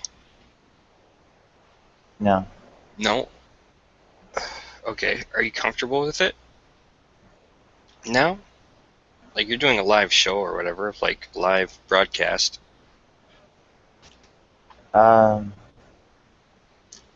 It's Yeah. I don't know, not a big deal. I Is what? I not felt much of a compulsion to explain myself in the past, but I guess since I kind of make the show somewhat pertinent to it, I discuss it on given that. So anyway, yeah, more, so the presentation and such was in the about 2004 2005 time frame, and Okay. the orchiectomy and hormone replacement were delayed until 2012 or so. So Okay. That's interesting. there was some medical difficulties that struck around late 2007 and lasted for a few years till late 2009. Okay. Yeah. Recurring MRSA. You know what that is? MRSA? Yeah, the antibiotic resistant staph. What about like an endocrinologist or whatever you say? Yeah, endocrinologist manage hormones. Yes. Endocrinologist. Did you see one of those? I have a lot of hormonal things going on, so yes, I do. Yeah. Yeah, I'm missing 3 glands. The gonads, which would be testicles or ovaries, depending on whatever it is. The pancreas and thyroid, they're all gone. Nice. Um, It's good, well, right? only the gonads being gone is nice. The other 2 are actually pretty bad. Oh, okay. Yeah, I heard that once before. I met a like a young kid, and he said he had a thyroid. He like they took his thyroid out or something. Like, I don't know what that does. What does that Yeah, do? it's regulates your metabolism. Yeah. For instance, when my immune system attacked my thyroid back in mid 2012, I about doubled in weight. Uh-huh. Okay. Yeah, I'm having like I'm working on my weight right now. But I've made some progress, like just moving around, going out and doing things makes you lose weight. I noticed. That's what I do. Smoking cigarettes, I don't know. Probably make me lose weight temporarily while I'm smoking them. But Try and figure out, but your diet has something to do with it. Like, do you like? I don't know. I drink milk. This is like this is like a special formula or whatever. But yeah, because it's got less sugar in it, more protein. It's just a you generally different. want to hit it from 2 sides. What? You generally want to hit it from 2 sides. Cut your diet down and get calories out up. Well, you need high nutrition stuff. You just need stuff that's full of nutrition. And just make sure you don't overeat on it. Just get enough that you need.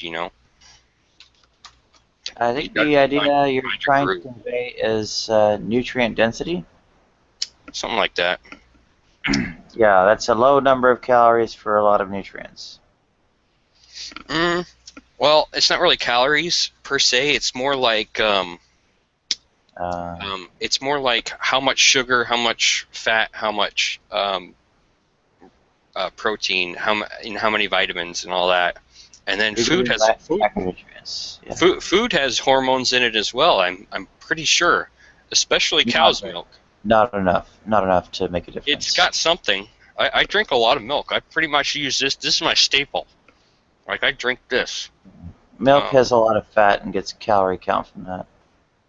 Yeah, it does. It has fat and protein in it. And it's got a certain amount of sugar too. But like the sugar, I realize I just have to move and burn that off. Otherwise, it just accumulates. The calories and fat are the killer. And the weight really is calories in minus calories out. It is. Yeah, yeah, keep the calorie count down and get your exercise up. That'll work. It is calories in, calories out. But if you're eating like if you're just eating sugar, for example, and you're not getting the other ones, it doesn't work correctly. Like, you need a combination. Yeah, you're trying to get nutrient oils. You don't want to get nutrient deficit. So you need a good blend. Is what I'm saying. And then that way, you want a good blend. High nutrition with a low number of calories. Yeah.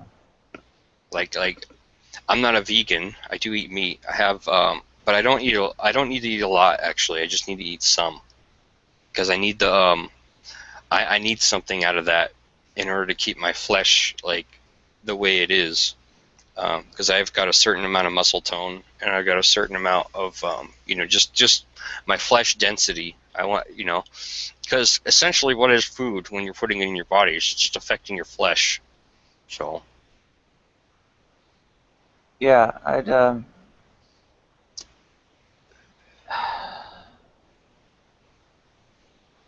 that's so heartbreaking thing to tell you. The life stability factor is really huge in all this. I had a lot more of it when I guess quote unquote was starting, at least in terms of presenting myself and everything else and such. It only fell apart after.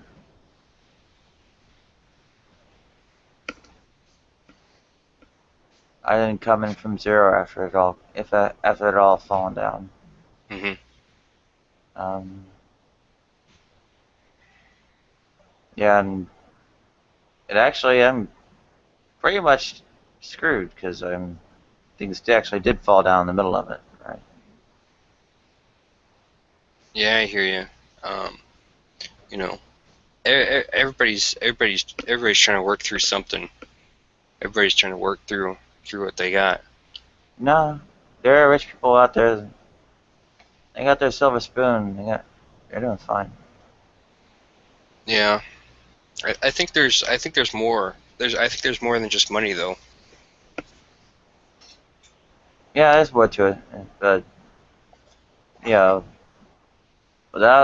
with having that all that going for them, they have quite a little bit of their life set up and don't get bitten by everything else. So.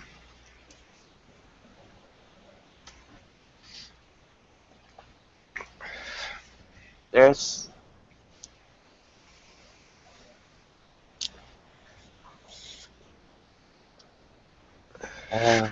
I had a gentleman offer to sell me a firearm today for like a 9mm for $500. Yeah. I was kind of in the middle of the ghetto, but things like that happen. I'll probably see this gentleman again. If I want to buy it, I could. I'd probably haggle with him and maybe get it for less. What good do you think it'll do? I don't know. Probably get me in trouble. I don't like. You can do a lot with a gun. You can do a lot with a gun. He said he stole it. He stole the gun. So I'd be buying a stolen gun. Yeah, and do what with it? I mean, like you could do a lot with it. You could do a You lot with a know, stolen gun. you get caught with that, your life is ruined. I know that. yeah, there's not a whole lot you can do with them. I mean, Well, you can do things have been done with guns. The Wild West was a thing at one time. I've heard usually people just get caught with it. They never use it, or intimidate with it. Like, I mean, that is a thing.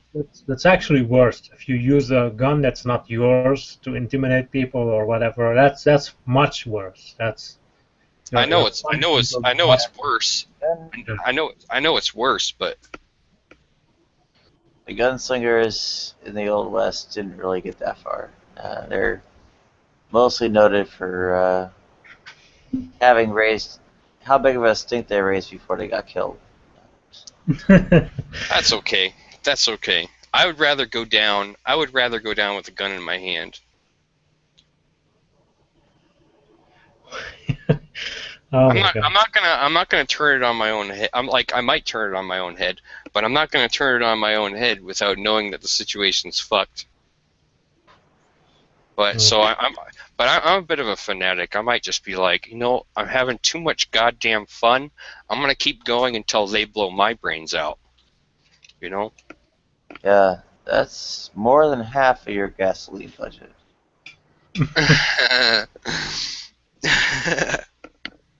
Yeah, I ain't going down in handcuffs. I ain't fucking going down in handcuffs. No fucking way. You're not John Wayne. Not exactly getting a paycheck to replenish that gasoline budget either.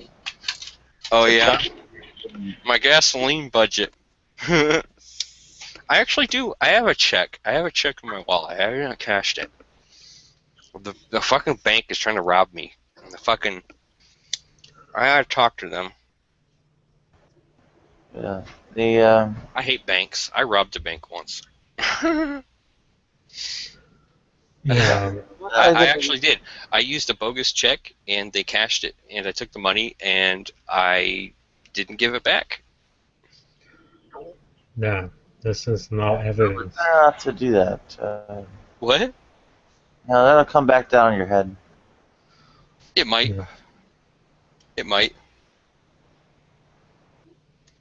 Yeah. I hope it does. I hope they confront me about it. I mean, but they haven't. Why? At least I know. At least I know people are being real and honest. Like, why don't they confront me on it? Like, I mean, they have. They sent me a letter, but I just ignored it.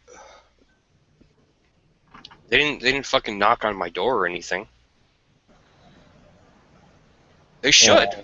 They should. I'd recommend playing more along the straight and narrow.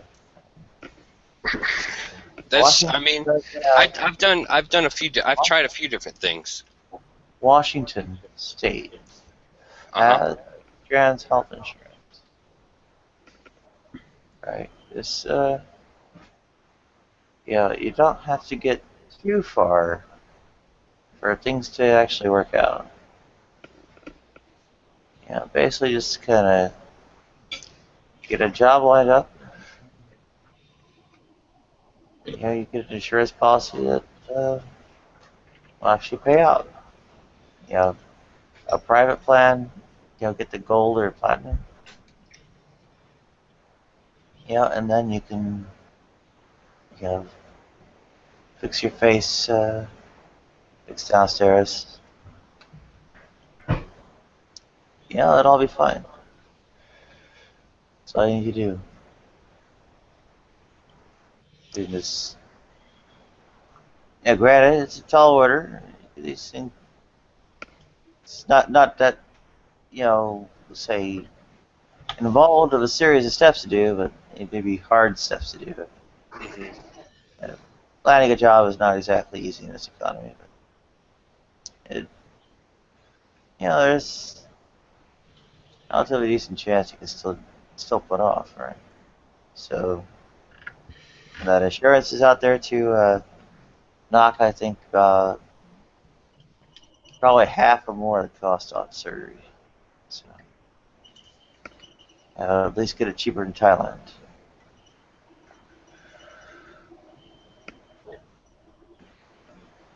Dead serious, right? Thailand's a nice place to be, actually. That's what I heard. Thailand's what? Thailand's a nice place to be, actually. That's what I heard. One more time. You can make a life for yourself in Thailand. It's a great place to be. Life for yourself's another question. At the very least, they have the top surgeon in the world. I'm sure they do. I'm sure they have great surgeons. I'm sure they have great everything. His name is Dr. Saporin.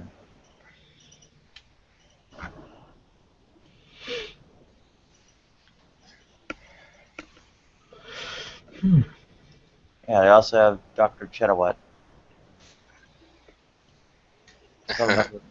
Good doctors. Yeah. Yeah, I thought about becoming a nurse, actually. But I need to get a job in order to make that happen. These are the doctors that carry out sex reassignment surgery. Yeah. I just wanted to earn some money and just pay for my own stuff, you know. I want to be able to earn money and pay for my own stuff. Like I don't want to go robbing banks. I mean, I can rob banks, but I'd rather, you know. It's gonna be a very short career. You never know. You never know. I know. It's a chess game, isn't it? It's Well, robbing a jewelry store might be easier. What do you think? Statistics don't give those people a long life. Robbing people is mostly. It's the Robin Hood thing, right? Rob from the rich, give to the poor. Give to yourself. Also involves getting Oh my god. locked in a cage for a very long time. Yeah, I understand that. This is what I thought. Like, if your life, like, you know how there's like people on the street, right? What's stopping those guys from getting a gun? They're too fucking broke to buy one for one, but anyway. Why don't they just steal one? A lot of them are also felons. I mean, one of the reasons why people have trouble getting a job is because of felony on the record. Oh yeah. No. I'm just saying, like, let's say you're already like a homeless person for a while, and you've been trying to get a job. What's going to stop you from going? I need to move up the food chain. I need to get like a sledgehammer, break the fucking gun case at the store, and knock the clerk out with a fucking whatever, a club. Take the gun, run out of the store. You know, take the guns and ammo, run out of the store. Gun store owners have guns. They will blow you away. Oh my god. I don't think so. Like, if you go into a Walmart, like, sure, there's gonna be employees there, but once you have the gun, and once you get a bullet in there, they're not gonna fuck with you. They're gonna let you go. Then you can use the gun with the bullets that you just got, and then go rob another store. Like, you just go in there and you just shoot the guy in the head, and then you get as much as you want out of that gun store or whatever. Then you move on to the next step. You know, it's just like kind of like a snowball effect. It's like the more firepower you have, the quicker you move. That kind of stuff never gets off the ground. I think it does. I'd advise you not to try it, because. What do you think Mexico is? Mexico's worse than here, but that's how people got started in Mexico. That's why the term Mexican shootout, I think, is a thing.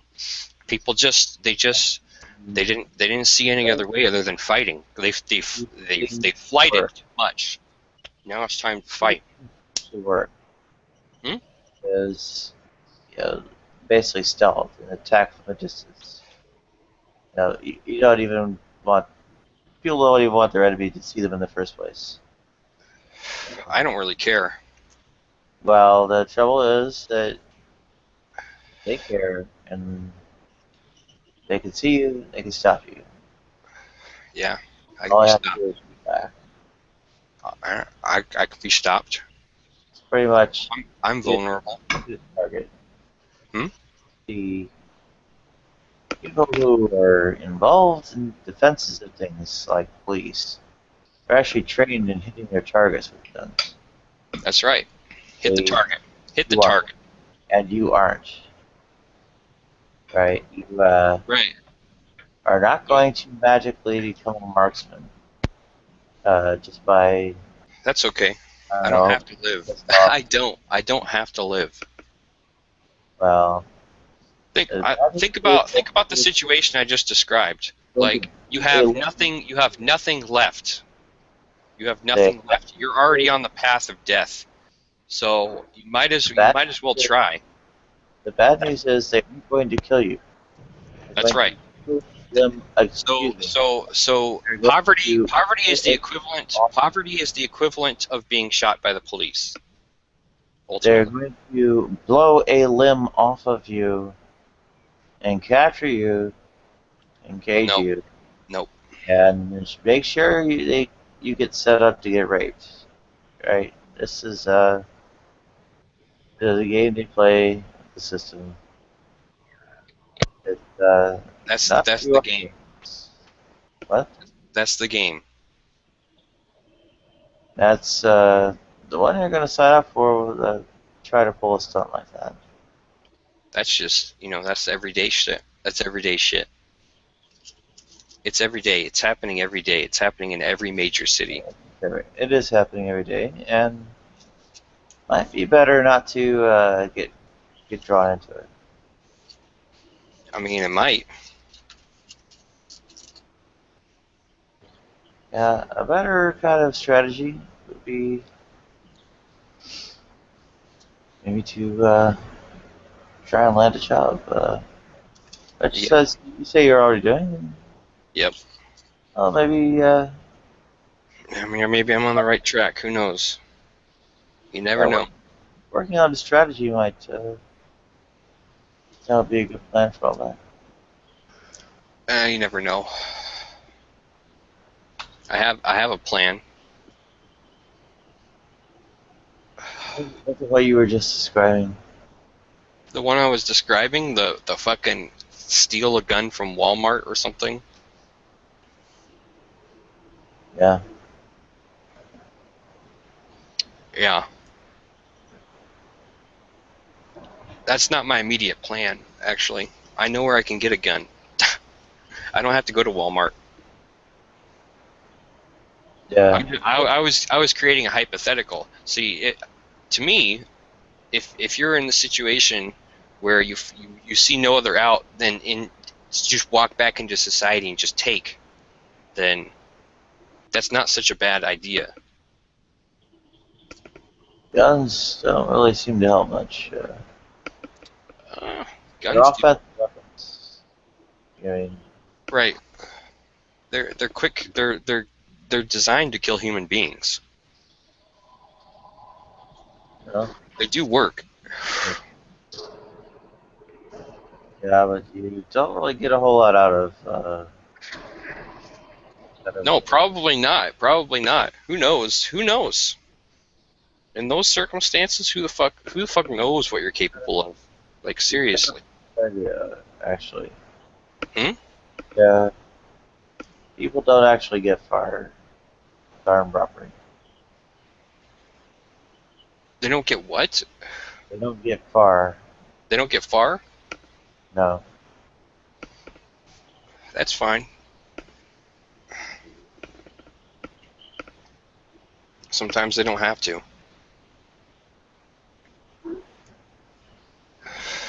Death by cop is probably not the way to go with this. I can think of a worse way to go. Freezing to death. Yeah. That's worse, in my opinion. Or starving to death. Starting doesn't actually hurt too bad. It doesn't really hurt at all. Kind of just. I think it's worse because it's like you're allowing it to happen. There's no reason to starve. Not in this civilization. Not in the United States. Hmm? What? You kind of just really fade out. Oh, did I? No, I said in the process of starving. Oh, yeah, okay. So you kind of get numb. Well, you get tired and sleepy and stuff. Maybe you feel a little bit cold, but you're not really freezing. You are hurting. I don't really feel it as you're. Yeah. I don't know. I got about 6 weeks out. And didn't really get to me. Not that you'd be able to tell by how fat and disgusting I am now, but anyway. Yeah, it's just. You don't even feel hungry after, or not even a week. Yeah. Say, something like 3 to 5 days, something like that. You stop feeling hungry, and then, I mean, from there, just weeks just kind of go by. You've experienced this? I got about 6 weeks out.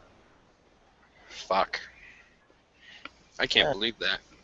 I can't believe, like, I believe I'm taking your word for it, but I can't believe that could ever happen.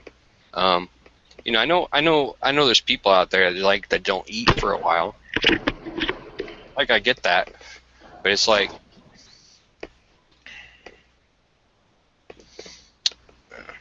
it takes a long time to starve, I guess. Yeah. It wasn't really bad. I mean, seriously, it didn't hurt. Wasn't really uncomfortable. I mean, hell, I was, just being sleepy and sleeping a lot. You know, that was probably most of it. I guess it was a lot relative to time back then. Before my heart attack, my thyroid died. So back then, I didn't even need like 4 hours a day. So kind of being sleepy was like, I don't know. And sleeping a lot was like, maybe I slept 8 hours a day.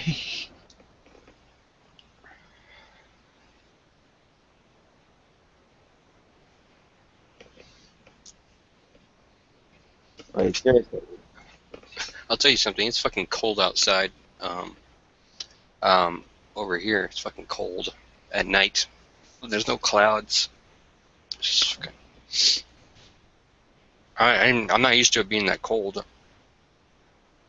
I spend a lot of time indoors, I guess. Like, maybe I should wear heavier clothing or something.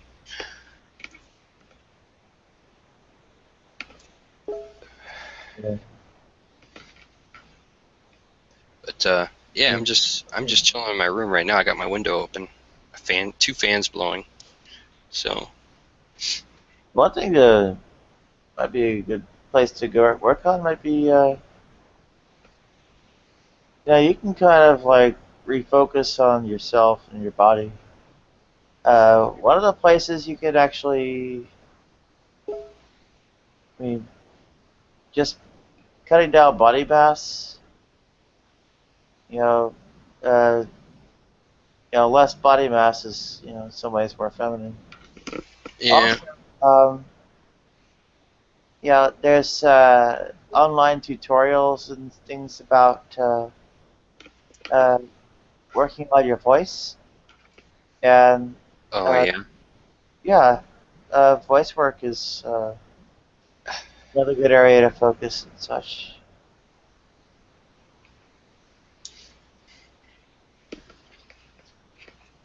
Yeah.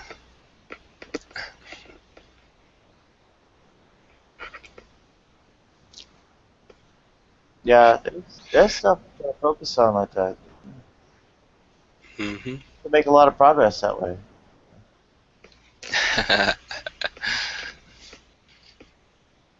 Also, if there's, I don't know how your health insurance coverage goes, but um, I think the Washington State Insurance pretty much will, have like the non-discrimination provisions. And you talk to like a general practitioner, they can say, hey, you thinking about this kind of thing, they can hook you up with a doctor. Well, yeah. Like a actual endocrinologist. Generally, they also want you to see a psychiatrist. Well, yeah, they probably do, huh? Like a shrink? Yeah, yeah. To start on like HRT, I think that at least in New York, I think they wanted like 90 days, like 3 visits to 90 days. From I don't think it had to be a psychiatrist. There was something else I needed a psychiatrist for. It might have been the driver license change for something like that. Like the name change? Yeah. Yeah. Well, the name change didn't need psychiatrist, but the gender marker license. Oh, I see, yeah.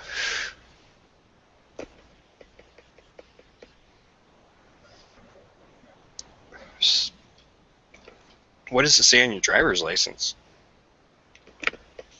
For my gender? Mm-hmm. Female. Okay. Yeah, they're a little bit liberal. They've got. Oh, welcome, Max. There you go.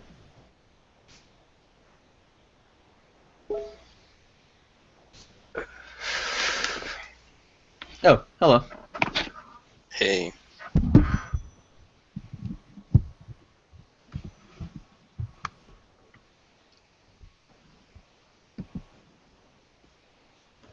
So who knows? Yeah. Yeah.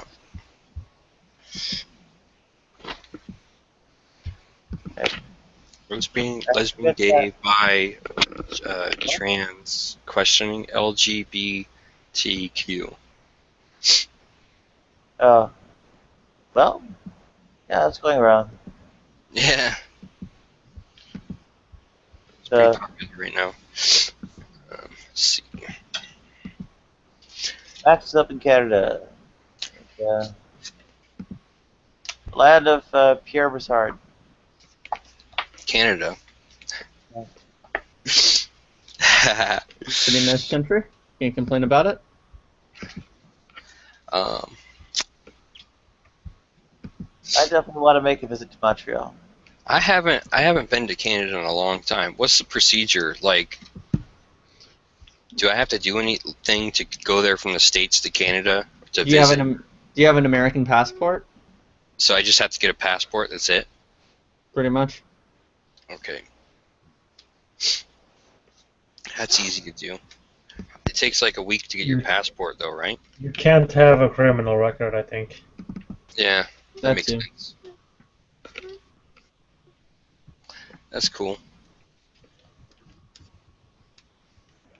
Or is it that you can't kill anyone? I don't know. Like, you know, look, anybody can do anything at any time, right? Right?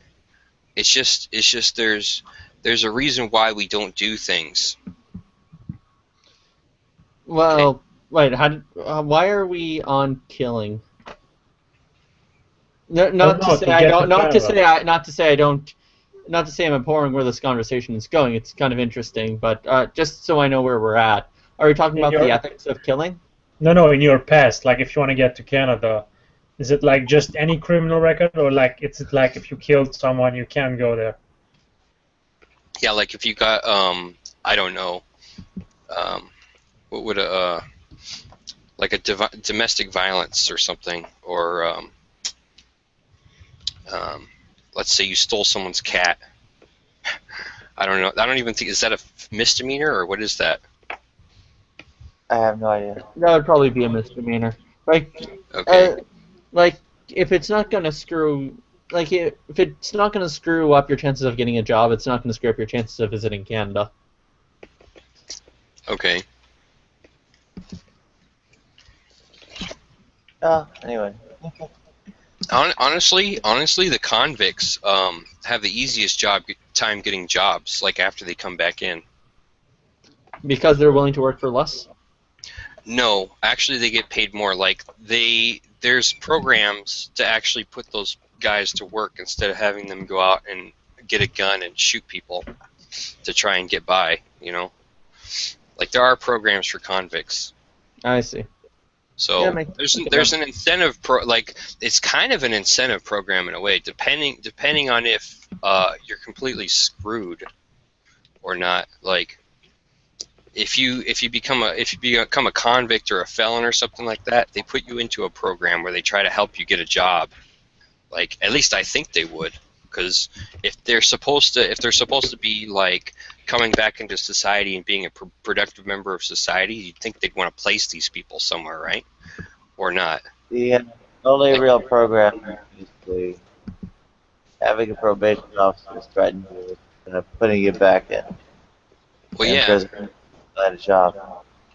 And then they do put you back in prison if you don't like a job. There's no actual help. There's no actual help. Okay. No, it's just somebody threatening you with putting you back in prison if you don't get a job. There's an incentive to put you back in prison, actually. Ah, that's weird. You'd think we wouldn't want prisoners staying in prison till they died, just like kind of sitting there. What is the point of prison? Like, what is the point? What's the point of being on the outside? You know, like. There is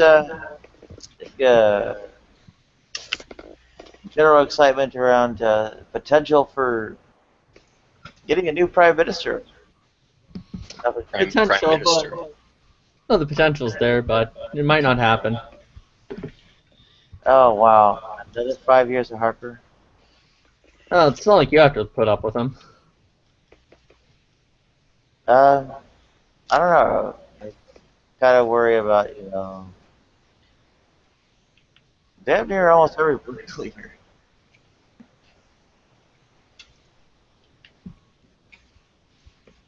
Oh yeah, I'm still crying about Tony Abbott and John.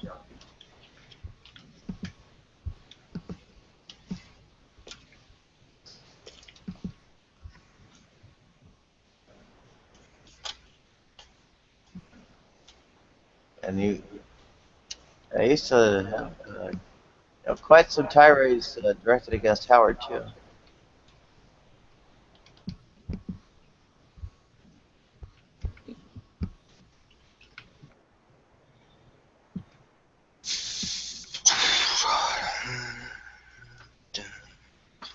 Yeah, I even got really excited about Segomania too. What? Segomania. Those, people thought Segolene Morale had a chance.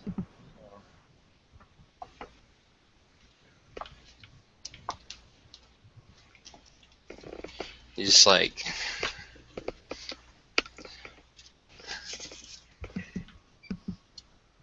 Yeah, there isn't one to do that way,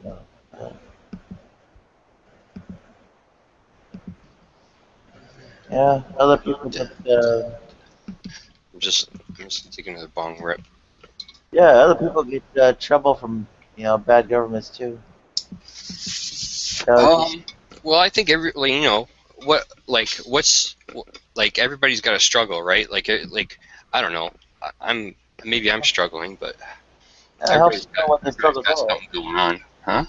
Canada's been suffering under the tyranny of Steve Harper for the past 10 years.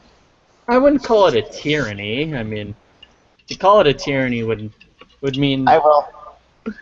It's not terrible.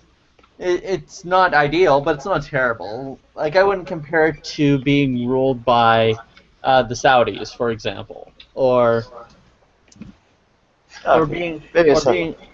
being ruled by some a Middle Eastern warlord or something on this in this nature.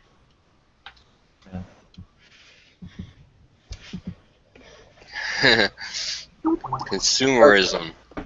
We must consume. I will grant that it's not quite that bad. But still, oh my goodness. You're still saddled with your kind of analog push.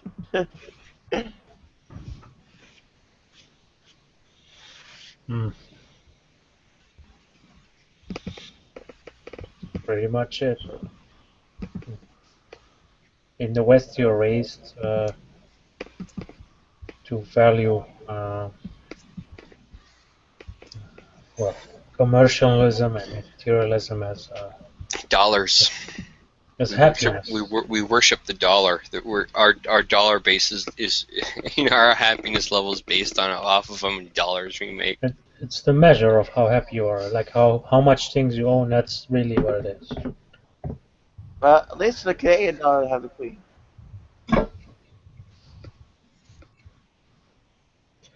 It's like when I lived in the Middle East, I didn't know about any of these things.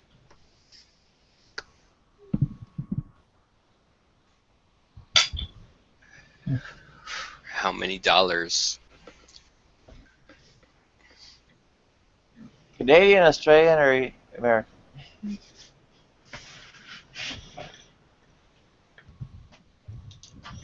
What? I'm in America.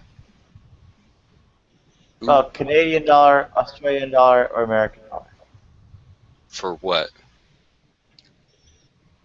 Well, you mentioned some kind of dollar. Oh, I don't know. Oh, okay. Whatever. They all work. Isn't the West pretty much capitalism? Or am I wrong? I need to do some study, so you can educate me, I guess. Basically, yes. Okay. So, yeah, well, there really isn't much besides capitalism left in the world. And the last few holdouts of a sort, Cuba and China, have kind of, well, been corrupted to actually go toward capitalism.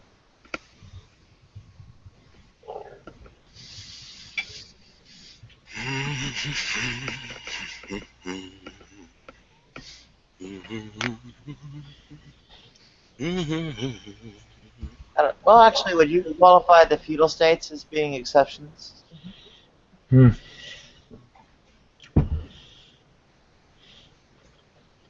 There aren't that many. I think Saudi might be the only one, the major one. Over the past Bhutan? Hmm? Like Saudi Arabia and Bhutan that have actual absolute monarchy? It's all pretty much westernized, Nadia. Over the past 10 years, the Middle East has essentially turned into the United States. It's all commercialism. It's pretty much like the West. It's like every 5 minutes it's a commercial, in your show or whatever. After these messages, we'll be Yeah. right back. It's a carbon copy now. America has exported its culture, and It's pretty all much. o'clock. Parents, do you know where your children are? If you're back to your regularly scheduled programming, it's going to be Tom and Jerry tonight. Will he catch the mouse? Vast amounts of cultures in the Middle East they've lost their cultural identity. Vast amounts of people, they've completely lost their culture. It's all changed. Well, I'm in the Middle East. It's America. It's America and the Middle East. That's what it is. America. Maybe. Oh, I don't think it. Well, I don't think that's correct. And here's why. First of all, if it came down to it, I would love for America for that to actually be the case. The Middle East being more like America, wherein people actually have constitutional rights. Not to mention, people don't have to sleep in fear of all-out war breaking out at any moment. That would just be wonderful. But that's not the case. And when it comes to the Middle East having more American culture, yes, there's far more capitalism in the Middle East nowadays. That's true. But at the same time, culture hasn't eroded. It merely integrates. Yes, we have American shows and commercials, but if you go to weddings, we still have people doing traditional dances. If you look at what they're teaching in their history classes, this is Middle Eastern history. If you go to the mosque on Friday, you still have the Islamic culture right there praying towards Mecca. When it comes to pretty much every facet of day-to-day life, there is still traditional Arabic influence all around. Yeah. Yes. Do people speak English there now? Yeah, more so, because that's what you need when living in the globalized world. But at the same time, pretty much everyone understands Arabic too. In Lebanon, we actually have 4 languages, not only Arabic, but also French, English, and Armenian. And there's a good amount of people who understand a good chunk of all the other languages, because the more lingual you are, the more helpful it is, economically speaking. I don't see how we've lost our culture in the Middle East. We still have our culture, we just integrate and are aware of the global culture just as much. And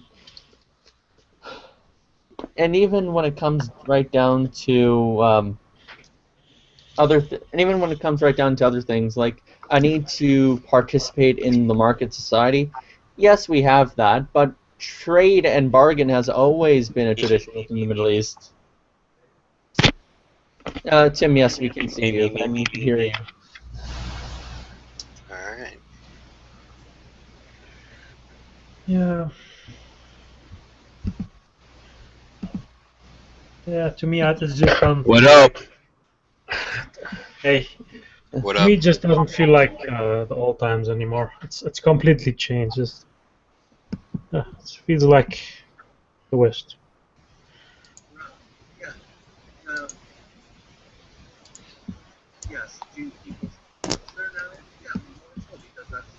Yeah, anyhow. Can you guys hear me? Yes. We hear you.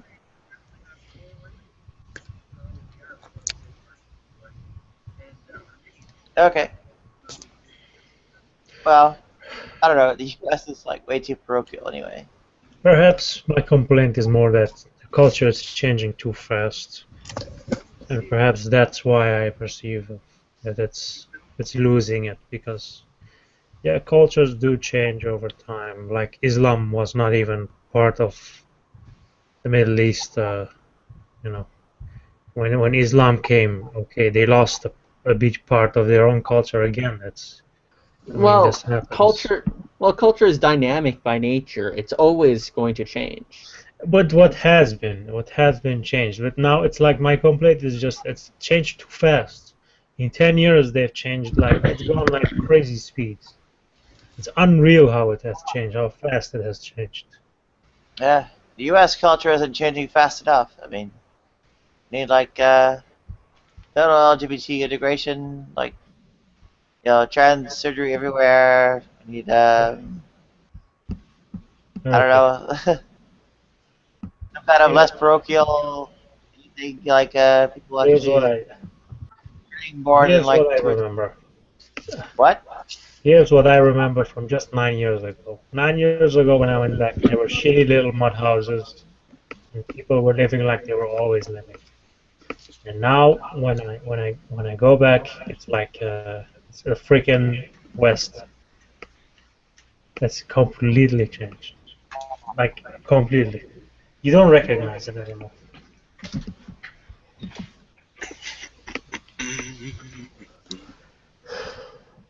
It's Yeah, so that the guy that was talking that he was depressed, I'm like going to the same situation as him, and like I know how you feel, man.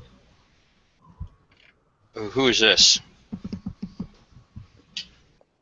I was listening earlier, Oh, and Tim Stanley. yeah, I was listening earlier, and yeah, Yeah, man, it's like fucking. I'm doing everything I can. there's like no jobs out there. No, there is. It's just you have to I'm trying to be like this charismatic force where I can just kind of have recruit people to help out, you know, or I mean, get myself in a project so I can help out. Any of that, you know, anything. Yeah, there's like shitty I'm jobs. very capable. Like I'm not fucking handicapped or nothing. Like I can go out there and I can fucking make shit happen. Yeah, It's like what the fuck, man? Like, you know, put me in, coach. I'm on the bench here, and I put me in. I'm ready. I'm ready. yeah. Right now, I just want to get paid. Like, You just want to get paid. You do it yeah, for the money. Do it yeah, I for the just want to money. get a good job. Well, There's like, I mean, it's not even like any job, any like full time. Put me in. Put me. yeah, I was just working. I was just working full time. Like me, I didn't stop. I didn't miss a beat. me too. I knew something was wrong. I knew something was up, so I kept going. I'm going after it. I'm hustling. Yeah, me too. I had a job, and I recently got laid off just because I was like late. Yeah, that's what I did. That's what Stupid. happened to me. I was just like I showed up late a few times, but it's not like I was unwilling to work. Like I came in, I did my job. Sure, I fucked up, and it's like I'm not trying to do shit like that. But like you don't want to fuck up. You want to fucking get things done. You know, like You came Exactly. in. You came in late. you realize you make mistakes, right? But it's like you're on some kind of a pattern adjustment for yourself. So. Yeah, I was kind of feeling like suicidal though, like a little bit, but like then I just kept thinking about stuff I really like. I like video games and like Yeah, dude, that's me. Like I was too much into video. I'm too much into video games, but like yeah, not anymore. Like I'm out of that shit. I'm too into it though, like Super Smash Brothers. I mean, I used to play shit like that, but Yeah, Tekken, all that. So get all me of it, to me by. all of it. It's just it's like for your hand-eye coordinate. Like I'm good hand-eye coordination, right? You do something enough times, it's addictive enough. You get Yeah, you Sorry. get good, but you know, it's like that's why I like what can living. you I do just with your like life? You know, like can you Uh, make a living off of video I games? I mean, there might be some exactly. way to do that. Like you have to. realized people might be excited about video games, but I was actually well pondering like reality is or being as connected to causal interaction. Like that which is real is that which causally interacts. And that and to be is to causally interact. Well, Yeah, I'm just saying like the reason why I live, like for me, is just to enjoy stuff. Like I like movies. I like stuff I like, just like stuff that I like look forward to. I wouldn't mind making a connection with another individual, like a sexual connection. Um, and it's like it would just be like a connection between people because I think that's the fucking hardest. Like that can be hard to do. Like people aren't connecting very well, or I just think some people are having problems with that. Like I was talking about psychology. Like it has to do with how you're taking in the information, and then also how you're sharing it. So like it's kind of like this. You're in this conduit, okay, and you're taking in and giving out as much energy as you are. Exactly. I want to be giving off the right kind of energy and taking the right kind of energy in. You did. I was listening earlier, and yeah, like what you said, and like Yeah, it's just me real in the moment. Like yeah, just I'm living, having a right? I'm having a personal struggle. Okay, now I might not sound like the most confident and happy person, but No, you I am were earlier. struggling. What? You were earlier. I was the most happy and confident person in the world. No, no, you sound confident like when you're talking earlier about like just doing stuff and like just talking to people and stuff. Well, I'm not the best, but I do what I can, and I'm looking to But, improve. It's a skill but set. you Like want I to be said, the, but you want to be the best, I want to be the best. like no one ever was. I want to have some level of charisma. I want to be able to talk to people, and they understand where I'm coming from. Like if people can understand where you're coming from, that's a good way to get like kind of get things going. That's a Pokemon reference, by the way. Huh? What? Oh yeah, it was. That was in Pokemon? That was a Pokemon reference. From when? From the recent one? I don't know, from like the 90s. That went downhill. I liked that as a kid. I watched that show as a kid. Pokemon. Yeah, but it went downhill. I don't know what's going on. I like the villains like I always do. I like the villains of the show. The villains were outstanding. Yeah, the girl with the hair, she's Rocket and pretty the hot. cat. What? Oh yeah. Yeah, big The boobs. girl with the red hair. I think if She's like purple hair. Oh, she probably had all different types of color hair. I think there may be a barrier to forming social connections without some kinds of arriving at understandings, I guess, of your own feelings about your own body. Yeah, and Nadia, like I've been listening to this podcast for a while. Like you're actually right. Like I just listen to it in the background like a radio, like when I'm doing like my cleaning my room and stuff. You're exactly right about that. Well, people have told me that before. Yeah. And I like the arguments. Gotta catch 'em all. Yes, you like the argument? Yeah. Yeah, it's funny sometimes. Yeah, sometimes it can be. You got to catch all those Pokeballs. Other times, I guess other people, well, like it more on, I guess, the up and up level. The up Yeah. and up, huh? Yeah, and your hangouts are like really good, just like for people to think.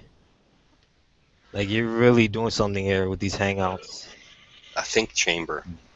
You're curing boredom. Okay. Well, there are a few people who think so.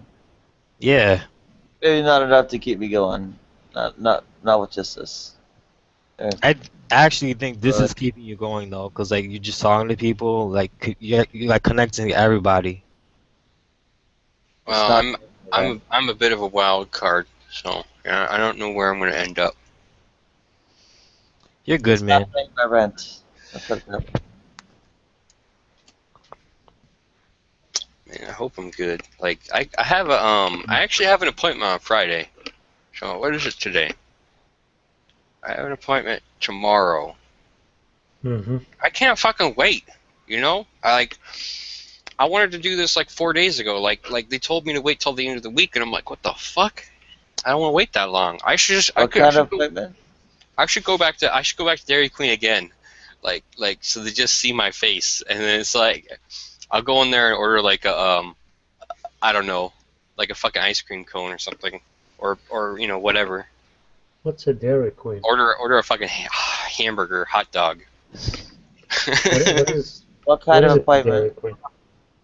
It's just like it's supposed to be like Well, I'm supposed to talk to somebody, so it's, I guess, maybe an interview. I don't know. They weren't very specific. But I was going to talk to somebody. I thought I was going to be a doctor. What? No, this is the Dairy Queen. What is that? Yeah, it's like Combi Christ, the Prince of Evil. I have no idea what you guys are talking about. I was just talking about like maybe possibly a job opportunity. Yeah. Well, doctors can help, you know, with some hormonal affairs that you might find, you know, I guess alleviate some of your, some kinds of stress. Oh, doctors, yeah. Yeah. You Even know, general practitioners should be able to refer you to something. okay. Are you talking about like antidepressants or something, or? No. Anti-androgens, not antidepressants. Anti-androgens. What are those? Block testosterone. Oh, testosterone. Okay. Yeah. That might help. I don't know. Yeah. And estrogen too.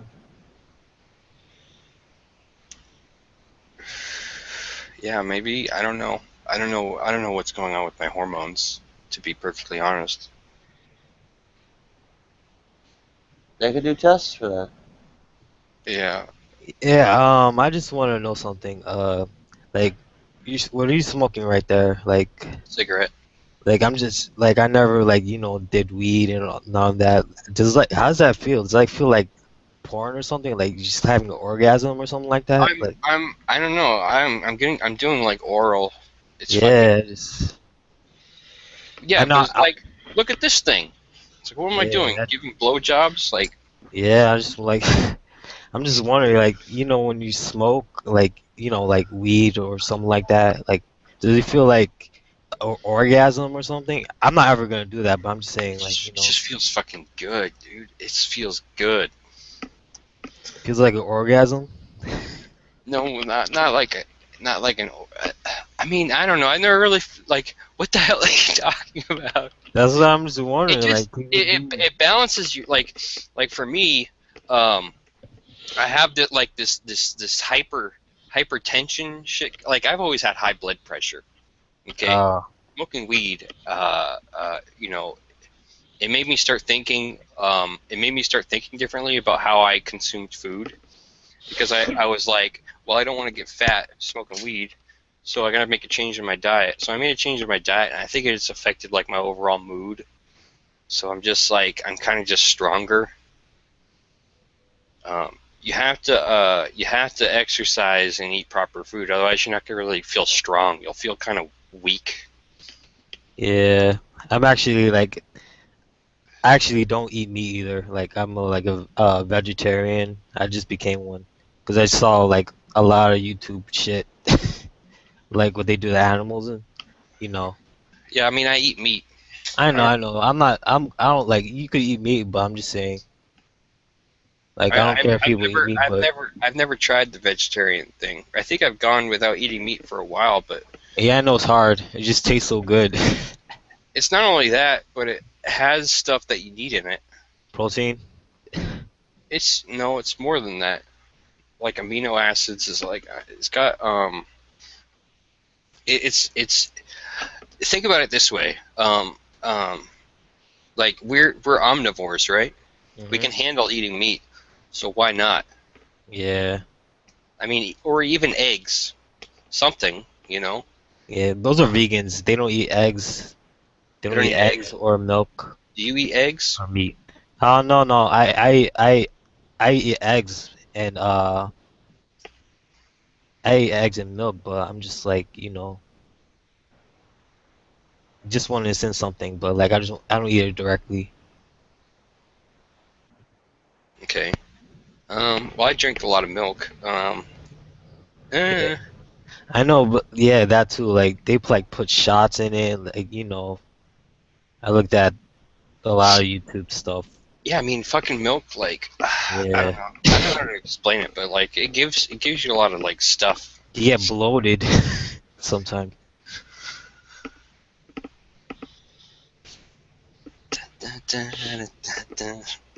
It's what milk does. What does milk do? Makes you bloated. What do you mean? Like it makes you fat, or I don't understand. In what way? Like a puffer fish is bloated? I suppose. I suppose. Okay, I didn't know where you were going with that. Yeah. Yeah, you have to actually work and burn those calories. Sometimes, Oh yeah. sometimes when I think about like milk, I like think about like people like actually drinking from the udders of like the udders of a cow, and like I'm just like saying like kind of weird. It's stoner night. I drink milk though, but I'm just Are you high right now? Who? I think we're all high. Like I'm high on like sleep deprived. I have not slept. Oh, nice. That's a I good one. I have that weird high where you don't know what you're really doing, but You're just kind of acting out, or just letting. You're just loose. You're just loose. You know. yeah. It's good to be loose. Or I guess so. Cause then you can just like you're not all like constricted with your speech and stuff. You just kind of let things flow. yeah. I actually stayed overnight listening to this whole thing. Mm. You guys are entertaining. Into what? Entertaining. Entertaining? What do you mean? I listen to you guys like all the time. Oh, so we're entertaining. Okay. Yeah. This is the first time I've been on here, really. Like, I think I was on here a long time ago, or a while back. Yeah, I like listen to all you guys. Nadia, Mac. I think this is a good place because, like, you can kind of just say whatever. You can kind of just say what's on your mind, and that's good. Yeah, you guys are all like characters or something, like in a TV show. So like the Nadia TV show or something. I'm just here. I'm just here hanging out.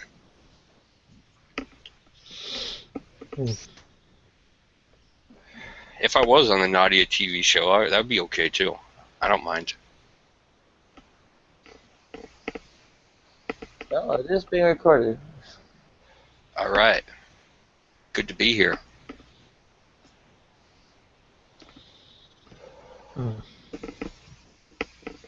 Just smoking a cigarette. What are your guys' thoughts on 9/11? Was it an inside job or not? Yes. I don't know what I can do about 9/11. I don't. And I don't know what I think about it. I think it was probably constructed.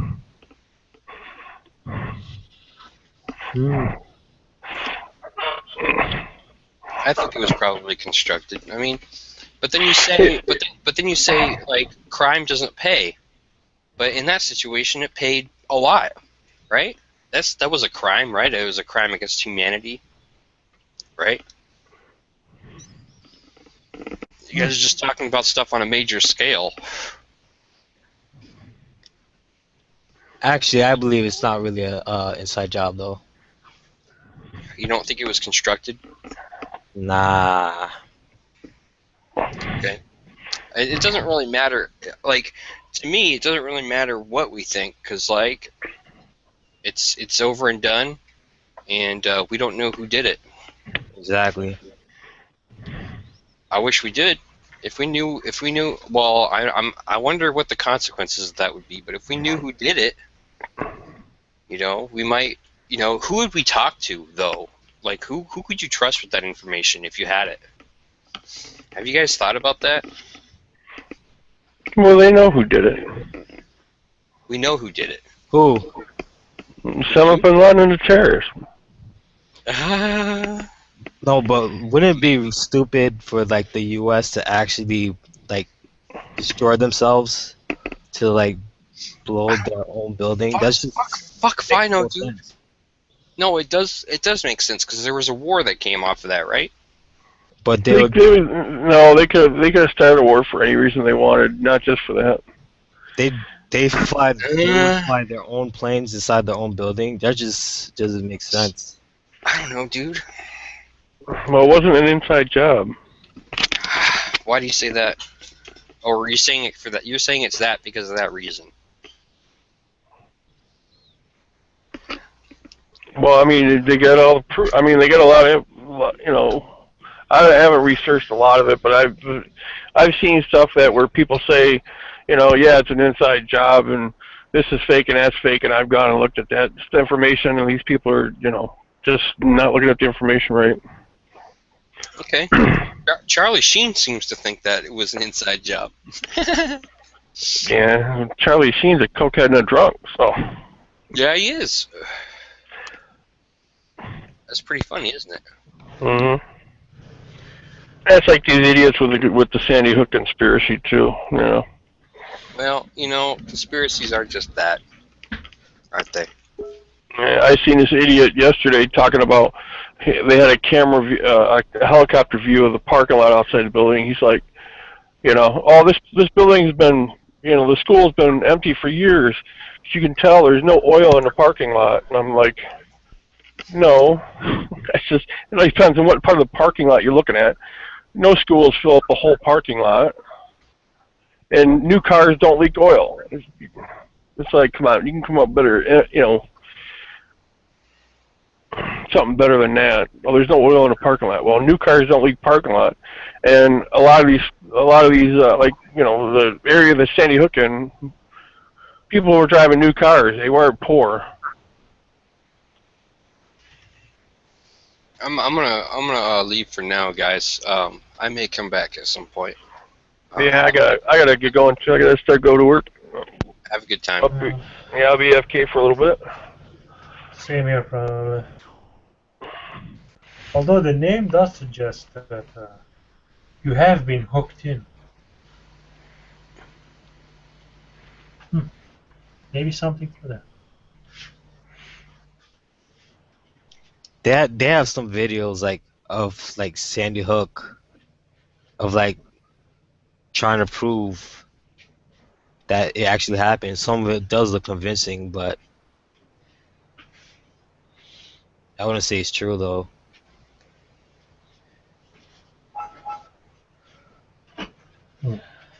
Well, speaking of, Like they have some I don't remember, but I think somewhere they have like a guy that interviews and like he smiles the whole time about the whole incident of Sandy Hook. I'm gonna have to look for the video though. Yeah, don't let them hook you in, Tim. Oh yeah. See, the name suggests it.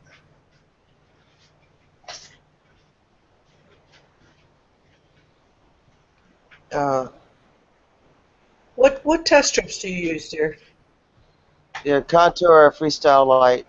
I think I've got another machine somewhere, but I can't find it to identify it. Contour stream style?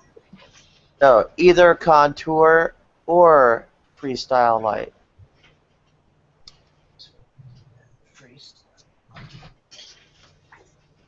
About how many do you use in a month? I can get by 4 a day. Helps to have even more.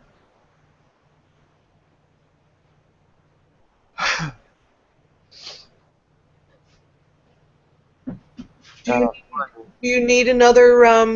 Are your test strip devices okay? Do you need another one of those? How long do those things last, by the way? Devices? Yeah. Do they become inaccurate over time? I've never seen one break down. All right. Always been lost to some kind of churning or whatever.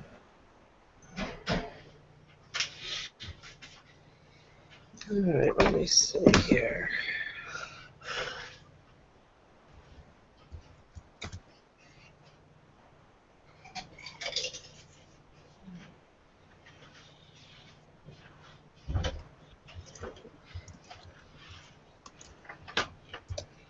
Too bad they don't make these stupid things universal.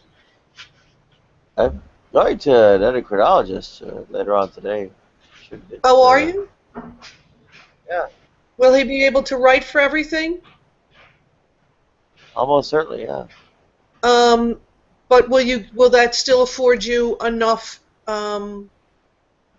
strips for a day? Or do they only write for a certain number? They've got a cap on 4 a day. Okay. Do you have a reasonable expectation this guy will give you what you need, including insulin? No, there's a reasonable expectation, yeah. I should get Lispro, Glargine, Leothyroidine, Levothyroxine, estriol valerate, and progesterone. And test strips. If we get you the like 100 extra test strips, do you think between his prescription and that you're good for the month plus? Yeah. All right. Consider it done.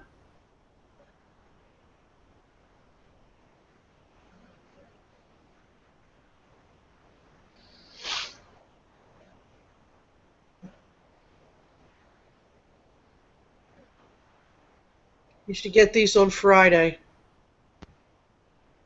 Thank you very much.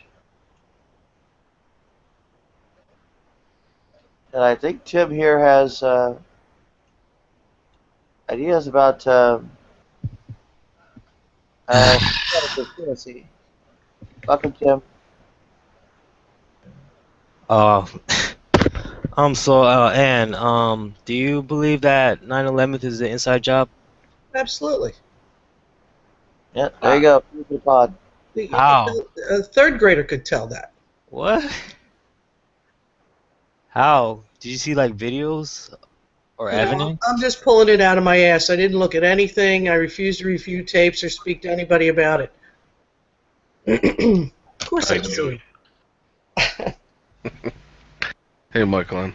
Hey, good morning, Art. Yeah, I know free fall when I say, you know what I find interesting? They drop a 21-ton bomb next to a building in China and it didn't fall. So, stuff doesn't get up. Oh, sorry. But why would the U.S. do that to themselves? Like, how does that make sense? Ask Larry Silvershekel. Ask Donald Rumsfeld where that 93 trillion went. Oh, don't need to ask him anymore because we blew that specific building which was designed to take aircraft hit. All three of those buildings were. Building 7 was not. Here's the deal, in a simple sentence. If they could drop Building 7, then you have to know the other two were wired. Pre-wired means premeditation for whatever reason.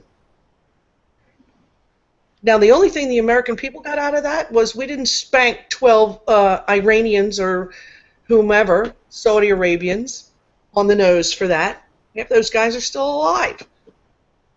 Yeah, it was a bunch of horse shit, and the American people took it on the chin. And the only thing we lost was our freedoms. And they needed a 9/11, and they orchestrated it. And shit doesn't go down in the United States unless they want it to.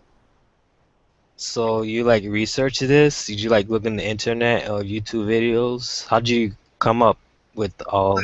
I scanned every piece of information that came across my visual field, whether it was internet, hard information. My family's business is in the maritime industry, and it was tremendously affected. So there's inside information that I have from there. It's a major tugboat company, and once 9/11 went down, they changed everything that went down in the harbor. And they're now almost pretty much part of the military. They can be commandeered at any point in time. There was a reason for it, and the reason was is they needed to get past that NDAA Act. There was no other way to do it. There was no way to take the American freedom unless we made it look like somebody was after us. You know, I find it interesting that since 1776, the United States has bombed over 128 countries. Do you know anybody else doing that shit? No. There's more shit going down in this country than Carter has liver pills. The dropping of the towers was the least of it. So do you think they did that because they just wanted to like go to war or something, or? No, they needed it to lock down the United States. It's the start of the spin down, and we're looking at it now. We have lost all of our freedoms. Isn't it interesting? Don't you think if I were the president of the country, and I honestly thought that my country was going to be under attack from somebody else, why would I want to take the guns away from my citizens? I'd want everyone to fight. What the fuck? It's stupid. You guys just don't know the tiptoe to tyranny when you see it. I just want a selfie from everybody's face when the shit goes down and you all stand around saying, "Oh my God, you believe this?" Like it's like a turkey shoot.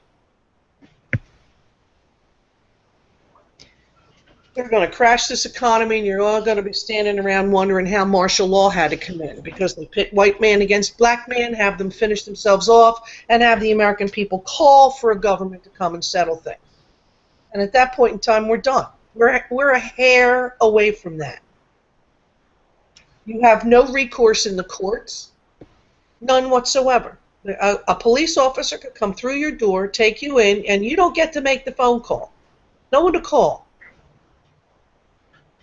Yeah, I'm kind of iffy about the whole like government, like like spying on you on their phones and stuff, because I think they do that, right? Because like, how about if you take money out of the bank after a certain denomination and they got to call the cops on you? What the hell is that? yeah, I mean, seriously, people need to wake up. They're walking around in a dream state, and they can't handle the truth because then it upsets their lie. You want to live a lie? Knock yourself out.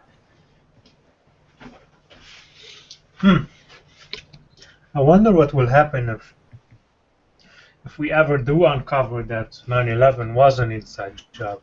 I wonder what this will do to the psyche of America. Well, they're going to come to know. What will it do to the people? Well, that's what they're banking on. They're banking on riots. They're banking on martial law. Then we don't need elections anymore. We can become like Europe. No elections in Russia, no elections in China.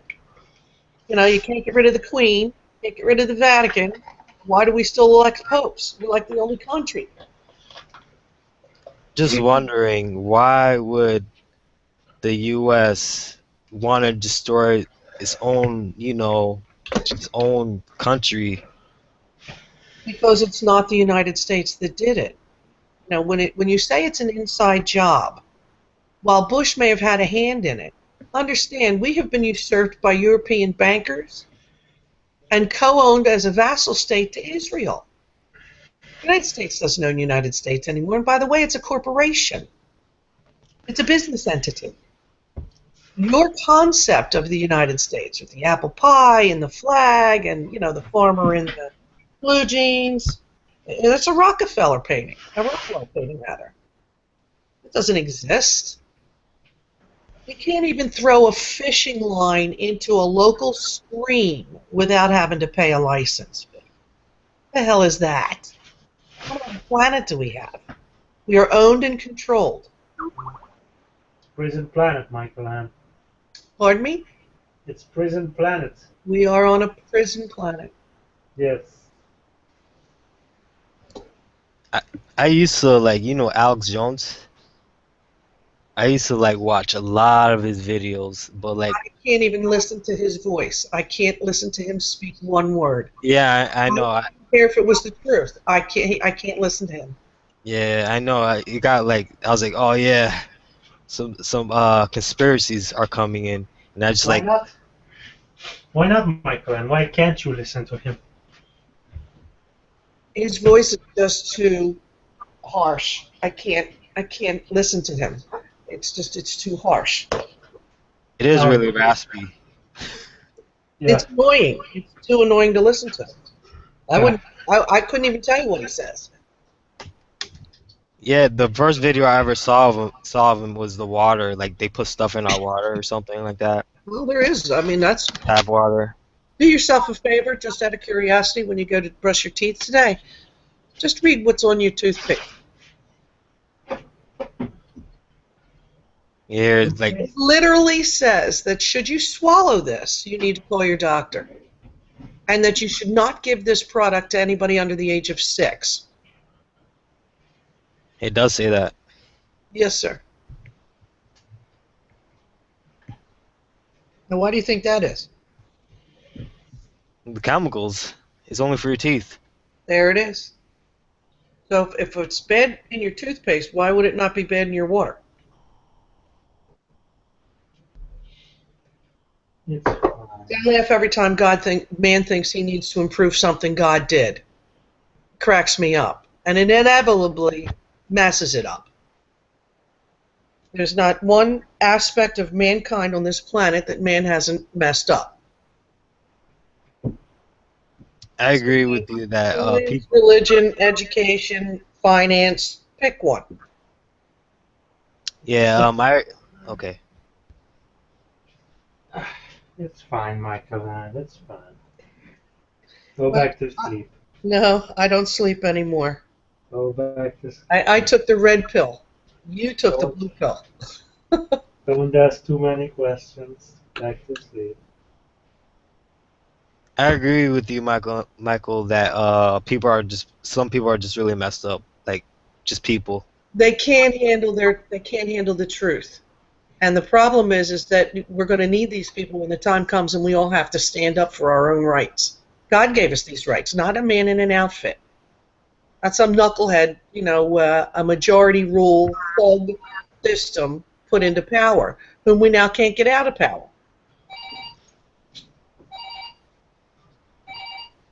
There we go. That's the bat phone. Oh, sorry. Wait. I don't know. I kind of like the prison planet. I'm all for it. Not me. I've had enough. I no longer comply. I am not obedient. And I refuse to acquiesce. Nope. So, do you think that that if something actually went down, like people just revolt against like the people that are doing it, like in your lifetime? What I worry is that the government's going to continue, as they have been doing, pit blacks against whites, and get it rolling that way. And they don't have to do a thing. The United States people will beg their government to stop the anarchy. And if you don't own a gun, your ass is going down.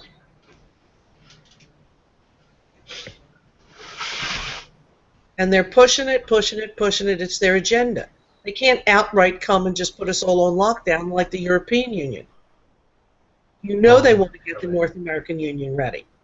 You got the stupid-ass Pope coming into town thinking he's going to ask for a one-world currency. And one world currency means one world order, means one people, which means we go on lockdown. We currently have an oligarchy. We don't have a democracy. And we're working on somebody becoming king who can't get his ass out. Michael, isn't all this so too hard? Why not just go back to sleep? Just let them do that. Honey, you may like to slumber, but this is my only run around this rodeo. I'm not doing it asleep. You like it. Don't worry. I was asleep for 50 years. I choose not to go back. What's 50 more years? It's gonna pass. They won't be asleep years. a higher consciousness. You got to be more than just a blob on the planet. Oh, but it's so difficult. Just Aquarius. Yep, you got the wrong broad. That's my Give up your problem. rights. I've always been a leader. I've never been a follower. Give I'm up your always rights. on my own path, and there are generally very few people on the same path. Give up your rights and we'll give you a cushy job. Nope. And you won't have Okay. to worry. You think that's what they're saying, Michael? Say what, dear? I just stepped away for a second. Say what? You think that's what they're telling people? What I just said? What, just take the blue pill and be comfortable, go back to sleep? Yes. No, half the people don't know that they're being offered a pill. That's the problem. The other half that have taken the pill are fully aware and understand. It's crystal freaking clear. Damn, I'm just gonna take the blue pill. This is all too deep for me. Indeed. Back to sleep for me. I'm sort of kidding. Of course, but I don't put it past them, and all I know is I'm ready. Whatever I'm it not is, ready. bring it on. I'm not ready. I am ready. If this shit was real, I would be dead. Well, they say only 3 types of people are going to survive. The first one are the megalomaniacs. You know, they're the ones that are designing the whole deal. Then there are those that have prepared for what's coming and can outlast the first and second wave of craziness and mayhem. You know, can you imagine when they reset the currency, which is what they're trying to do with the UN, make it a one world currency? Well, there goes entitlements. And then I ask you in 2 days and nobody can get to any food at the grocery store, what do you think's going to happen? Anarchy. No, that's not anarchy. That's not anarchy. Anarchy would be preemptive. And certainly would bring order to the chaos. So are you like a Christian or? I am a conspiracy theist. Oh. Yeah, this goes deep. Oh, yeah. I never heard of that. That's like the first time. That's because I made it up. You're just a conspiracy theorist, Michael, and come on, just go back to sleep. No, I'm a conspiracy theist. I am a reformed Roman Catholic. Oh, goodness. How about them apples? What are you going to do when the Pope comes over? I'm going to be driving in the opposite direction, into the mountain. He's a satanic piece of shit, Nazi bastard, Zionist, Khazar. How's that? Trust that. I don't trust that guy either. Oh my God, any of them. I call him the poop. He's a South American. How can he be a Nazi? Because look at his history. Look at his history. That was the last Pope. That was Ratzinger. Yeah, both of them. This one is a different one. Both of them. And they're pedophile protectors. I got a problem with that. Oh yeah, you don't know what they're doing there. Well, you know exactly what they're doing. And I have to laugh when people say, oh, you know, we should just let them get married. Well, last time I checked, they're not into women.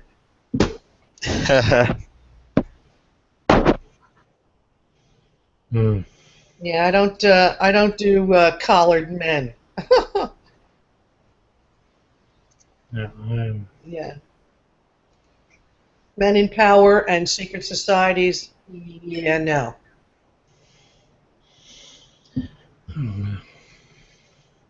No way. That's a whole different deal. It'll be very interesting to see when they reset. What's going to go? Are you in any way panicked or afraid when they do reset it, Michaela? No, because I'm ready. I'm prepared. I have absolutely no money in the banking system whatsoever. I'm cashed out. OUT. I have absolved myself of all debt, got rid of it all. So I am beholden to no one. I am not in that system.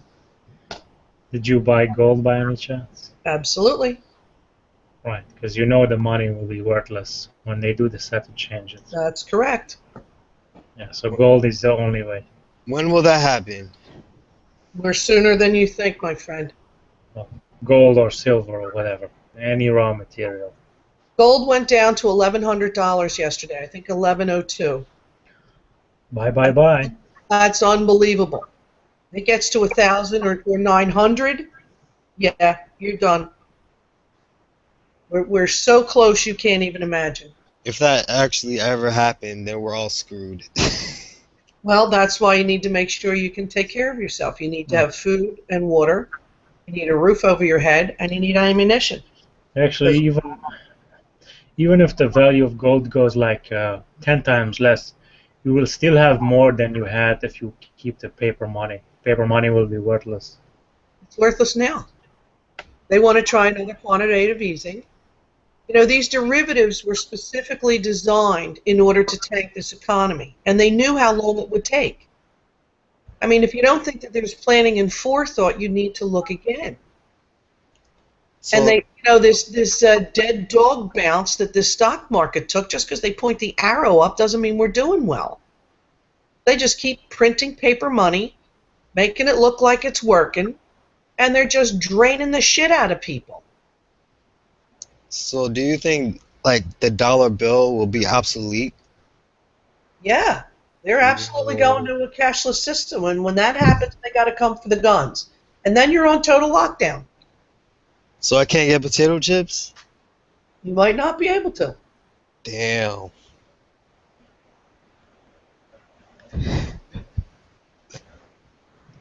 Yep, it'll be. Yeah, it's a joke to them, Michael, until it happens, huh? Pardon me, dear? I said it's a joke to them until it actually happens to their I ass. know. I find it interesting that they can't see the writing on the wall and just laugh it off. No big deal. Yep, I want the selfie. I want to see their facial expression when shit goes down. That's gonna be, sorry, that's gonna be really hard for a dollar just to go obsolete though. Why? What's it backed by? Seriously, why do I got money. Do you see animals going to the grocery store and using money? No. Nobody needs money. I once saw goat eat money, so maybe that one. Yeah, why can't you go on the gold standard? What happened there? The money needs to be returned to the people as it was intended to be, not a private central bank by European owners. Hello?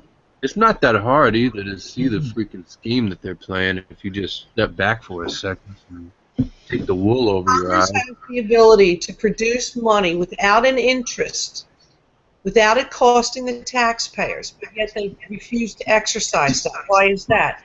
They insist on going to these central bankers and getting all of this interest money. I always wonder about money. Like, couldn't like the government just like print its own money and just like spend it?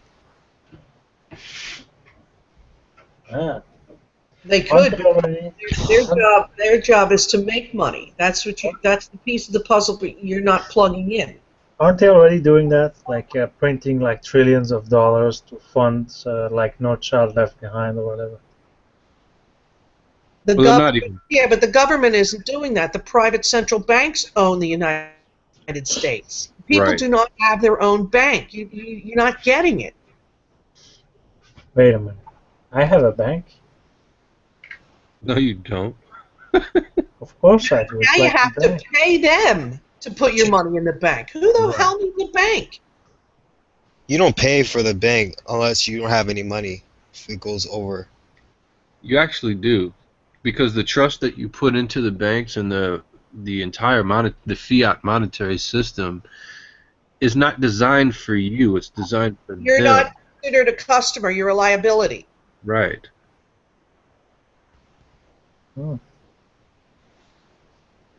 Yeah, there are some people out there that don't put money in the bank. I guess that's why. And now they're going to have a bank bail-in, where those people that do have their money in their bank are now going to have to bail the banks out again. Oh, well, I don't think so. They're going to get to my account and find 3 pennies. Wait a minute. And But you know what they if- can loan out $10 for every $1 that you put in there, so it's not even guaranteed that your money's even there anyway. That's what these derivatives were about. And they were illegal, and they were designed to crash this economy, because this is how we're going to get to this one world order, which is why they're going to the UN on the 23rd and 25th. It's why they're pulling the Pope in. At no time in history has the Pope ever come to the UN, which is an evil entity, by the way. Yep. These people are on a freaking mission, and you people are walking around buying cotton candy. Hey, I like cotton candy. Plus, ever consider that maybe people can't read? That's why they don't see the writing on the wall. No, they want to stay in the fog because they can't handle the truth. Ignorance is blissful, ain't it? Yeah, I like the fog actually. It's a good place to be. But you can't see the snakes and the rats through the fog, can you? Oh damn, yeah. That's a good point actually.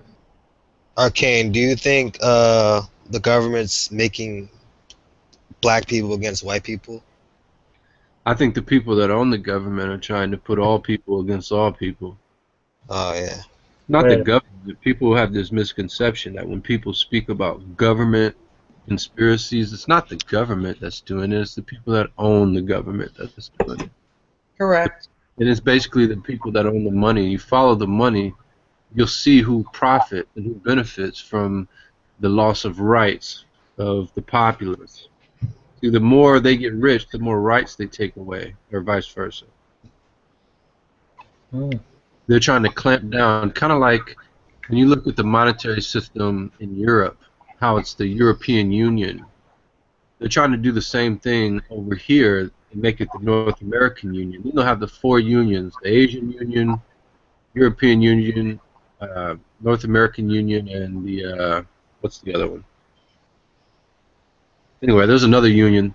There'll be 4 unions, and then they'll bring all those 4 into one eventually, and then there'll be a global currency. And this has been their goal for the last 100 and something years. There is kind of a global currency. It's called Bitcoin. Called It's what? like Bitcoin. It's like some online currency. Oh Like, yeah. they say like if like the money goes out, then it's just gonna be a Bitcoin. Well, Bitcoin is when you are basically selling your computer's calculating power. Yeah, I really don't know about that, but Oh yeah, that's what it is. Have you even It's not you guys backed, thought really. about what makes money valuable? Yeah, in the sure. first place? Yeah, humans. Exactly. Humans. It's the value we put on it. So, for example, if you're in a classroom, and the classroom has 1 pencil, how valuable is that pencil? Pretty freaking valuable if you got a classroom full of kids who need to use the pencil. But let's say there's 100,000 pencils in a classroom full of 10 kids. How valuable are those pencils then? Well, they're worth nothing. Yeah. So the same thing with our money. The more money they print, the less value it has, the more that's in circulation. And eventually, people are going to lose confidence. And that's when the dollar will collapse. There's no difference between a $1 bill and a $10 bill other than what you believe it is. Yeah, but same goes for gold and everything else, really. Oh, because there's a limit on gold. Never with gold. Not in the history of mankind. why not gold? Because there's a limit on gold. But these There's Ponzi, also a limit on paper. There's not an infinite And at amount of this point, trees. they're not even printing paper. They're just typing it in a computer. Isn't gold like the same thing though? No, gold is a commodity. Gold is something that we have to use labor to obtain. There's So something. is paper. No, I mean no. You can just type a set of digits into a computer and voila, you've got money. You can't do the same with gold. Yeah, but it just makes it easier, not complete. Gold will hold its value because there's a limit to how much we can pull from the ground. There's also a limit for paper and everything else. What if There's not a limit got for digital monetary systems. You can type in trillions and trillions of dollars, and then if you believe it's there, then it's there. They use some kind of special paper though for I like. got a good example actually for Arcane. Like his pencil example, like it was pretty good, but got a good example. Like what if you're in the middle of the desert, you've got a bag full of gold coins, and there's no water anywhere, not on you, not anywhere, and I'm like a guy, like I just appear randomly, and I just have a glass of water, and I say, Arcane, this glass of water for your bag of gold. Choose. Well, that depends on the situation. If there was no other oasis or anything that I could obtain water from, That's all the water. That's all the water there is. if that's all the water there is and there's no use for the gold as far as trade value, other than that glass of water, then sure, I'd take the glass of water. That's just proving our point even more that the value of things depends on the confidence we place on it, not necessarily for what So it is. the gold was worthless in that point. Well, I'm saying gold overall as a sound currency has always stood the test of time because it can't just be created out of thin air. But not when you're like in the desert. I've heard that one of the biggest regrets of Winston Churchill was the fact that he went back to the gold standard after the Second World War at a time when they really needed buying power, but couldn't really produce the extra assets to get it. Well, why was that? Let's think about it. Because it was after the Second World War. Yeah, and they needed to print money to fund their wars. No, this was after the Civil War, after the Second World War, that is. They needed money to rebuild stuff. Exactly. And they couldn't just, because if the money is backed by gold, and there's only a certain amount of gold, you can't just print as much money as you want. It has to be backed by something. So that's why they took it off of the gold and silver standard. That's why we had to go kill Gaddafi. He was making his own money backed by gold. Oh, no, can't have that. That's why we just had to go smack China for devaluing the yuan. See, you're not allowed to play with money like this with these European Khazars. But the main point is it was hard for people to get funding when they needed post-war rebuilding. Okay, sure, whatever. You can believe that line of bullshit. But the truth is, they needed. You can be very dismissive of that example, but it doesn't serve you well. No, you're being dismissive of the big picture by trying You to say, called it bullshit and then moved on. We need to rebuild, therefore let's get off the gold standard and make fake money. That's a real sound argument. No, we need to rebuild. No, we need to rebuild. No, we need to rebuild, and the gold standard is a needless constraint on our monetary assets. The system that needs to go. No, you're saying, yeah, let's make fake money because we can't buy the things we want with real money. That's all you're saying. This is the reason why we're in the shit hole that we're in. Yeah, because the sheeple like Max. Right, I'm the sheeple. Wake up, sheeple. Just get an A4 paper, Arcane, and like draw like $10 on it, and go to Max and give it to him, and then see if he gives you something in exchange. Because like, why on earth would your bank have to call the police on you for removing over $5,000 out of your own account? Well, why is that? Well, mostly because they extract something. Max, please, you're not actually going to try to ass wax that, are you? You're asking. Oh, I'm sorry. You wanted to ask a question rhetorically as opposed to get an answer. Oh, my bad. My bad. Very bad. It was rhetorical.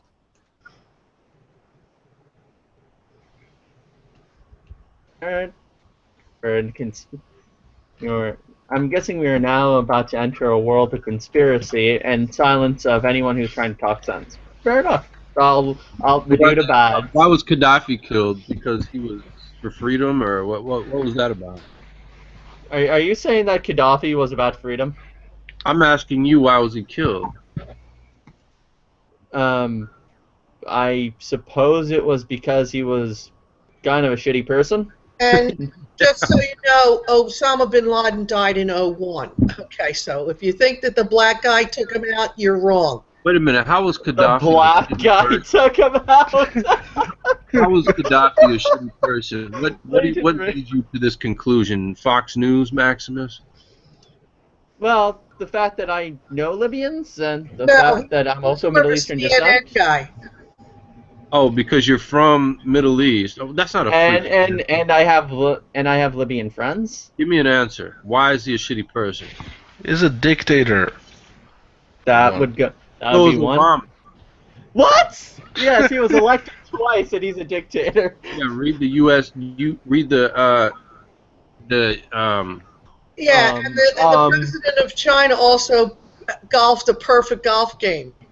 read the I believe that NDAA was sometime. some- So I believe that was Kim Jong Il. Are you ignorant of the NDAA passed by Obama? Then okay, I guess you are. Makes him a dictator. How does the National Defense Authorization Act make him a dictator? Because he can do whatever the hell he wants without your approval. That's why. Yeah, study it sometime.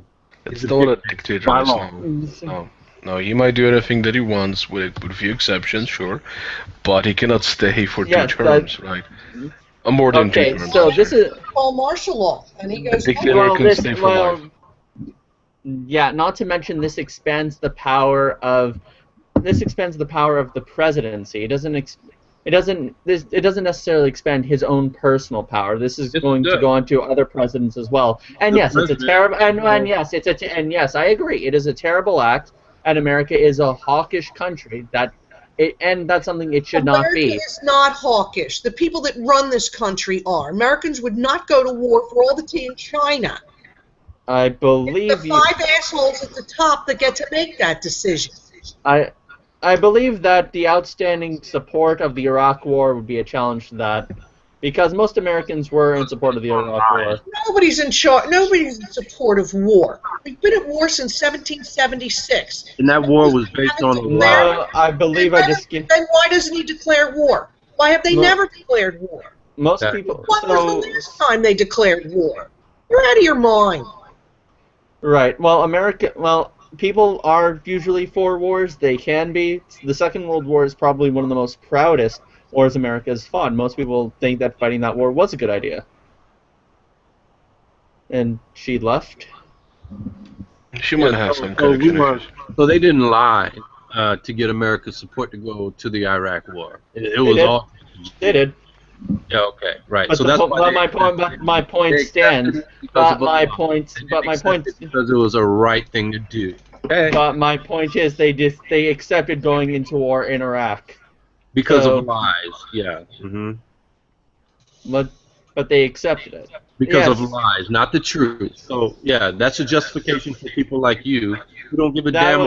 That was the No, my point was most people were in support of that war. Even Because of many politicians now regret going there. Even Hillary Clinton said yes, it was a terrible idea, even though she was originally in support of that. Because of lies. They had an agenda.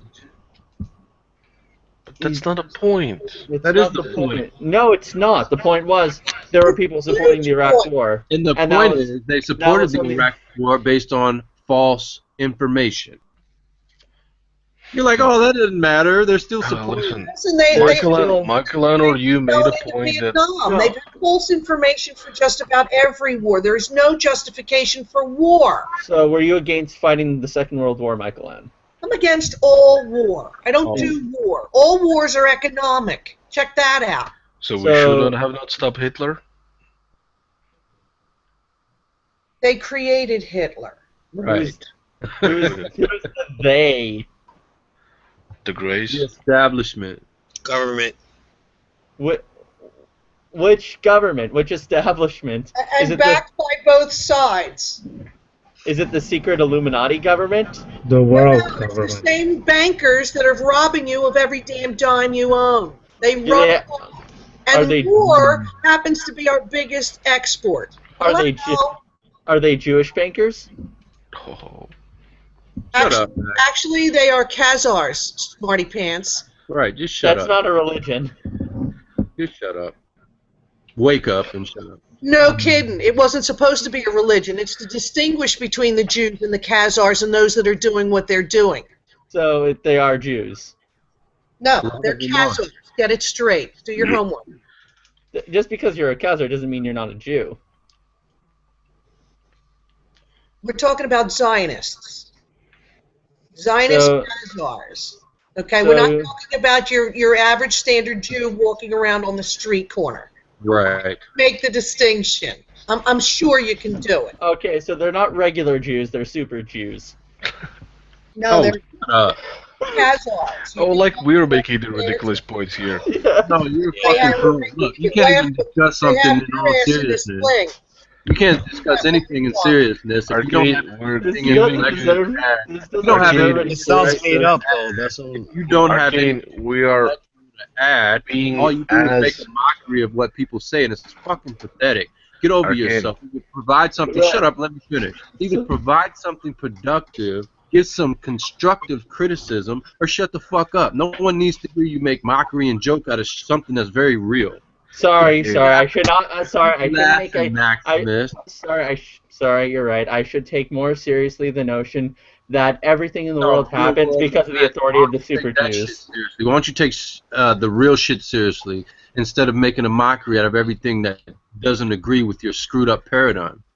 Okay, you're doing the same thing. You're basically saying that the Second World War, the whole Holocaust was just a contraption.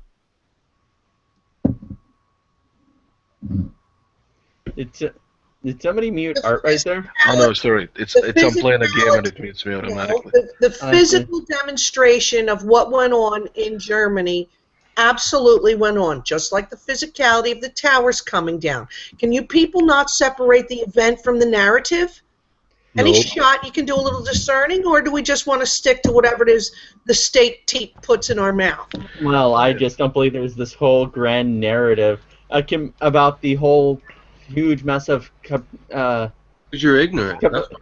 I just don't believe there's a huge grand narrative about many of the negative things that happen in the world. Negative shit has happened in the past, and it still will continue to happen. There wasn't this great conspiracy. You're a daydreamer.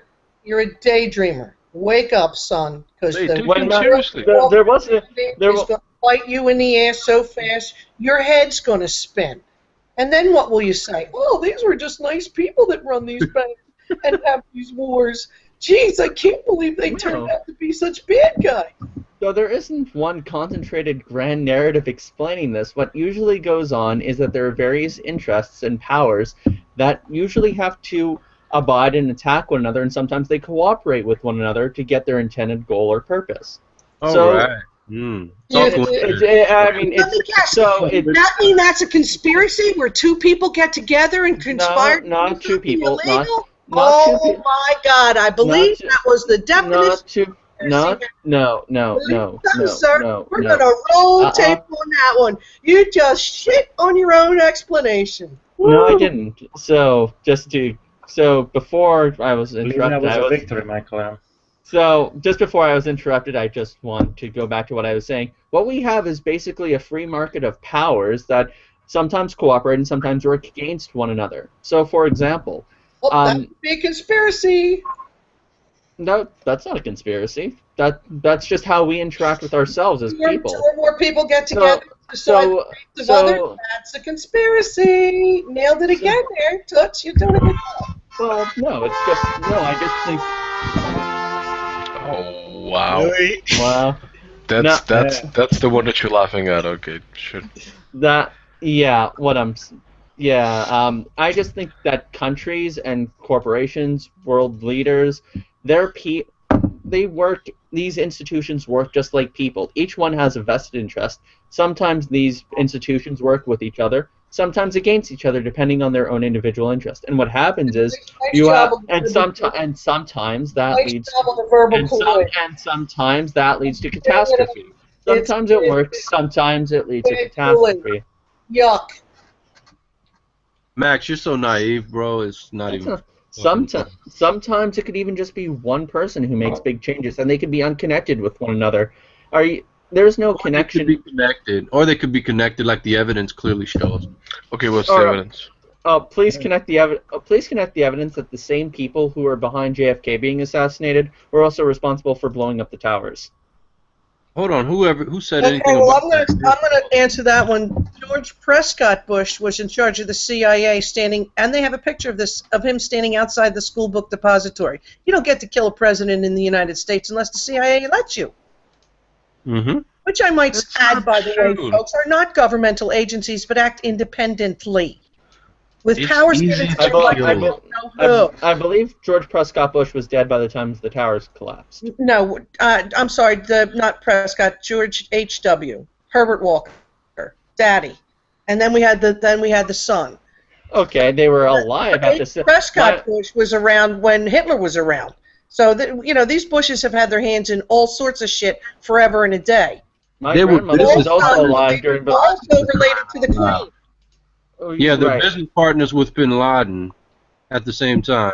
Yeah, and why was it that the Bin Laden family got a safe flight back to Saudi when there was a no-fly zone over the U.S.? Oh, no, because they're not in bed at all. So, two things. The 1st You're right, thing, Max. This is just all a big Wow. coincidence. That's all it Okay. is. We're paranoid nutcases. That's all. Just go back about your business. Go You back notice to all the thank you surrounding Saudi Arabia are being bombed as we speak. All Our the government loves you. surrounding Saudi Arabia. What is that about? So Your government loves you, Max. Just it's okay. Go back to sleep. They go back to yeah. Right. I'm sorry. I should just trust the grand conspiracy of the Government super loves Jews you, who rule and over us. by the way, give them a little more money. Wait a second. What did JFK say? Didn't he say that we were opposed around the world by a monolithic conspiracy that relies primarily on covert means? And he was going to expose the secret societies because he abhorred them and he knew of them. And then he died What like happened to 6 him? days later. What happened to him? His head was blown off. By a communist sympathizer. Right. Oh, you're right. I'm yeah, sure yeah. you- Okay. and one bullet, I might add. Don't be thinking there was more than one bullet. You could shoot somebody in that amount of time with 3 shots. Penn Teller did it. Not without the CIA. That's true. And Penn and Teller did it. Not to mention they have no military background or Penn experience. and Teller. Yep. Penn and Teller. Magicians, Hollywood Right. actors, and the disposal of. Yeah, right. Oh, okay. And they were able to. And Max, they were able. Come on, dude. They weren't the only ones to do it. Max, just wake up. Dude. It's okay, man. Right. It's okay. The scary part is yet to come. It's okay. Oh, Arcane, I like how you, as opposed to doing something in the world, stay home and crack these crazy conspiracies over your computer. Oh, I don't do anything?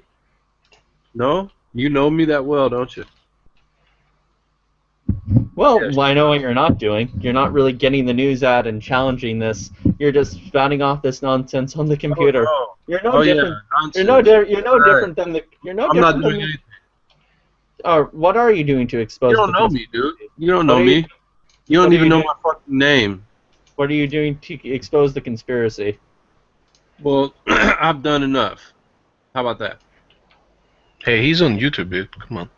Oh, right. What are you doing, Maximus, besides sitting here quoting fucking nonsense from your early church fathers trying to convince Christians to be more like atheists? What the hell are you doing?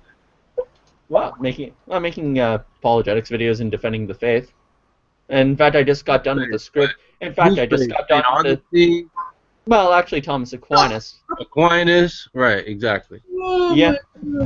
Yeah, these were men who devoted their life to reason, contemplation, understanding, whose works are discussed hundreds of years after their death. And I might add, when you're done, no one will remember you, Arcane. Mental masturbation over a lifetime. Yep.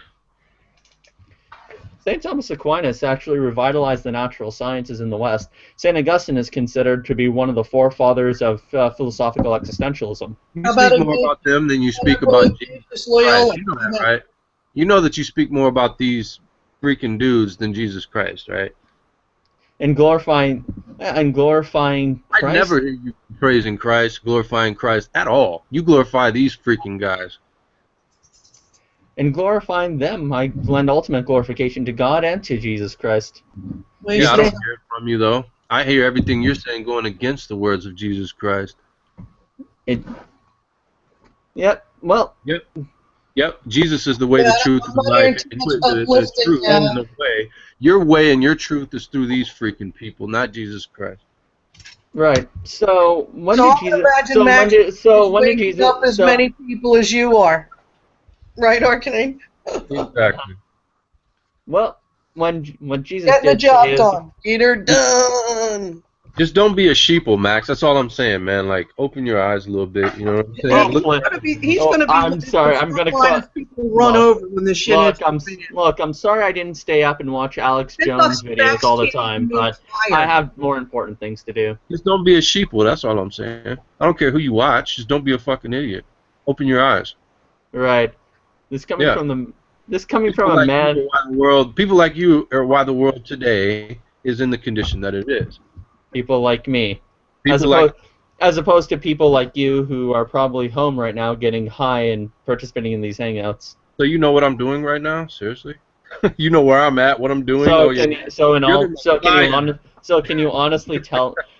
Well, I'm only I'm assuming. actually at Well, work. I'm actually at work well, I'm actually at work right now. So you're I at actually have work. a very important job, and I'm actually at work on a break right now. So whatever you think you have in your head about me is clearly false, and you need to just wake up, man. That's all. Well, to be fair, I'm only saying that you're high because I'm extending you the courtesy of not being a sober person who's saying this nonsense. But if you are, then that's good to know. You can't argue that. All you can do is say it, like the sheeple that you are. Right. Right. You can just make dumbass assertions. Oh, conspiracy theorist. Oh, you're a nutcase. But you can't back up a word. Did you just criticize him for making dumbass assertions? Did you just criticize somebody else for doing that?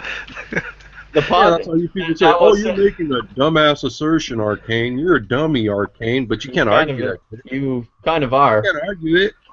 Okay, All put right. forth an argument. So how please. about? Okay. According to Mark chapter 17, verses 1 to 2. Do you know where this is going? Yeah, go ahead and spit some more lies. Go ahead. That's not a. How can you disprove it's a lie? You're begging the question. Because no such fucking verse exists. That's why. But the verse says you would just deny the verse, so you're question begging.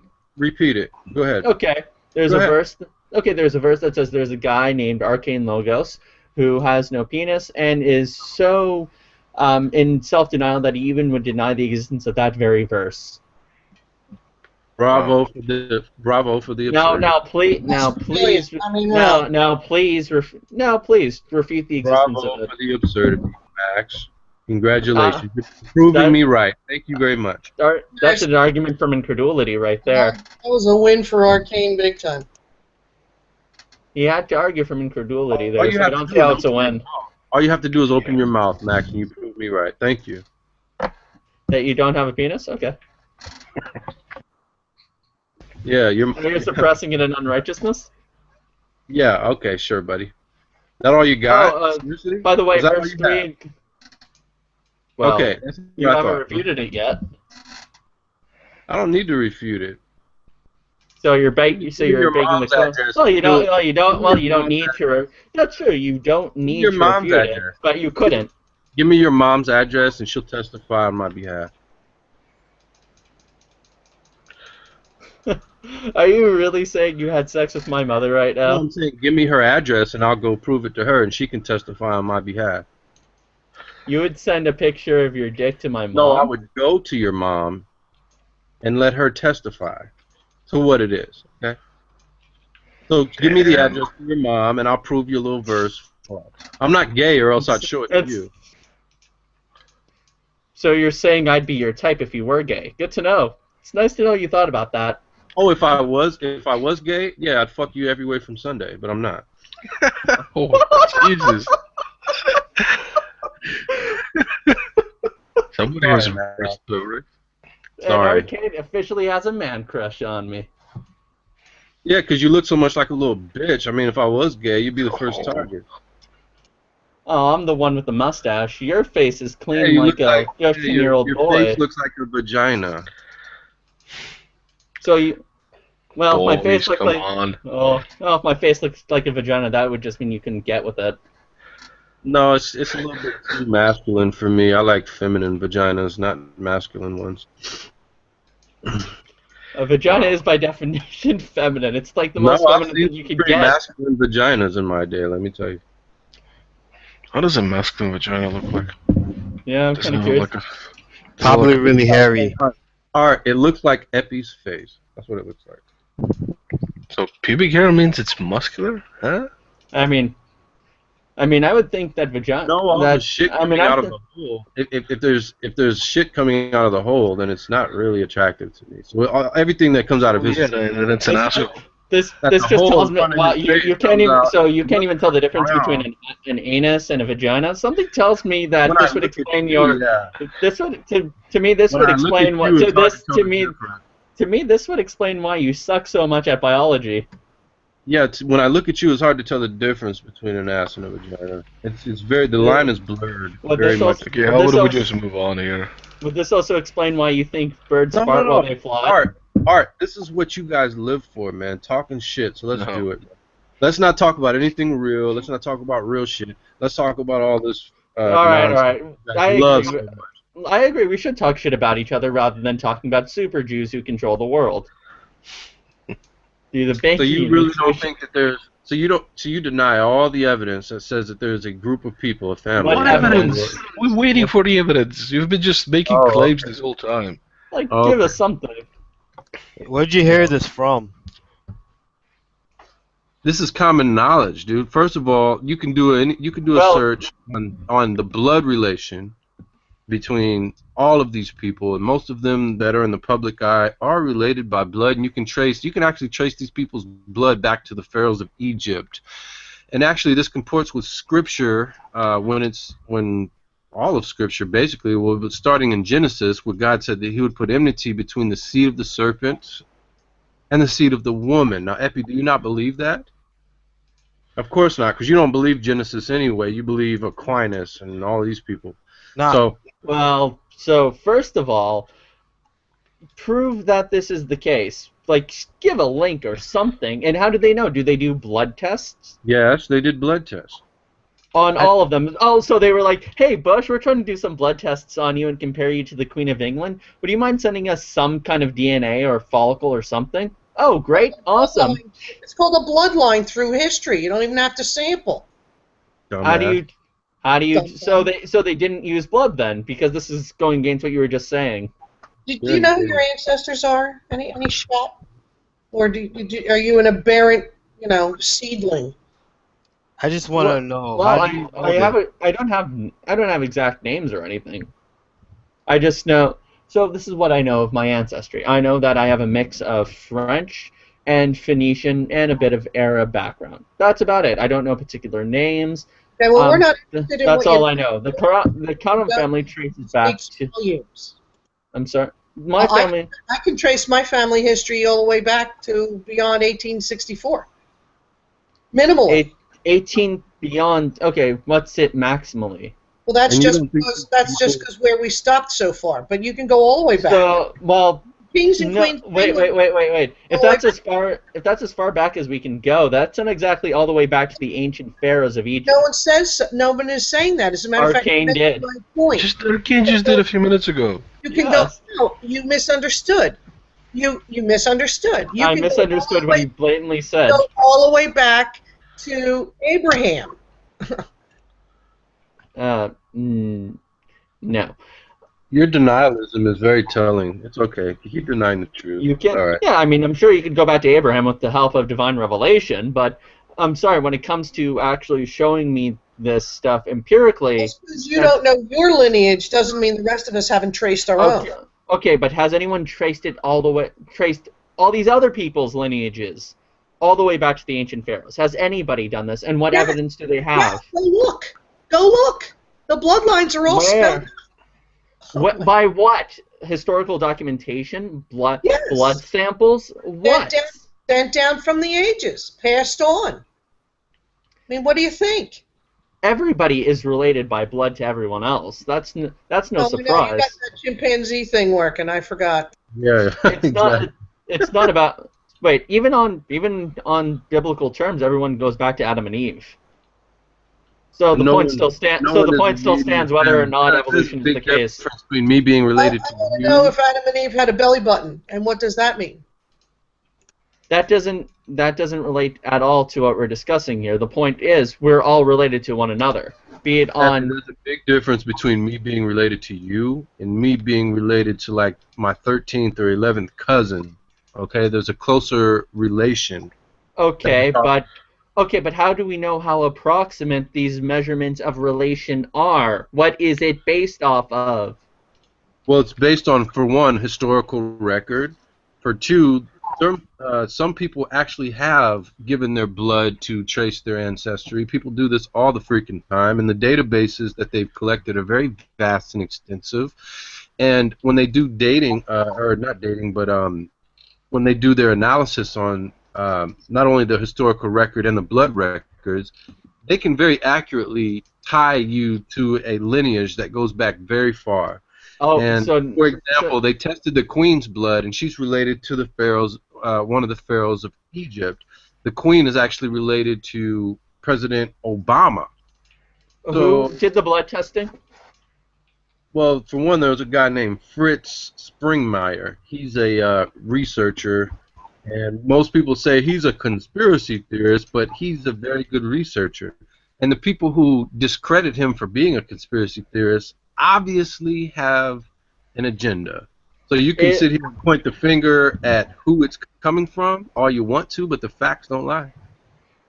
Wait, apparently he has written a number of books claiming a satanic force is behind a move towards world domination by various families and organizations. Says too, doesn't it? Doesn't the Bible say the same thing, Epi, or are you just completely rejecting the Bible at this point?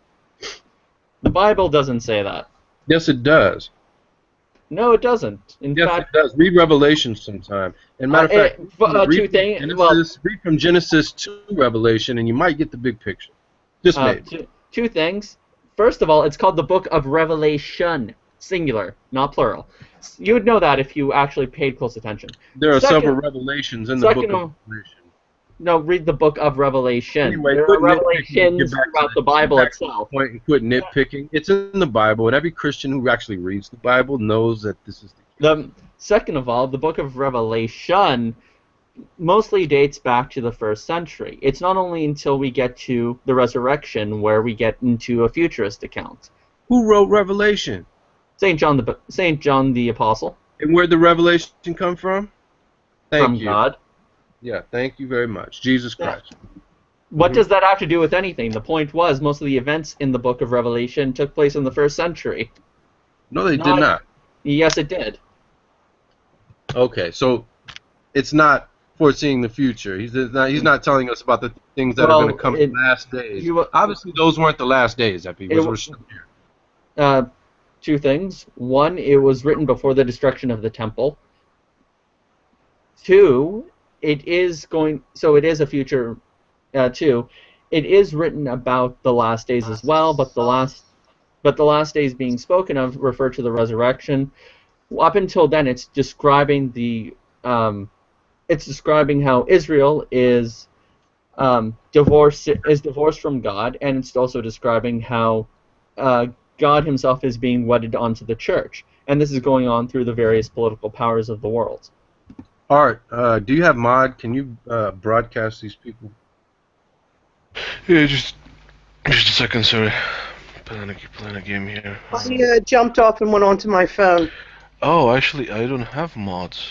Oh. Does anyone have mods? Nope. Nadia, wake up. Yeah, we need to wake up Nadia. Nadia! She gone.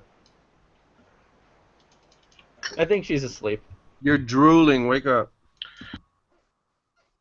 Penis.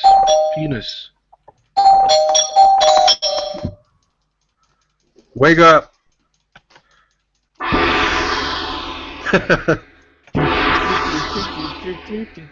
Mortal Kombat. There you go. Can we get some broads, Nadia? Broads, what? We need broadcast people. I don't have mods. The gong woke her up. I think it was Mark.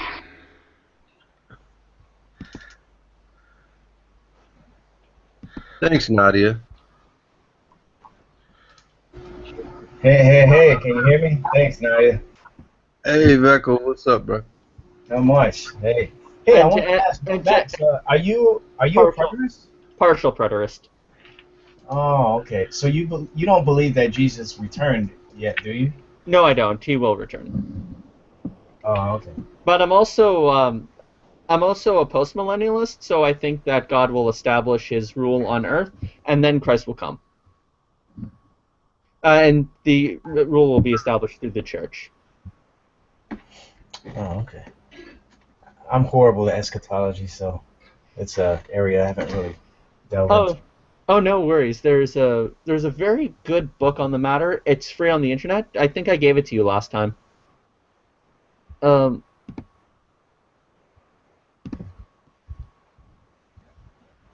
See. Yeah, postmillennialism scares me. Yeah. Yeah, it kind of has that effect on people.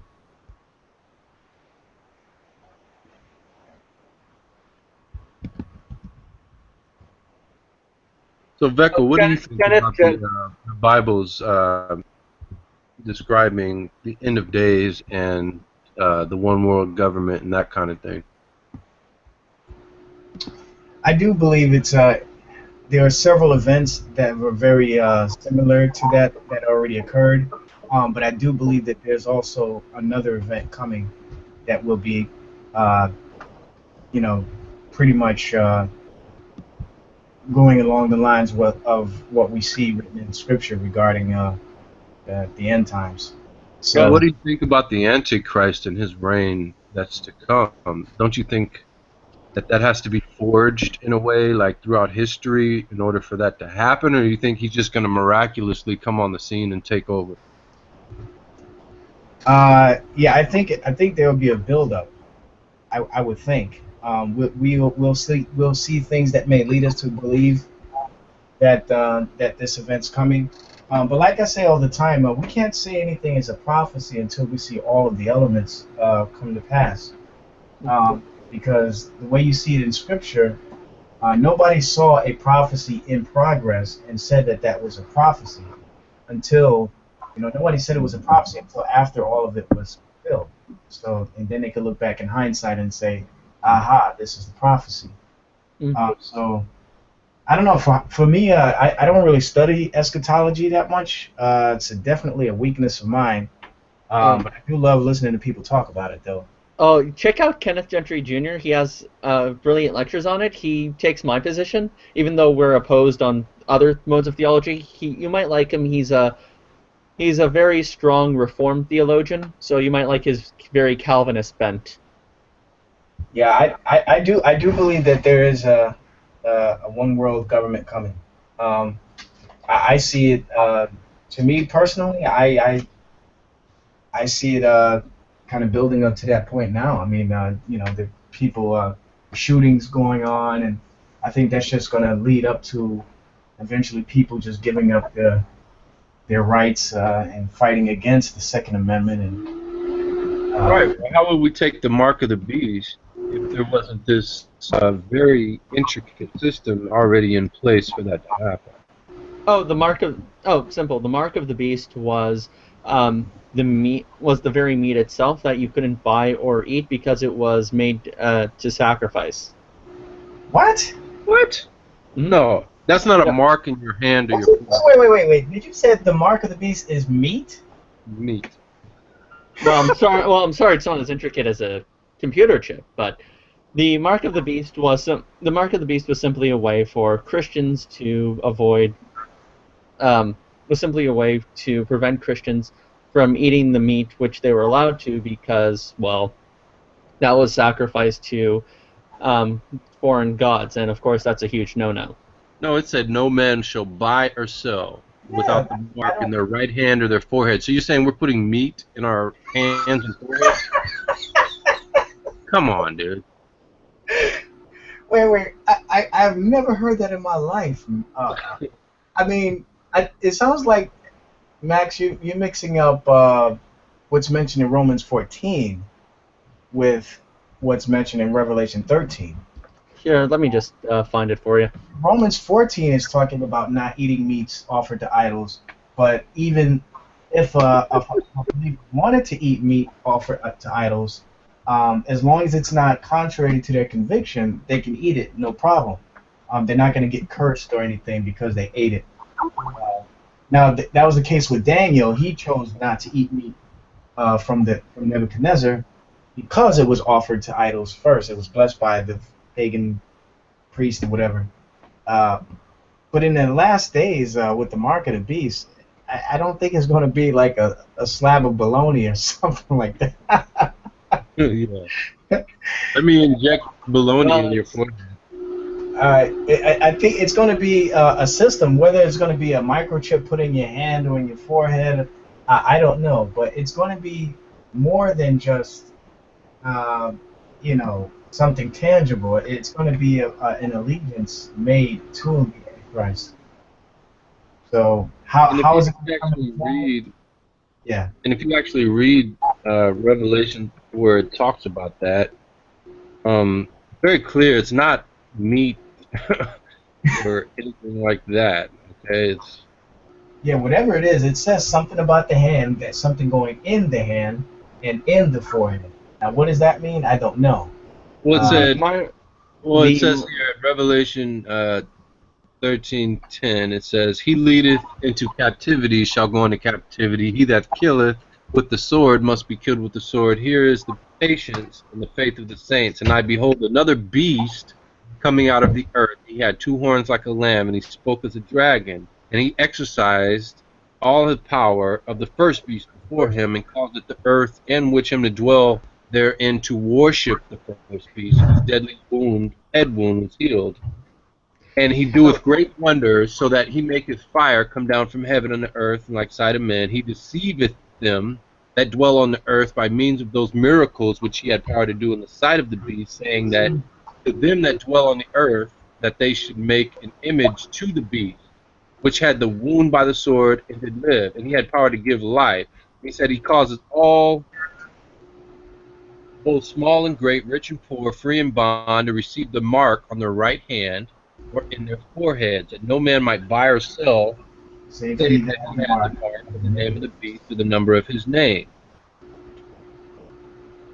And then it gave the number of his name, which is 666. I know here it is. Sounds like a conspiracy. Okay, here it is.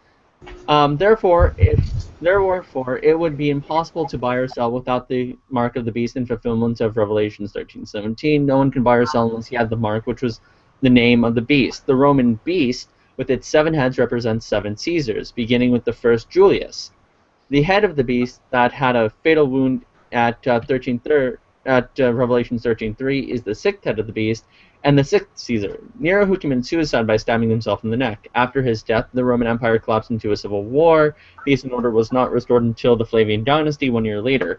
Therefore, the dynasty, beginning with Caesar Vespasian, is the beast whose wound would have been healed in Revelation 13:3. The healing of one's wounded head at the beast is a resurrection motif. This resurrection imagery is another way in which the Trinity is biblically portrayed as a dark earthly shadow, as antithetical to the heavenly Trinity of Jesus Christ, yada yada.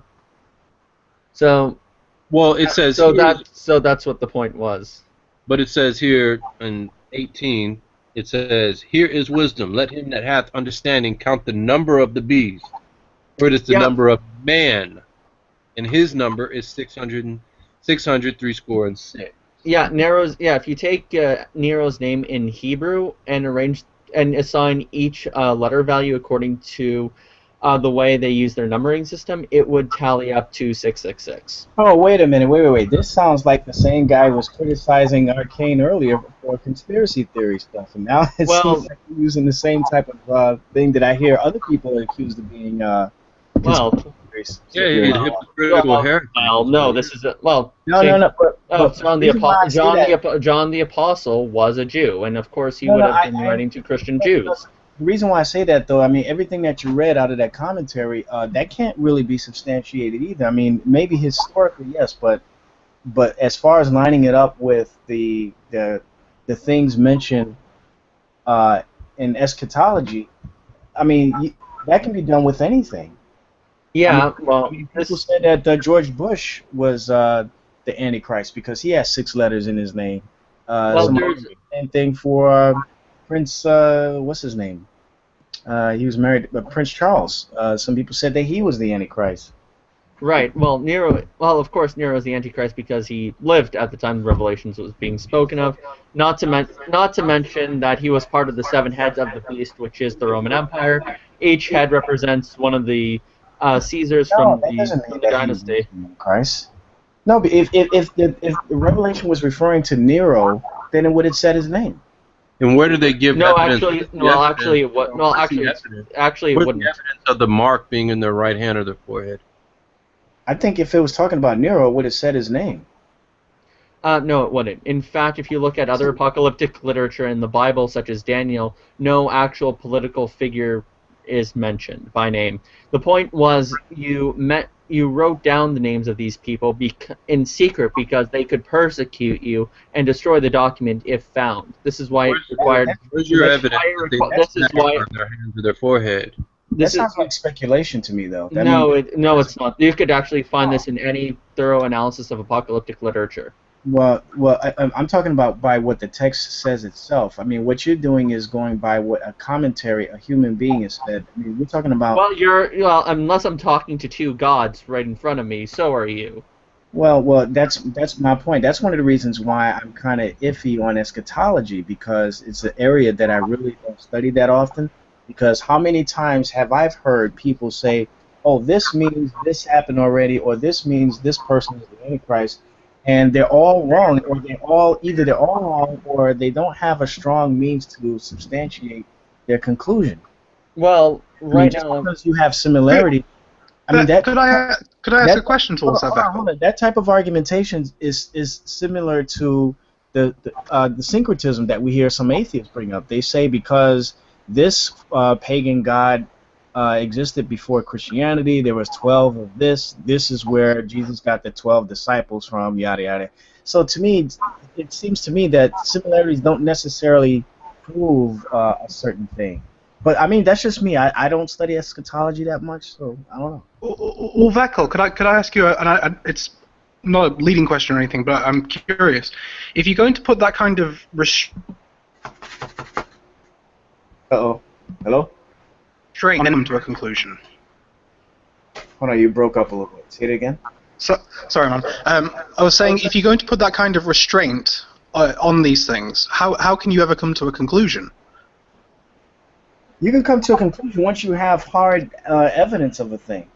I mean, for right now, I mean, all you have is just speculation, and it may be actually the case, but we don't really know that yet because there's a lot of elements to the eschatological readings that haven't occurred yet.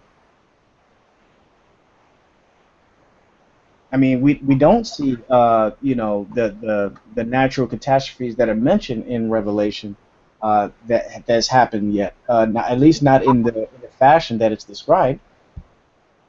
We haven't seen that happen yet. Nope.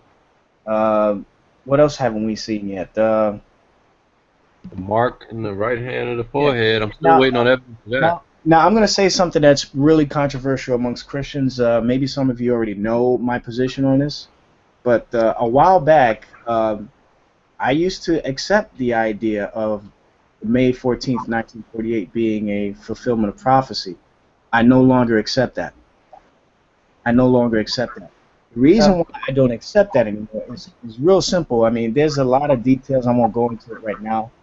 But the reason why I don't, one of the many reasons I don't accept it is simply because we don't see anybody named David ruling over there in Jerusalem. Okay, Jesus did not return. We don't see anybody named David over there ruling. Okay, and even the very next day after the declaration, there was a war there. Bible says when Israel's regathered, there won't be any war anywhere in the earth. There'll be peace. But what happened in May 15th, 1948? A war broke out. So and that's just one of the many reasons why I no longer accept that. Now, some people would try to argue and say, well, this is just a prophecy in progress. I don't buy that either, because you still have to see all of the elements of the prophecy to be fulfilled in order to determine that it was a fulfilled prophecy. Also, here's what I'm wondering. Your criticism also could be attributed to pretty much any kind of biblical interpretation whatsoever, apocalyptic or not. Because pretty much anything can stand to be, oh, that's just your particular interpretation. Well, isn't that why we have so many denominations? Well, I have a different answer for why we have so many different denominations, but I'm not going to get into that. Yeah. But, I mean, the fact of the matter is what you're talking about is different interpretations of a certain thing that's written in the scripture. And no one can deny that. That's the case. I mean, that's why you have Calvinists and Arminians. You have premillennials and amillennials. All this other stuff. All these other monsters in between. Is because of different interpretations of what the scriptures say. Right. The guy that you quoted, he may have it sounds nice and it sounds like it may be on point, but I don't think he's able to. There's other scholars out there that disagree, and they have their own. Okay. All right. But right now, I'm pretty much convinced that preterism, at least of a partial variety, is the best explanation, all things considered. To me, the not beast. Essential, so I think it's okay to believe that. Yeah, the beast strikes me most likely as the beast strikes me most likely as being the Roman Empire back when. The Whore of Babylon strikes me as being Israel, and that's just how I see it. See, some people say the Whore of Babylon is the Catholic Church. Yeah, that doesn't make sense to me for a lot of reasons. For example, is it because of your bias? Well, so here's the thing. When you look at what happened at the time, first of all, the way that John describes her in terms of the clothes she's wearing, he describes her as being dressed in the clothes of the priests, and in the Old Testament, that's what priests serving in the temple would wear themselves. Not to mention, she sacrifices the bloods of the saints and prophets. But who does that? But Jesus said, "That's Jerusalem. Oh, Jerusalem, how you have done this." Jerusalem faces a huge penalty at the time because they were the ones who put Jesus to his death and kind of, pissed off a lot of Christians at the time. There's a lot of there's a lot of negative imagery directed towards Jerusalem and Israel by and large, and this is why he's using the same kind of social motifs. To me, that makes much better sense. Not to mention, actually, that would probably be my main reasons why it would probably be Jerusalem, because the same things in the Gospels and other places in the New Testament that are specified to Jerusalem and to Israel, you could just make that same. This is where John keeps saying the same thing about the Whore of Babylon. Well, you got me on that one. Again, eschatology is a pretty tricky thing. My only fear with taking some of these positions is that if you are wrong, and the stuff starts hitting the fan.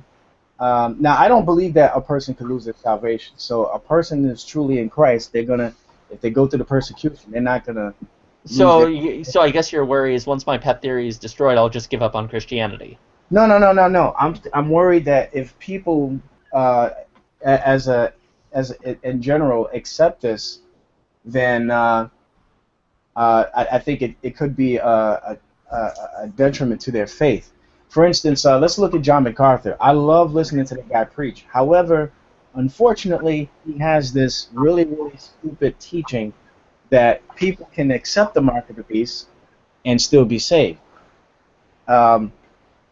The way I read it in Scripture, that's not the case. Oh, And the reason why I think that's dangerous is because let's say somebody is not really in Christ, but they think they are because they've gone to church every week. And then all of a sudden, persecution of the saints goes down, and they start making people accept the mark. And this person who's not saved at all is going to take this mark, and they're going to say, you know what? John MacArthur said we can take the mark and still be saved afterwards. So maybe it's okay. All Now, right. I think it's more nuanced than that, but still, I think that's pretty kind of a dangerous thing to take certain positions on eschatology.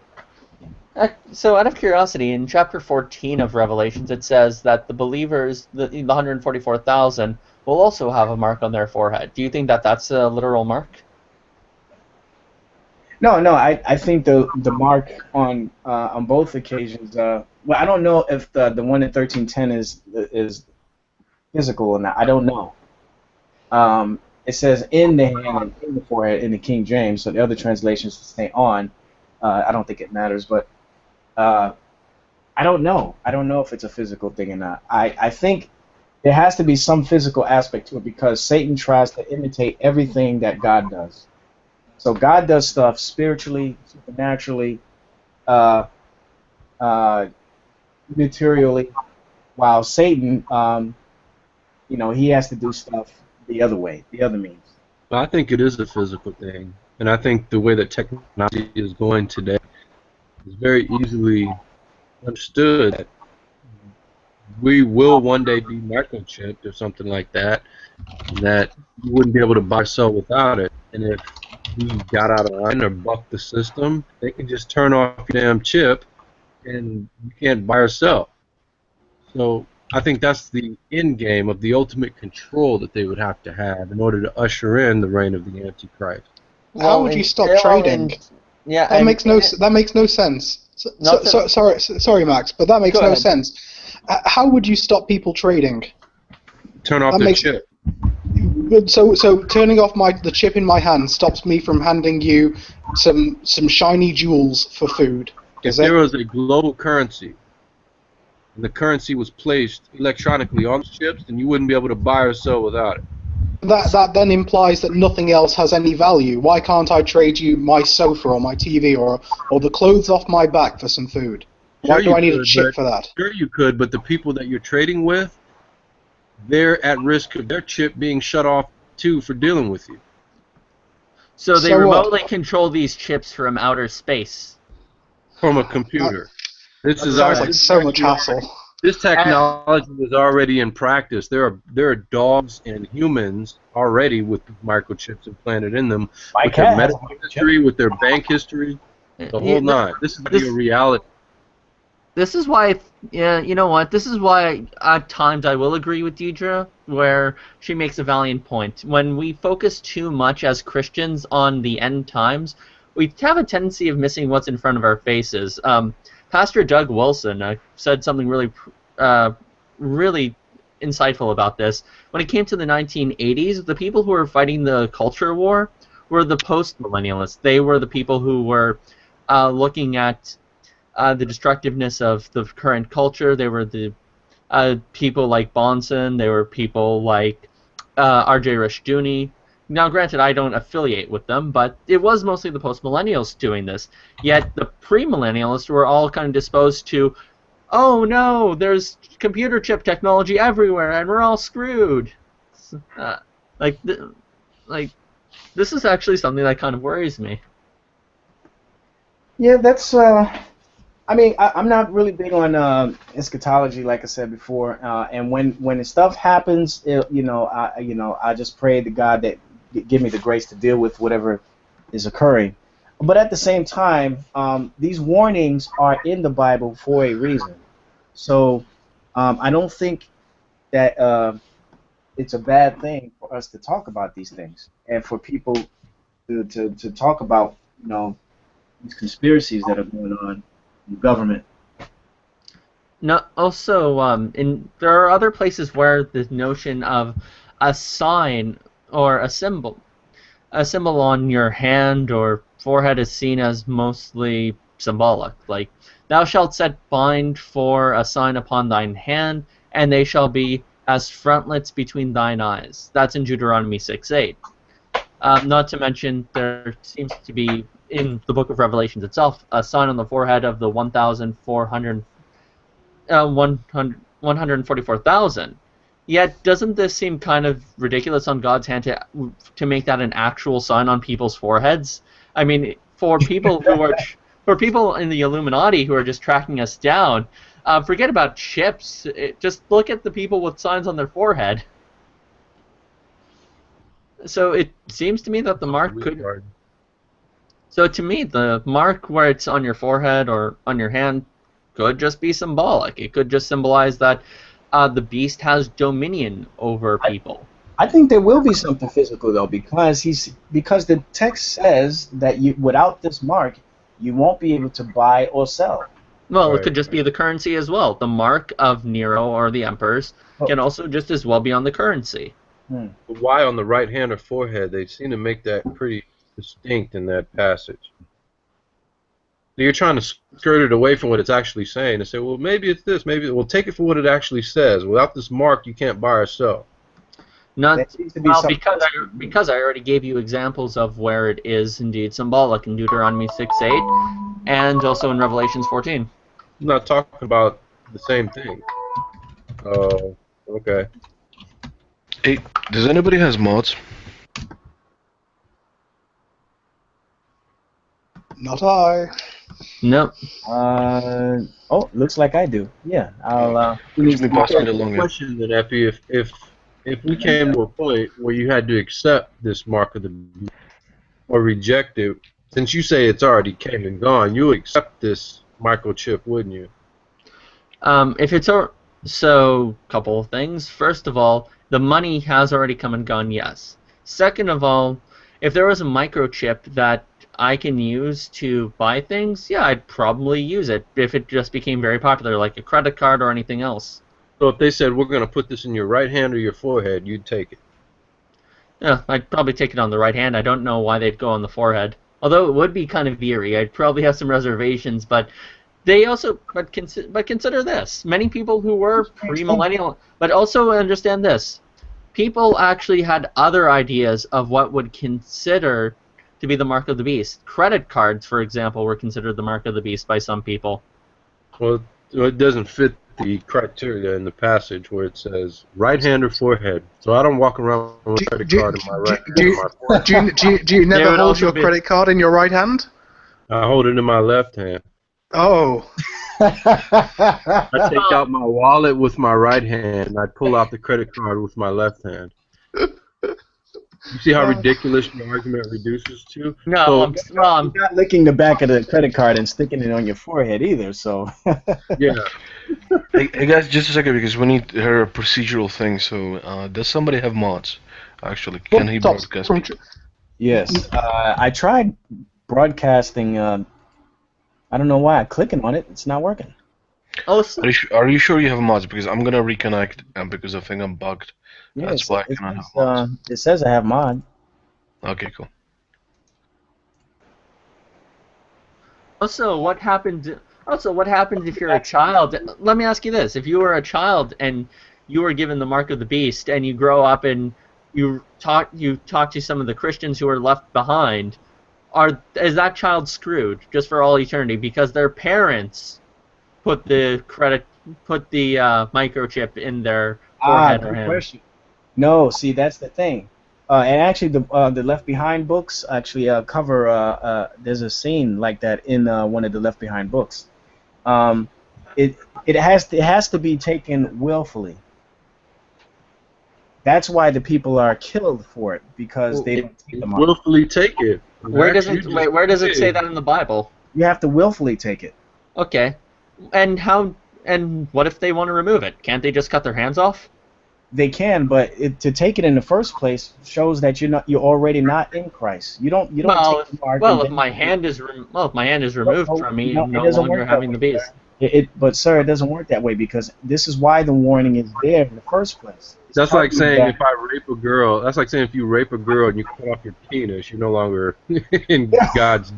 I didn't do it, Your Honor. Why? How do you know? Because look, I don't have a penis. Okay, Yeah.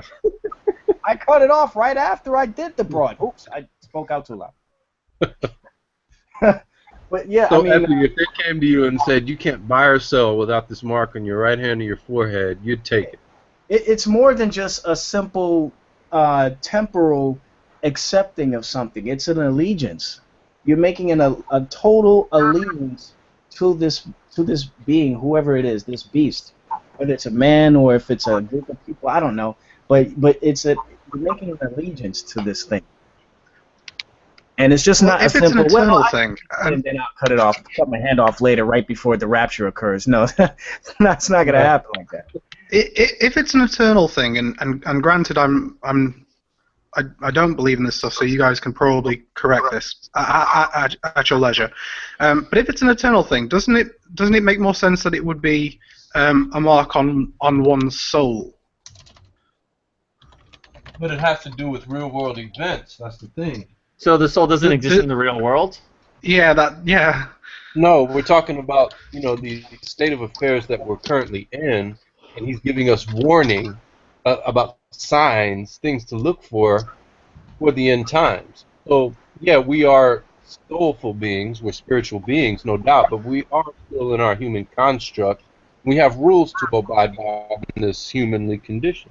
Well, can you not just check if someone's soul is marked? How can you do that? I've no idea. You're the theist. You judge people by their fruit, but if a person willingly accepts this mark on their right hand or their forehead, they either have never read the Bible or they have read the Bible and chose not to believe it. People can be deceived. So you are going for? So you would say it is a literal mark on the skin? Why can't it just be a tattoo? And why does it have to be a microchip? Can't it be a tattoo or a barcode? Well, I think it could be, in all honesty, but I think the way technology is going, I think a microchip would be the best explanation, because you can scan it. You can walk by a scanner and scan it. Have you guys ever seen the movie In Time with Justin Timberlake? No. Yeah, I saw it last month, as a matter of fact. I thought it was. Oh right, yeah. No, yeah, I remember the one where time is a currency. Yeah, time was their currency. Well, they had the mark on their right hands or their right arms. Yeah, right arm. Yeah. And they couldn't buy or sell or do anything without it. So I'm imagining a system like that in the future, where it's like a microchip, like the size of a grain of rice, and it controls all the currency, has medical history, it can GPS track you. It could probably kill you if they wanted to. There's another movie like that called Imposter with Gary Sinise. It sounds like you guys are just turning the Book of Revelation into science fiction. Actually, all they have to do is go into a cashless system, and the chip's in the card you have to use. Yep. No different than an ATM card you're already using. It's not a far stretch. Also, why not? So, if we're going to just fantasize about technology, what about just your individual unique fingerprints? Can't they just be used to monitor your account? Like, as soon as your fingers are put in the special finger recognition pad. What does Revelation say? There's a number of ways you can do it. You can do it with. So here's a question. You can do it with a fingerprint, or you can do it with a credit card. What does Revelation say? It says it'll be the mark of the beast. It says that it will be the mark of the beast, and his numbers. Wait. Does somebody have? The mark of the beast is not already in us. It's something that has to be given to us. What if technology develops that way? What if we don't get What if we do not get microchips and we just have something else? It could be something else. It could be a barcode. It could be a mark. What if it is my whole finger recognition thing? What if that becomes the new vogue for money? Well, they'd have to give you something in order for it to comport with Scripture. They'd have to give you the mark of the beast. No, but what I'm saying is, if that came to fruition, would you consider your biblical interpretation wrong? That fingerprint. If they give me a mark on my right hand or my forehead, whether you're not listening to me. It can't be something that I already have. You can't say my fingerprint is the mark. Well, no. What I'm saying is, what if in real life, what happened was technology was to develop to a point where we didn't use microchips but just our fingers? And would you change your mind about your interpretation of the Book of Revelations? No, it doesn't logically follow. Sorry. Why doesn't that logically follow? Because it doesn't meet the criteria in Revelation. Well, no, it doesn't Hang meet on the a second. criteria That's of your interpretation. that's not logical inconsistency. There's nothing he said that's logically inconsistent. You're just saying it doesn't comport with what you believe. It doesn't comport with what Scripture actually says. But why is his scenario logically inconsistent? Not to Why mention can't Scripture it happen? Not to mention Scripture doesn't use the word microchip. It doesn't logically follow because it's not consistent with what Scripture actually says. Do I need to say it again? So it sounds to me what you're saying is, well, because that doesn't comport to how I interpret the Bible, therefore you're wrong. No, the Bible, in this instance we're talking about, is very clear. It's a mark on the right hand or the forehead. I'm not misinterpreting that, unless you don't understand English. Or perhaps you should take a grammar course. So you don't think it's possible? So what you're saying is you don't think it's impossible for you to be wrong about Scripture? Not about that one. Why is this one so special? Because it's very clear I can read. You're the one trying to turn it into science fiction, is what you're doing. You're trying to take it into science fiction or some kind of fantasy land. You're the one who said what it actually says. What does it say? Right hand or forehead, a mark of the beast. Those are some. So you're talking about a fingerprint that doesn't comport. It's Those not are symbolic. They could be symbolic. Well, it has to be a mark. Okay. Can't be what you already have. The mark of the beast could be, just as another interpretation, something that appears on currency and something that is thus used for trade, and it signifies dominion of the beast over people, because the right hand and the forehead are things mentioned throughout the Bible where God takes dominion over people. And I was going to say, towards what Max just... hang on, I was going to say, towards what Max just said. Isn't, in the Bible that Jesus is the right hand of God? Do you believe that Jesus is a literal right hand? Sitting on the right hand of God. Do you believe he's literally... Or at the right hand of God, right. Do you believe he's literally sat or on top of the right hand of God? No, These people don't know the difference between a metaphor used in Scripture and something that's literally stated in Scripture. You do realize that the Book of Revelation is a book of... You do realize that the Book of Revelation is a huge book of metaphor and analogy, right? Doesn't mean there's nothing literal in there, right? Yeah, there's some literal stuff. No, what it means is it's more probable than not that it is symbolic. No, what it means is if you read it for what it actually says, it will reveal to you if it's symbolic or not. Well, okay, the question then is how are we supposed to determine which is metaphor and which is literal? Read it. I've read it, and it strikes me as being better as metaphor. Well, your arguments suck. It clearly says in the right hand or the forehead, a mark. And now you're sitting here trying to say, well, what if it's a piece of currency, or what if it's this? No, it's in the right hand or the forehead, and you're trying to screw it into something else. Well, the Book of Revelation. That's not symbolic language. Well, the Book of Revelation also says that under the 144,000 who are loyal to God, they'll have a huge mark on their forehead showing their loyalty. So if that is the case, God is essentially setting them up for death. That's different. You're talking about a mark. It's in the same book. Actually, I don't even think the beast. Mark of the beast. Okay. This is the mark of yes. So because it's the mark of because it's the mark of God, it's totally different than the mark of the beast. Oh, right. Yeah. Of course it is. Right. Yeah. God is not the beast. Okay. You might think he is. No shit. Well, that's an intangential difference. I'm sorry, that doesn't really make or break my argument. Let's get a third Christian's opinion. Vex, God, the beast, or not? That's not the point of the question. The question should be, Veckel, could this be... The point is, Veckel, could this be symbolic, or does it have to be literal? No. The question remains, because you're saying that, God gave these people a mark. What if that's the mark of the beast? No, I'm not saying that. No, I'm not saying that. If you approach what I said with any modicum of charity, you would understand that that's not what I said. Say it again. Okay. if you compare Revelation chapter 13 with chapter 14, the author indicates that there are marks being distributed, one by the beast and one by God, and both of them appear on one place of the body or another. One is on the forehead, the other is also on the forehead. So there seems to be enough overlap to indicate symbolism. Or a literal mark, right? Or unless you're just going to completely dismiss it because you have some personal... I'm not completely dismissing it. It could be a literal mark. I'm not dismissing it. It could be a literal mark. I could concede to you that. But my point is it's not necessarily. But my point is it's not necessarily a literal mark. That's all you're saying is that, well, maybe, maybe not. You're not giving a coherent argument. My point is that both are consistent. But then, hang on a second. Arcane, you were taking a completely counter position where you're saying it's definitely literal, and yet providing no way of recognizing that. Except incredulity. What the text clearly says. Yeah, except incredulity. No. I'm taking what the text actually says. You're taking it. I'm taking what the text actually says.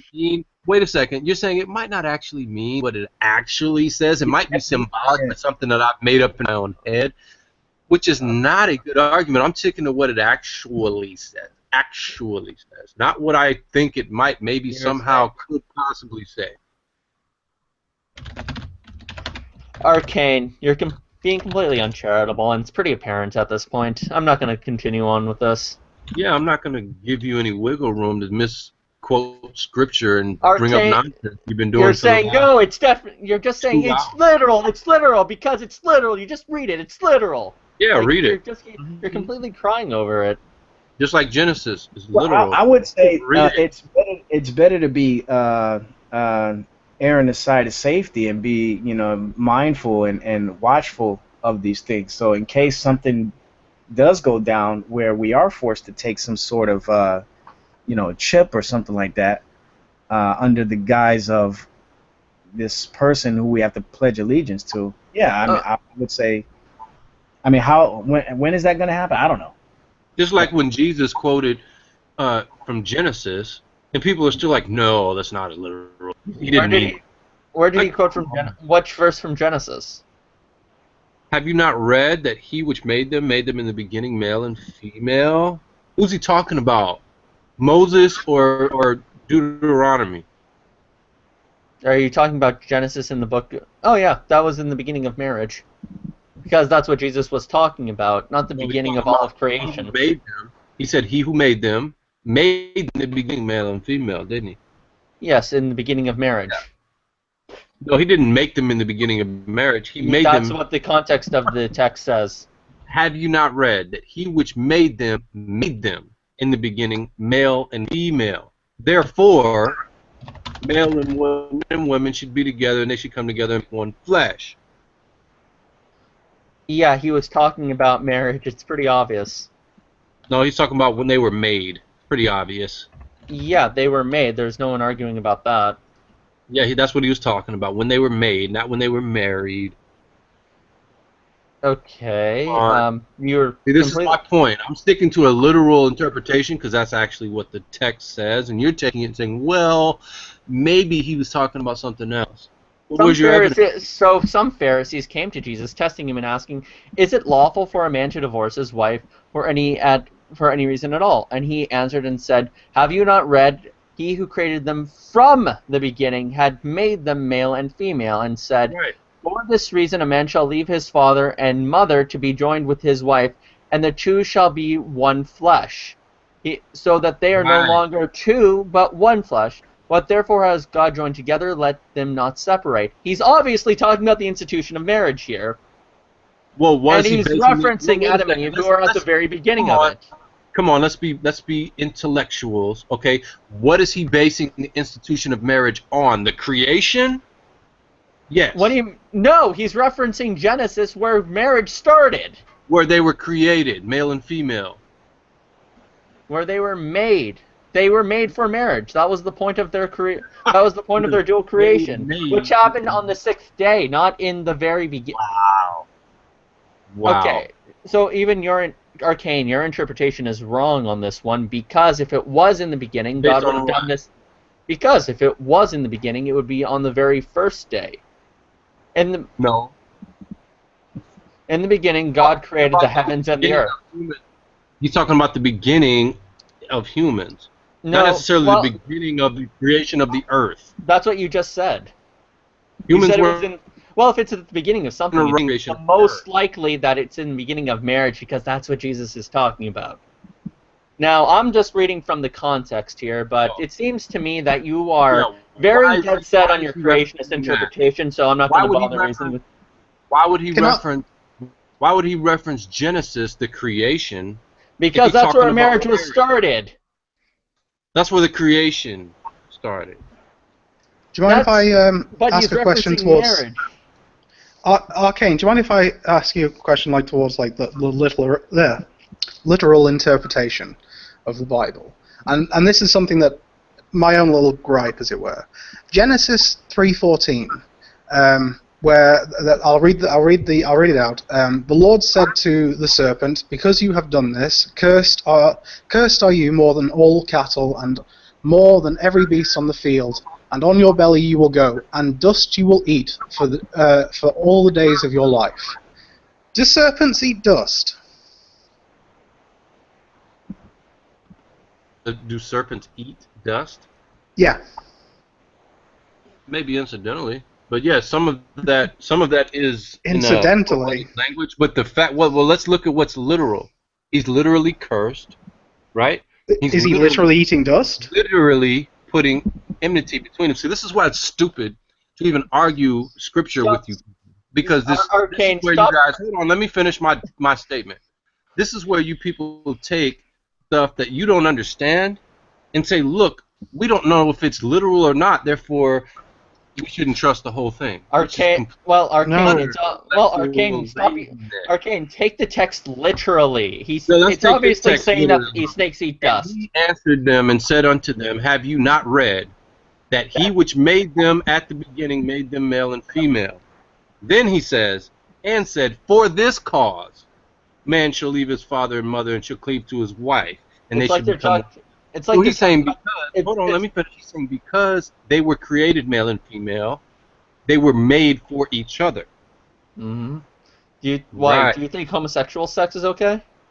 Where does this say anywhere in here that these people evolved to become together? It says they were made to love to be with each other. Who's to say that making something doesn't have a process of evolution within it? Because what did he say? He said, I created Adam. Well, there's no doubt of that. Yep, and? Yeah. He didn't, so they didn't. According to evolution, they don't evolve that way. That way, okay? Doesn't happen that way. How does somebody's wrong? So if you're an evolutionist, you don't believe Scripture. If you believe Scripture, you shouldn't be an evolutionist. You're obviously deflecting here because, well, you're deflecting. Well, no, I'm not. I'm staying on topic. Earlier, Alex asked you a perfectly good question about why aren't you taking the point about snakes eating dust literally, and then you're like, oh, well, hands in the air, back to the verse, see, beginning. No one ever questioned that there was poetic language within Scripture. Why are you not denying, so did the snake metaphorically lose their legs? That's like saying the sun rises and the sun sets. Does the sun literally come up? Why does it? Okay, no, it doesn't. Okay, thank you. But it's describing something that's literally taking place, right? Wait. Here's my question. So it's a metaphor, right? So here's my question then. How come part of the point was you're going to lose your legs? That's literal. But as soon as you tinge on you're eating dust, oh, now it's metaphorical. So if I'm racing my BMX bike, and I say that guy just ate my dust.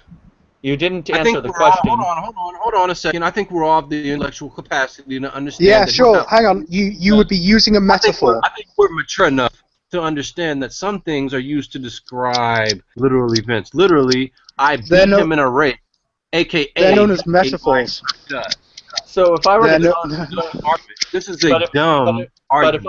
But if I were to say I made my son did something terrible and I made him go to his room, think about what he did and eat dust. I think there would be some kind of confusion there, because you're either saying you metaphorically in some capacity made your son eat dust, or you literally made him eat dust. So what are you saying, that the event never really happened? What are you saying? I'm asking you. I'm why telling are, you, it's poetic no, I'm language to describe something that so, actually happened. But what you're trying to do is now you're going with you're trying to discredit language. Scripture. No, I'm You're not. being a heretic. No, I'm not. I'm showing that you're inconsistent. I'm showing you're inconsistent with your application here. How am I inconsistent? I said from the beginning, some language is poetic. I'm not being inconsistent at all. You're being desperate. And some other language is also poetic, like about a mark of the beast. Desperate.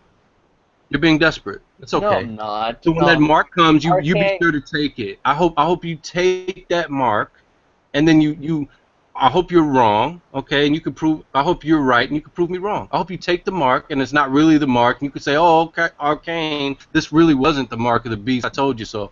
But until then, I'm gonna hold to a literal interpretation of what it actually says, and not pull some crap out of my rear end to deflect from the literal interpretation of Scripture, which I know you hate so much. You'd rather interpret Aquinas correctly than interpret Scripture correctly, and it's very sad.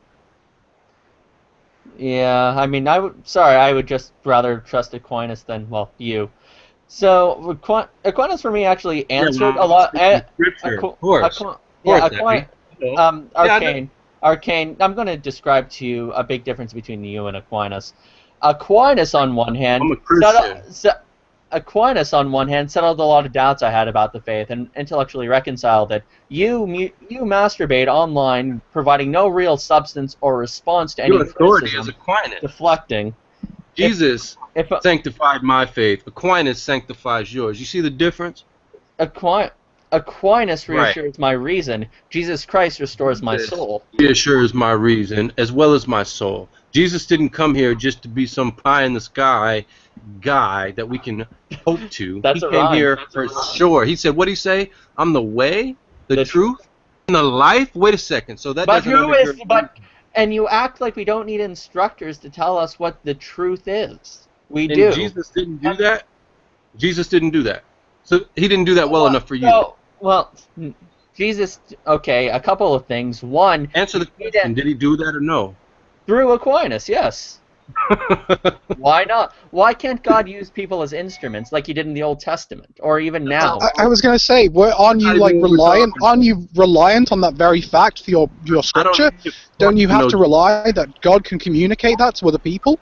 Look, Mr. Satan, I don't need Aquinas to know Jesus. So what the heck? Why? Why do I need Aquinas to know what Jesus said? I can read the Bible. Well, without the institution that provided us Aquinas, you wouldn't even have a Bible. No, without Jesus, there wouldn't be a Bible. Do you see where your authority really is? The church. It's very sad. Tell me which books of the Bible. Which books of the Bible? Where in the Bible does it tell? Where in the Bible does it tell you which books of the Bible are Scripture? Where in the Bible is Scripture? Where in the Bible does it tell you which books are scriptural? The whole Bible. No, that's not an answer. Yes, it is an answer. It's self-authenticating. It does not need a man to say, "Oh, this is true, therefore it's true." Hang on a second. Then Max, the question is slightly different. Then, Arcane, how have you established what's canon? How have you? Yeah.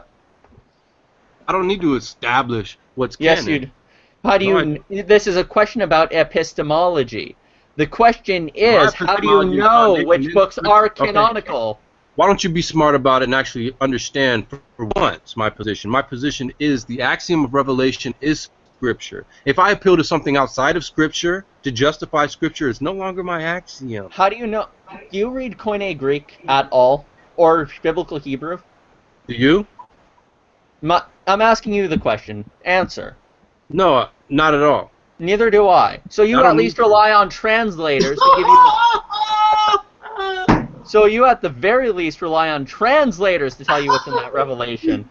Not only that, you at least rely on copyists. In fact... You can tell me all day what you think I rely on, but I'm relying on Scripture. Sorry. You do not even have linguistic access to Scripture. You're reading a I can read Scripture. Oh, okay, I can't read it now. Okay. You're not, in fact, reading it. You're reading a translation of it. I don't read a I don't. So wait read a second. Augustine If I write I read something in English, and someone transcribes it into Spanish, it doesn't mean the same thing. I'm confused. Not necessarily. Not necessarily. But necessarily it does, minus the linguistic barrier. Can translations be wrong? All you're doing is trying to cast doubt. Can translations be which wrong? isn't very smart Can as a Christian. translations be wrong? Very smart. What's your authority? Can translations be wrong? Not this one. What's your authority? No. Which one? Wait. It can't be wrong? What is your authority? What's your authority? Hold on. Is Scripture your authority or is Aquinas your authority? Let's be clear. Why is this a false dichotomy? Because you can't have both. Ultimately, God is my authority, operating through reason, moving me through grace to accept the doctrines of the Christian faith. Where'd you hear that? Where did I hear that? I gather this through looking at the teachings of the church through Scripture and tradition. Oh, so it's not Scripture; it's the church. It's Scripture and tradition, and without tradition, you wouldn't have Scripture. Sorry, you wouldn't have Scripture. Has nothing to do with your tradition. God works through the Scriptures. It even says in the Bible itself. But I don't need your manly traditions. All I need is Scripture. Heed to the traditions that we have given you. It says that in the Bible itself. That God has given you. Tell me this. Which the Bible. Which Bible? I have a different canon of the Bible than you. I have 7 more books than you do. You have a reduced version of the canon. Which one do you read? I read the canon established at the Third Council of Chalcedon. Which one do you read, and when was that established? Okay, is everything within that divinely inspired? Yes. Okay, so God gave it to you, not some man. Yes, but I only recognize that. I only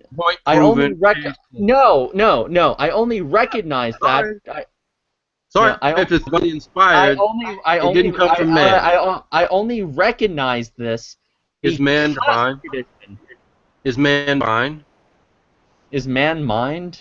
Divine? Is man divine? God, the divine works through man. It's not Is man divine? Man is not. Only one man is divine, and that's Christ. Okay, so if the Bible is divinely inspired, and you're reading the Bible, you're reading the word of God, not the words of some man. I'm reading the word of God through the language of man. Right, but not man himself. If it wasn't some man who says, you know what, in the beginning God created, it wasn't some man, that was God, right? Some dude wrote that down, though. Some man wrote that down, though. It wasn't God that wrote that down. That's the point. How do you know which book is divinely... Was that man divinely inspired, yes or no? So here's 2 books. Yes or no? Was that man divinely inspired, yes or no? Yes. Okay, thank you. So wait, how do you know that? Wait, I know how I know that man was divinely inspired. I know how that man was divinely inspired. How do you know that man was divinely inspired? Can I ask a question? Can I ask a question? Is there a difference between inspired and guided or instructed? No. No. Well, you're inspired means you get an inspiration. It's like a muse, right? Right. But it doesn't mean that you're going to write down word for word. But you can recollect things incorrectly, right? If you're inspired. Yeah, I actually had a point to put towards this as well. Does being divinely inspired make you perfect? No. Nope. No. Well, I need to know. Arcane. I need to know. I need to know. Arcane. I'm not. No. In the biblical context, would mean that it's without error. But there is error. Like where? In translation. This is what the fuck I walked into in the first place. Okay, but wait. When you say that there's error, what do you mean by error? What exactly? The translation could be wrong. You don't know. Okay, but here. Well, let me clarify You want something. an answer to the That question, or there's do you no just error. want What you're talking about? Who is this? Hold my unicorn. What should I call you? Everyone fucking knows me. Jesus Christ.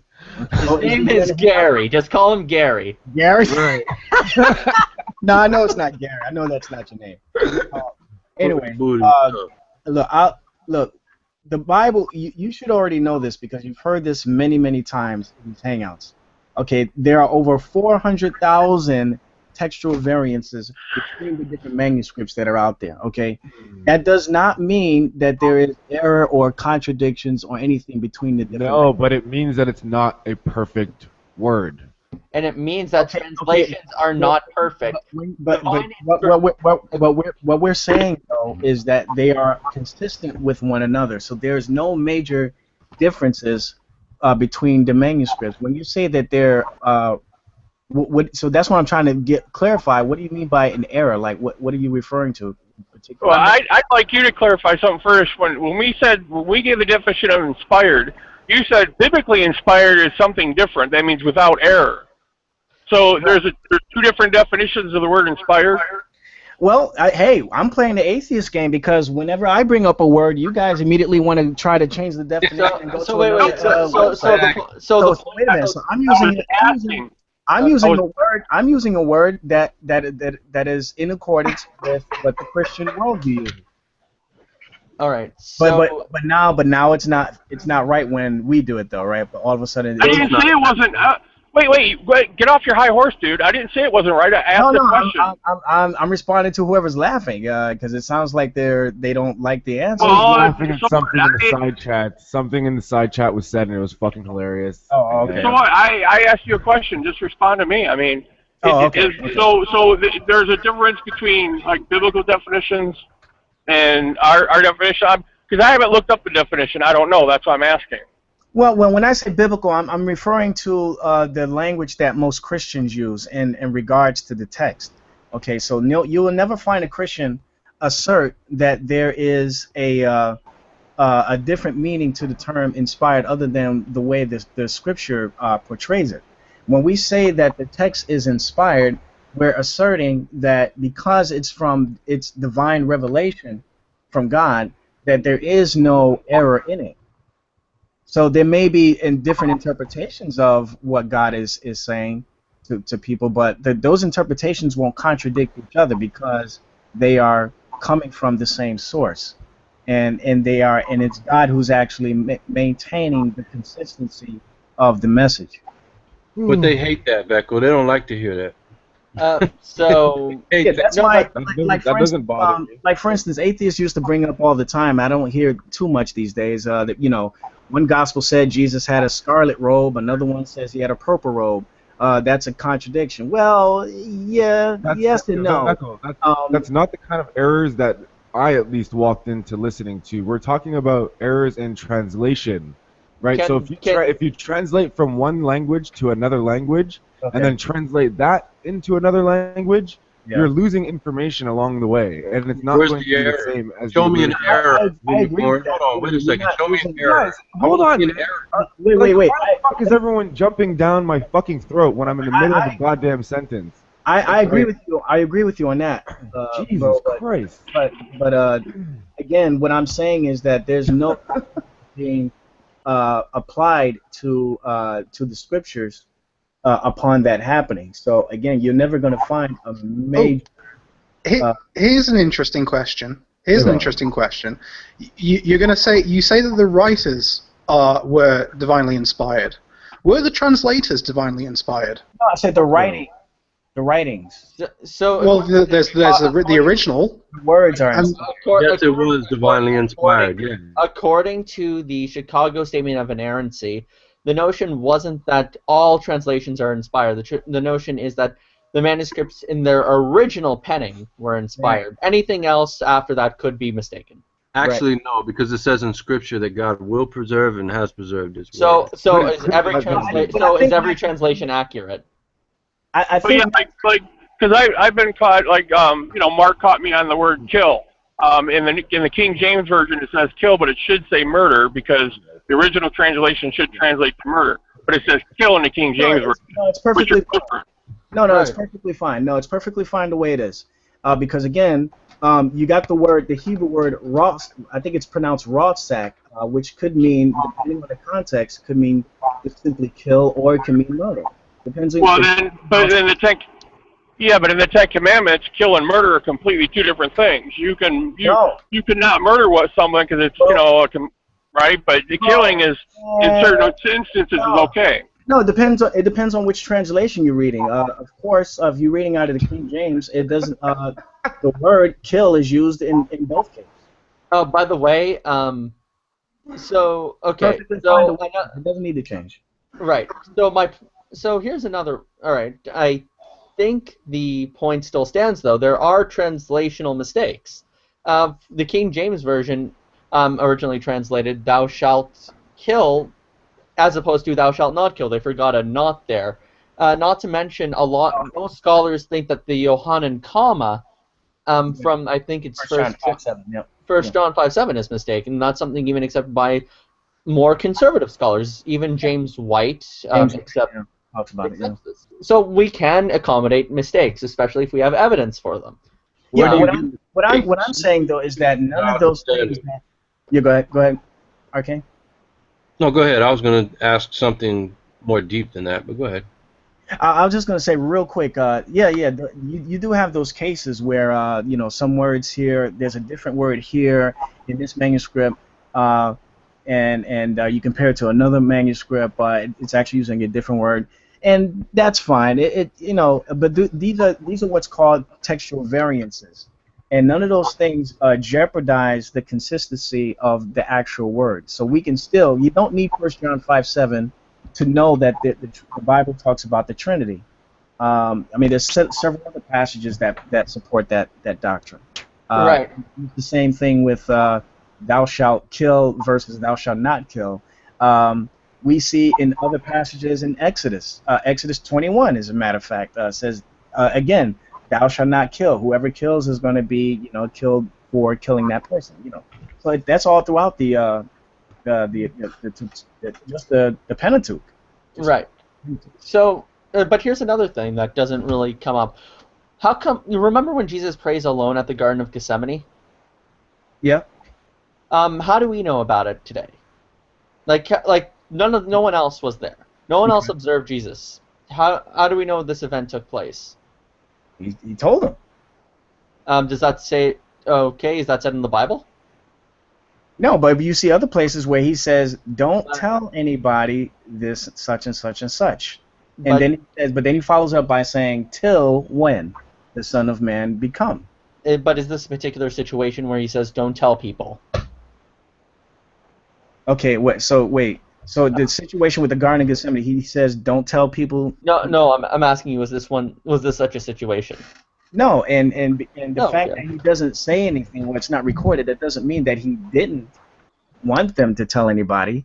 Yes. He didn't forbid anybody from telling them what happened. Right. So this was probably developed in the text later on from orally, from what they knew, as opposed to them reading it beforehand somewhere else from a prior source. Yeah, even if it wasn't literally recorded what he said to the Father. And then it was added in by later translators. I personally wouldn't have a problem with that either. Right. It doesn't contradict or conflict with anything else in Scripture. Right. But my point is, there does seem to be an oral tradition that goes on from Jesus to the apostles, aside from their first witness observation. So there are tons of texts in the Bible where you could say, yeah, the apostles were probably there witnessing Jesus saying what he was saying and then writing it down later. But there are other times when Jesus tells them of what happened. They recollect this and they write it down. So it seems that there is kind of an oral tradition that goes on with the scriptural tradition earlier. Yeah. Right. Well, besides that, I've always thought about, you got to figure out, after the flood, the supposed flood, but Noah and his family, the 8 people, had to remember everything from. Or did they have it on the ship with them, the boat? Did they save the book, or were they able to remember it and then give it orally down, hand it down? How was that happen? They were just re-inspired. while being on the ark. Well, actually, no. That was all written by Moses later on. That's usually what the traditionalists would. That's what usually a traditionalist would say. And also, we do assert that there is a, since God is behind it, we do say that it wasn't totally by, just by memorization. We do believe that God had a hand in it, in preserving His word. So beam the thoughts into someone's head as they wrote it down? Well, I've got a... No, that's silly, but curious thing towards like this notion of preserving the word. Why isn't every interpretation then divinely inspired? If it's all an attempt to preserve, why is it that the original writers were divinely inspired, the translators of the original writings were divinely inspired, Who says but that? the interpretations that we have to okay, then with it sorry, I must have misheard. Then do you say that the translations aren't divinely inspired? No, we say the writings, the original texts that underlie the translations that we have today are inspired. We don't say that the translations themselves are inspired. We say that they are copies of the inspired writings. That's what we say. Right, then it would seem to me that the translations have as much validity as anyone else's interpretation. Well, the Bible also talks about people who are not learned in the Scripture, and then you have also false teachers, people who deliberately go into the church in order to teach false doctrine, so that they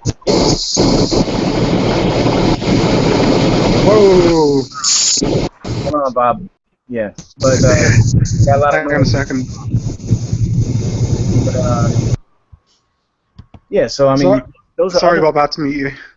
So those are other things you have to take into consideration too. You have man's flawed understanding of what the text says, and then you have false teachers. So those are the two elements that play in the factor to why there's different interpretations, different denominations and stuff. That's fine. What I'm asking is, how can you trust anything after the original text? Faith. Oh. And I know you accept that because you're an atheist. So, but that's how we, as believers. It's not that I don't accept it, Vechel. It's just it's a throwaway reason for anything. Like, you're going to give me $1,000. Tonight you are going to send me $1,000. Do you know how I know this? I know it on faith. Well, you have faith in everything as an atheist, so I don't know why you're sitting here saying that his isn't reasonable. He actually has something to back his faith up on. I think I don't see it unreasonable to have faith that God can preserve His word. I actually would agree. My faith is consistent with the tenets of my faith. I believe that God is omniscient, omnipotent, omnipresent. So because I believe in those qualities of God, I also, therefore, find it very logical to believe that He's able to preserve His word. So here's a quick question, though. Well, that's not my problem. Okay, so here my question be to that. Where in the Bible alone does it say that God preserve? Where in the Bible alone would it state that God only wants us to get our doctrine from the Bible alone?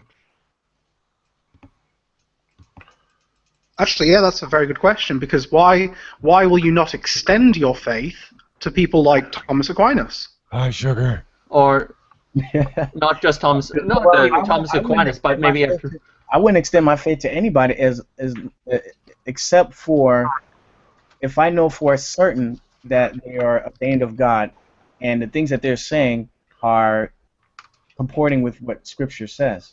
All right. So I think my question stands though.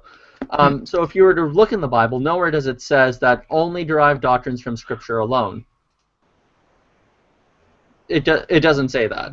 Yeah, but that's kind of an argument from silence as well. I mean, just because it doesn't say that doesn't mean that it's not not prohibited either. So sola scriptura is the doctrine that we are to get our doctrine from the Bible alone. But no. Let me put it this way. I believe in what's called sola scriptura, not solo scriptura. I've heard this distinction before. Yeah. Please explain the difference. Okay, the solo scriptura means that we only go by the Bible alone, and it is our, and as well as it being our ultimate authority. We don't go to any other text outside to help us understand what the text is saying. Christians don't do that. We do go to extra biblical material, writings by scholars who have, studied the scriptures and the language longer than we have, and we accept by faith and by logical conclusion, well, subjectively speaking anyway, that what they say about a certain verse or certain event is accurate. So we believe in sola scriptura, not solo scriptura. Solo scriptura is meaning that, I don't care what this Aquinas or John MacArthur says, I'm only going by what the Bible says. There are some people like that, and yeah, I understand. But again, I don't see Scripture saying that we can rely on texts like the Catechism or the Pearl of Great Price or whatever it's called to help us determine what the Scriptures is saying, especially if it could be pointed out that there are things that are directly contrary to what the text is saying. Colossians 2:2, that their hearts might be comforting, knit together in love, unto all the riches of full assurance of understanding, to the acknowledgement of the mystery of God and of the Father and of the Christ, in whom are hidden all the treasures of wisdom and knowledge. And this I say, lest any man should beguile you with enticing words. You don't need to go outside of Scripture to get anything from anybody. Where does it say that in Scripture, though? That just goes to my point, Arcane. It doesn't have to. If that's your authority, you don't need to rely on something else to authenticate your authority. That's stupid. Then That's like me saying my authority is Scripture. Well, how do you know that's your authority? Well, let me appeal to another. Which books are? Okay, but which book? Okay, so my question. What does the Bible say about the hearts and minds of men? It says not to trust them. Well, Max. But you trust the hearts and minds of men to preserve your text. So no, I trust God to preserve the text. Stop strawman. Using the hearts and man. Good job. No, it's God. So you can say, well, I trust man. So God is the one who was doing the translation. I say a million times, after I say a million times that it's God, you're still going to say, well, you trust men. Grow up. So God is the one who's doing all the translation work? God is the one who's meticulously getting all these translators to write down the Bible verbatim? Even though that there are contradictions among the translators? Arcane, hang on a second. Why do you need the Bible at all then, Arcane? Why can't God just beam stuff to your head? Where do you get truth without it? That was my next question. Where are you getting this truth that you got so-called hell-bent on discovering without it? Please. Wait, quick! You're not answering the question. Where you get truth without the Bible? Why doesn't God just beam the information to your head? Where do you get truth without the Bible? Doesn't have to. Answer the question. Where do you get truth without the Bible? The Catholic Bible. Cool. Well, that's the Bible, is it not? I mean, why is your collection? No, why is your collection of books any better than my collection of books? Wow. Because God revealed it to him. Well, God revealed it to me too. There. Why did they screw up the Ten Commandments? It's called the Deuterocanonicals. You are aware that the Ten Commandments. What happened to the commandment, thou shalt not make a graven image? It's still in there. You do realize that the actual Ten Commandments aren't numbered in Deuteronomy. Where?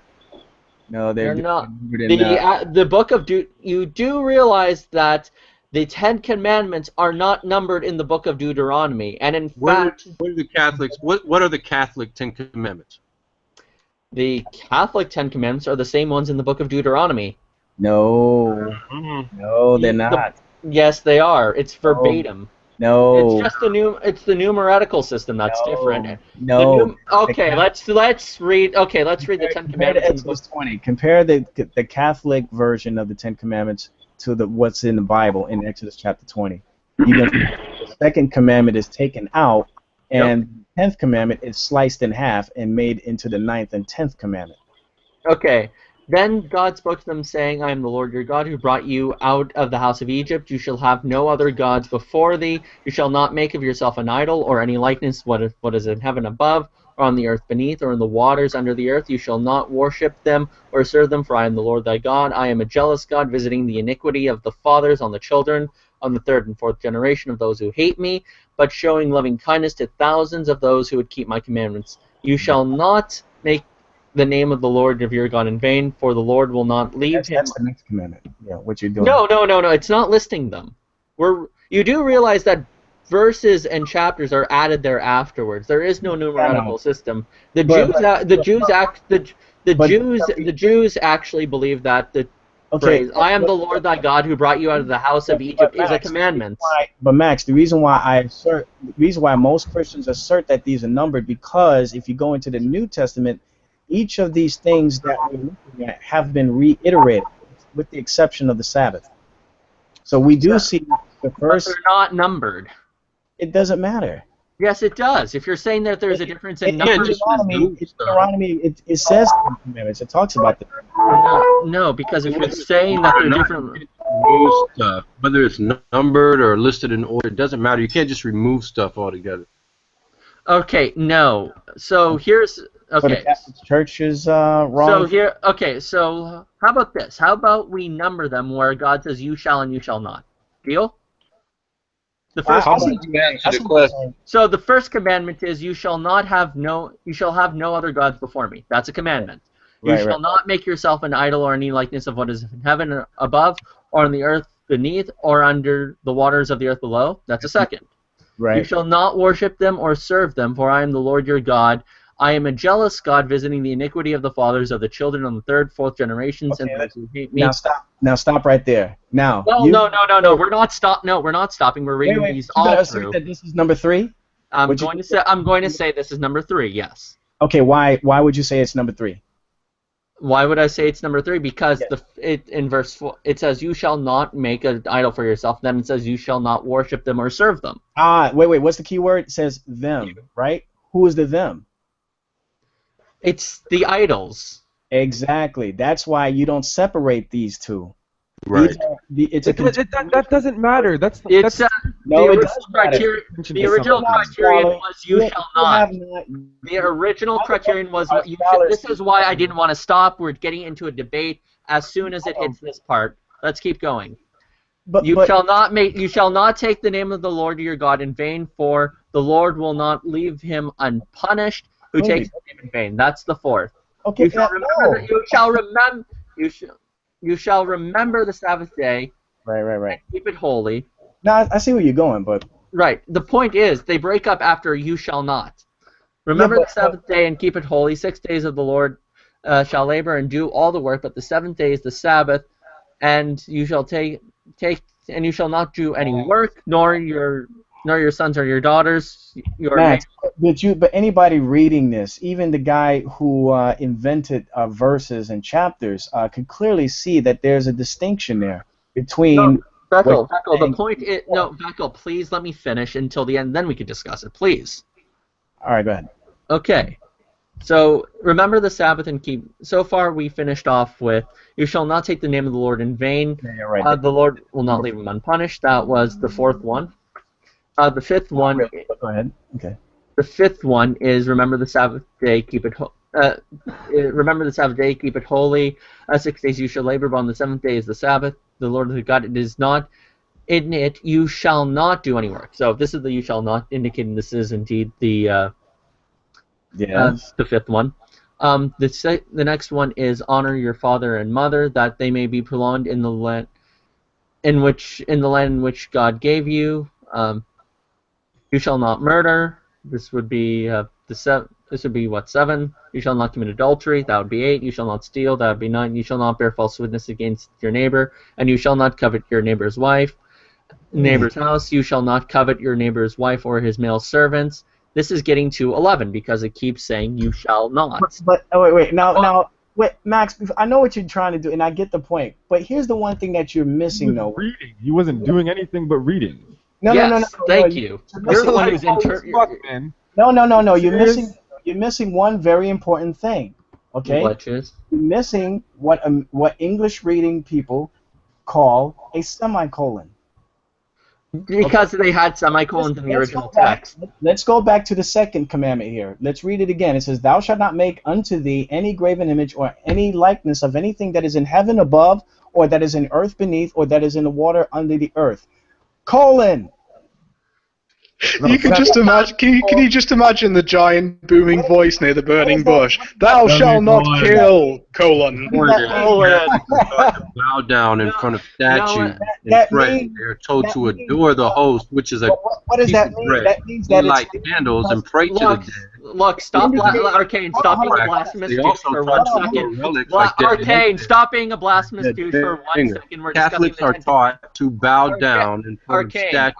Arcane, we're talking about the Ten Commandments here. Please keep on topic. You can gish gallop all. You're not gonna bully me, Max. I'm sorry. You can rant all Arcane, what you rant all you hold want on, to. Max. You're not gonna bully me. I'm No, but sorry. Arcane, him and Vector were having an exchange, and you just jump in the middle of the conversation to say something snarky like some little kid. Let them finish their This conversation. is on topic, so why don't you quit bitching and let me Who's finish what I was bitching? gonna Who's bitching? You're the one who's sitting here crying like some 5-year-old, man. No one's crying. You're the one crying. Let him Wait, finish, Arcane. Let me just get back to you real quick. Can we just talk about the Ten Commandments, please? All I'm trying to point out to you, Max, is that if you can read it there, you have the break in between those two parts there that you tried to assert is another would be or should be another number. You shall not. But just because it says thou shalt not, that doesn't mean that it's a completely different or new commandment there. He's just simply. Yeah, it does. No, it doesn't.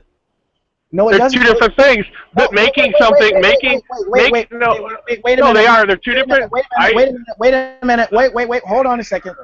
For fuck's sake. I already pointed this out before. Look at the rest. Look at the sentence. It says, "Thou shalt not bow down thyself to them." Who's the them?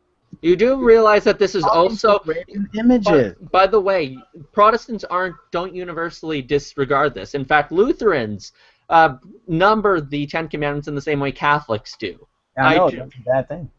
No, yeah, and my point was the point is it's not a particularly Catholic thing, but in any case, it doesn't. And my point was making something is different than worshiping it, because you could have a blacksmith that makes horseshoes for someone else, and that person can worship it. So what they're telling is, don't make idols for other people to worship. They're two different things. Oh my goodness! Okay. Look, it's a colon there. That means that it's not it could be a semicolon. There's a colon in Hebrew. That means that it is an addition to the sentence that's giving you more specific details about what the original part of the sentence is saying. Hebrews have colons. That's why you the Hebrew language has colons and semicolons. You do. You also realize that the Jews themselves don't. You do That's realize that. I'm not even going to go there. But go ahead. Veckel, you also realize that the Jews themselves don't number them in the same way Protestants or Catholics do. It seems that the numbering system is completely arbitrary and something purely for aesthetics later on. Okay, fine, but the fact of the matter is, it's there, and in the Catholic. I agree. It's there. And what I was trying to say is that in the Catholic Ten Commandments, that whole section, okay, whether you want to call it the second commandment or not, that whole section is out. And it's not out. It's in there. Oh, I haven't seen it. What? No, it's not. I have Catholics in my family. I've been to their churches. I've seen it on the walls, and it's not there. Okay, did you read the Catechism about this? But you know what is there? A bunch of graven images and idols. Yeah, that's true. What is there? Yeah, people who. Yeah, that's said by people who just don't understand how it's actually done. But we don't understand. We can't see graven. Wait. We can't see. But we're on the Ten Commandments here, and this is what the Catechism of the Catholic Church, Part 3, Life of Christ, Section 2, the Ten Commandments, says in Exodus 20, verses 2 to 17, I am the Lord your God who brought you out of the land of Egypt, out of the house of bondage. That's the first. You shall have no other gods before me. You shall not make yourself a graven image or likeness of anything that is in the heavens above or in the earth below. Why do y'all do that? Huh? I am. Why y'all do it? Wait. Out of the first one. Arcane, shut the fuck up, please. We're having a. Hey, the first one really doesn't sound like a commandment to me. It just sounds like a statement. No, it's a commandment. Okay. In any case, so this is how the Catholics number it. 1, I am the Lord your God, you shall have no strange gods before me. That's the first commandment. That's in the traditional catechism formulation, and it's based off of that part. I am the Lord your God, you shall have not any strange gods before me. Number 2 is based off the second one I read. You shall not take the name of the Lord your God in vain. See? Totally takes out the whole thou shalt not make any graven image. Actually, it's actually part of Exodus 20:17 and verse 2:5-6-21. It's actually a summation of those two. Why isn't that observed in the list of the 10 Commandments? Because an idol or a graven image is a false god. Well, yeah, I agree, but it's then it's summed up. But when I go to a Catholic church and they have a list of the 10 Commandments, that whole section that you there. Because it's incorporated into the first commandments. Really? Yes. No, it's not. It doesn't say that. That's not what I see in the Catholic churches. You shall have no other god before. What is so hard about that to understand? Okay. Don't have. If an idol is a false god, don't have idols. Yes, but it also gets specific in verse 4. It says, "Thou shalt not make any graven images." Why? So what? Do you think? Wait. So wait, Max. Let me ask you a question. Do you think that a false god can only come in the form of a graven image? No, actually, it's the opposite. I'm going to ask you. Do you think that a graven image isn't going to be incorporated by a false god? No. False gods can manifest in many forms. Okay, but it's false. So Latin actually has a. Well, like in the New Testament, it says somebody, I forget who was saying it, but it says that their God is their belly. Now that's obviously not a graven image. It's talking about their own personal desires. They're putting the things of God aside and feeding their flesh. So therefore, but it's very convenient. The reason why they left out don't make graven images is their freaking church is full of graven images. No, just like the Christian churches got crosses on them. Right. Yeah, but nobody's kissing and worshiping though, and bowing down. Nobody in the matter. Right. You guys know that the Latin language actually has a nice term for this. It's called simpliciter. Why do you pray to Mary? Simpliciter. The term simpliciter in Latin just means simply, all-encompassing. When it says false gods, it means false god simpliciter. That includes graven images, that includes your belly, that includes putting anything to the position of adoration.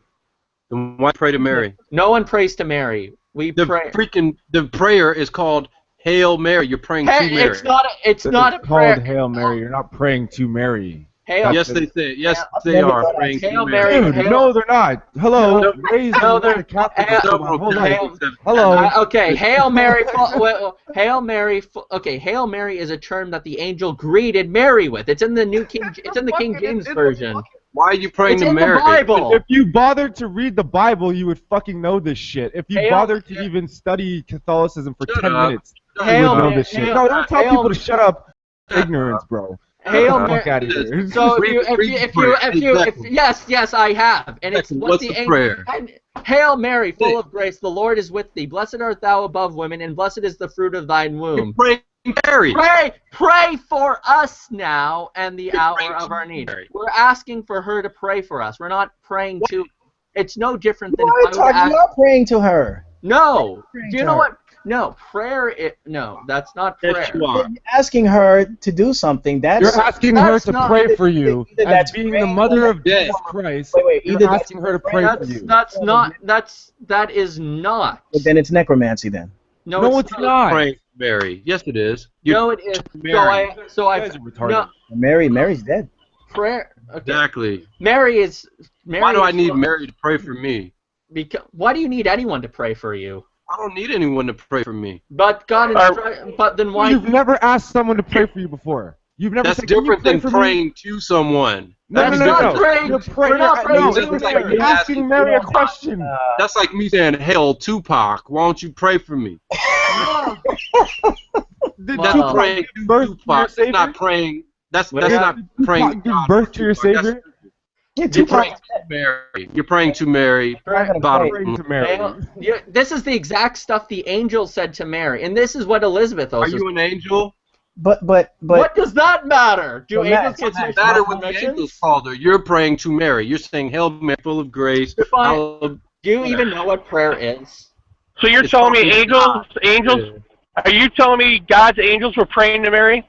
Prayer goes to God, not Wait, to Mary. no, wait. So you're telling me God's angels were praying to Mary? If they said that, They wait, talked to let me her. finish. She was Hey, actually what that alive. means? She was actually Would you let me? All right, can I finish? Can I finish, please? I don't cut you off. Can I finish? Yes, you do. just said. I have not cut you. Oh, whatever. Anyways, he just said the angels said that to Mary. So were the angels praying to Mary? They were talking to Mary. Okay, then they weren't praying to Mary. So when Catholics Are talk to Catholics Mary, angels? they're not praying to Mary. Yes, they are praying to Mary. It's Well, called no. the Hail Mary prayer for a reason. If they're saying Could it be that they are if they're saying the same words as the angels were? It's Okay. called What? a Mary prayer for a reason. Okay, so the term prayer comes from the term in Greek to plead, to beg, or to ask earnestly, and is an act of virtue of religion which consists in asking proper gifts or graces from God. In a more general sense, it is the application of mind to divine things, not merely a request of knowledge of them, Right, but and the you use of see such why- knowledge as a means of union with God. The This is to example- God. This is not. It's only. Now wait. You do see examples of people using this type of language. Maybe in the King James. I don't know about the other translations, but you hear terms like, "Do this, I pray thee." You know what I mean? So it is a form of asking somebody to do something on your behalf. Okay, yeah. We don't see. Obviously, we don't see the angels doing that. That's right. But again, the angel wasn't praying to Mary. He wasn't asking her to do something.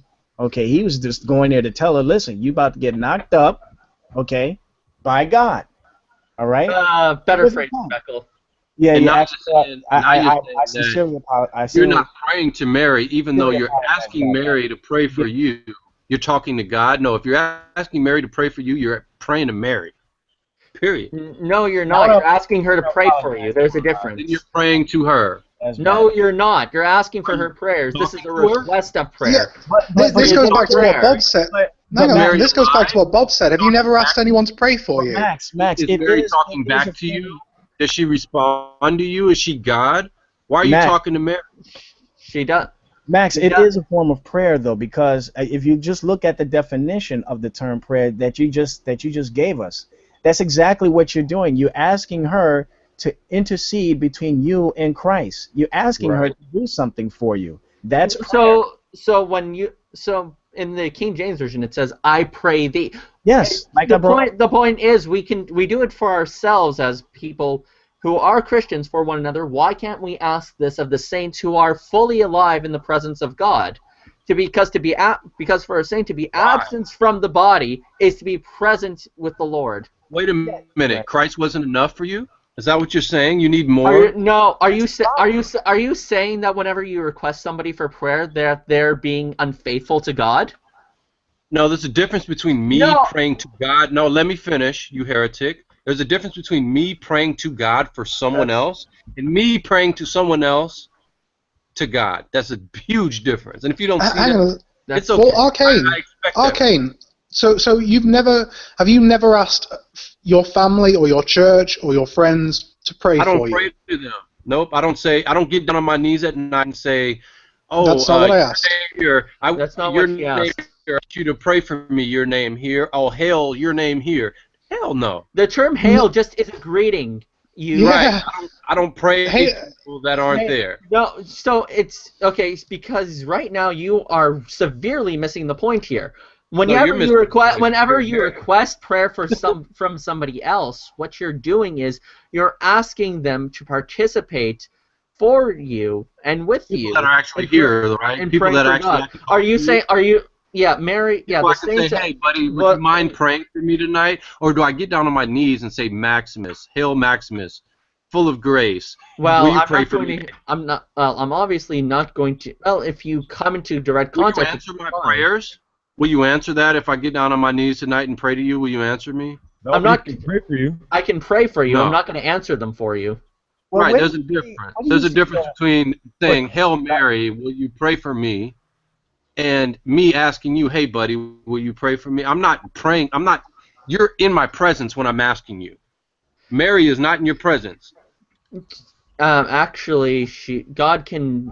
Wait, why are you? Actually, no. I think the problem, Actually, Matt, no. Actually, that's not the case because in the Bible it says a cloud of witnesses is forever present amongst us. And I'm also going to bring in like the sort of ontology that you guys tried to espouse, which is if Mary is a part of God and you believe that God is a part of you, then Mary is also with you. What does Jesus say? No man shall come to the Father but through me. Yet you're Mary. Actually, there's a big Mary and the saints actually do listen to you because it says in Hebrews chapter 12 verse 1, and I quote, "Therefore, since we are surrounded by such a great cloud of witnesses, let us throw off everything that hinders the sin and so easily entangles, and let us persevere the race amassed out for all of us." So they are actually surrounded by a cloud of witnesses. Not to mention. That is reaching, bro. Wait. That's First not of all, reaching. We're surrounded by a cloud of witnesses. First of all, that is reaching. And second of all, it doesn't How say. is that reaching? No, that's a claim. How is it reaching? Hold on. How is it reaching? Second of all, it doesn't say just Mary. So are you saying that she wouldn't be part of the cloud of witnesses? Actually, Catholics do pray to multiple people, I think, right? Yeah. Well, so at first you only asserted I was reaching. You never actually